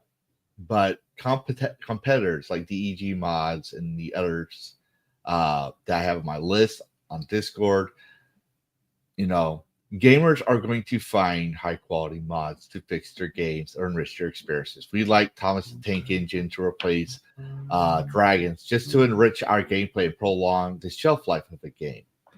And games are art. I think, but like I said, DEG Mods has done the Lord's work. So, thank you again, DEG Mods. It was awesome. DEG Mods. One thing, can we actually do mods on purple dragons? What kind of mods? I don't know. Like put a tape around. I'm pretty sure. I'm pretty sure there's going to be. I'm pretty sure there's going to be someone that's going to do that eventually. Not me per se, but there's. If you look at Lover's Lab, or if you go through the back alleys. If you go beyond the surface of Skyrim modding, you will find there are mods out there that you cannot unsee. The dark side of Nirvana. Horrible. That's what horrible. Lover's Lab is. Yeah, pretty much. Now, it's not to say that DEG Mods might not have it, but like he said, he has a tick option. And but I do want to say, DEG Mods, I do want to say, there was a modder that was extremely prominent in Skyrim. Okay. And he created the U-Sleep patch and the unofficial patches, the cutting room floor. His name was Arthmore, and he left Nexus a while back. I don't know how to get a hold of him, but I would say it would really improve your traffic if you were able to get a hold of him to publish his mods onto your website. Because if Arthmore's there, I guarantee a lot more like Eleonora and others will probably come as well, saying, okay, this is not a political website. This is an alternative to Nexus. So they would come as well. Like that's just my recommendation, because once the Skyrim modders go through there, the rest will follow. Yeah. I mean, I guess I'll look into him, see if we can talk. Yeah, it would be nice to get all the proper, maybe that's not the right word, but basically modders who just want to mod only and don't want to worry about anything else. That's the whole focus, really, right? Not worry about their accounts deleted, not worry about their mods getting removed, not worry about change this, change that so that it doesn't get removed. They just leave modders be. Yeah, that's it. But yeah, I'll see if I can contact him, see if I can find him. One thing I guess maybe we forgot to skim over. Maybe it's too late, probably. But yeah, Sky Oblivion. I'm looking forward to that. Yes, that was another option we forgot to mention, because there's so much information going around. Yeah. But I gave you two of his. In the private chat, I gave his name that I know him as, and two of his mods you can easily find on Nexus, probably still. But I think his mods. Artmore. Yes, I think Sky Oblivion is another option for Oblivion, because they're doing a 1-for-1, and Bethesda did acknowledge them. I think they did it more of political, like as a not political as in geopolitics, but business politics, right? So they're like, oh yeah, we support our fans still. They still do things. Like they had a letter of one of their fans that had died of cancer, and so he couldn't play Starfield. So there's a letter in the observatory for Starfighter. Yeah, pretty cool. Yeah, was it Starfield? Yep. Yeah, it was up in the space station. Yeah, the observatory. That's what I think it's called. And then there's one of the when Skyrim came out, they named some parents named their character after the kid after a character. I forget how it went, but he was born literally on the launch day of the original Skyrim game. So they gave the parents a free copy of the game. So there are times where Bethesda does do things for the fan. It's rare or it's unheard of. Like it's not like don't pronounce it. So I do say that there are some people that actually care about their audience, but it is a corporation, right? And they will do things for a quick buck. And we have to be careful. Like I said, I do show for Elder Scrolls. I love Elder Scrolls, but I also admit that it's not a high quality game for Oblivion. They do have censorship, and we should always be careful and wonder, when they do something, what else are they hiding? So when they hide type 1, type 2, and sister female things, what are they also trying to do? Because they hinted at it. They want you to focus on it and look for it. They know you're going to look for it. So are they also trying to make sure to discredit you? They change what people don't realize. They change and they say, "Oh, it's not such a big deal," and they change the body type. What else in the game have they changed? Well, we beat the dead horse on that. What I'm saying is, there is that problem, but there's also performance issues that people reported for the Xbox, the Steam Deck, Unreal Engine 5 as well. And that we should also be aware of that when we're buying games for our games. There's mods and options if you don't have that problem with Type 1, Type 2, and you just want to get rid of it. But there's also performance issues, and there's mods for performance issues. So we should always be careful when we're running to defend a corporation or be watchdogs on a corporation, that there's more than one thing they're doing for a quick buck. Is my point. It's like I'm not trying to downplay Type 1, Type 2. I agree with you 100%. But I do think that we do have to address the elephant in the room with the performance issues. That being said, I don't want to, I'm not trying to, make you mad, Bo, or anything. But that being said, we're going to go ahead. I'm having some problems with Filmora, but I normally update my end credits to where the special guest is in the end credits. So I do apologize. I could not do that for you, DEG Mods, as a special guest for the end credits. But everyone knows you're here, right? But I do want to say thank you again. I wish I could finish the credit video, and I couldn't. I tried to have Bo do it, and he had a problem with it as well. So I got to see what's going on.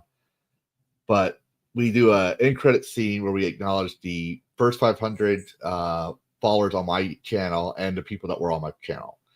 But since we've already showed your stuff and we want to say thank you for coming, it's now time for us to tell everyone where they can find us.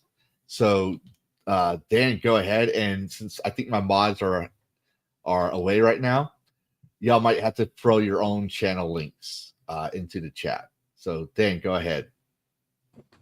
All right, you go. Is it me? Yeah, where can everybody find you and what you got going on for the next week until next DragonCast? All right. You can find me at Furious Dan 3086 on YouTube. Follow me at Furious Dan 45 on Rumble. You can also follow me at Wolf 46782 on X.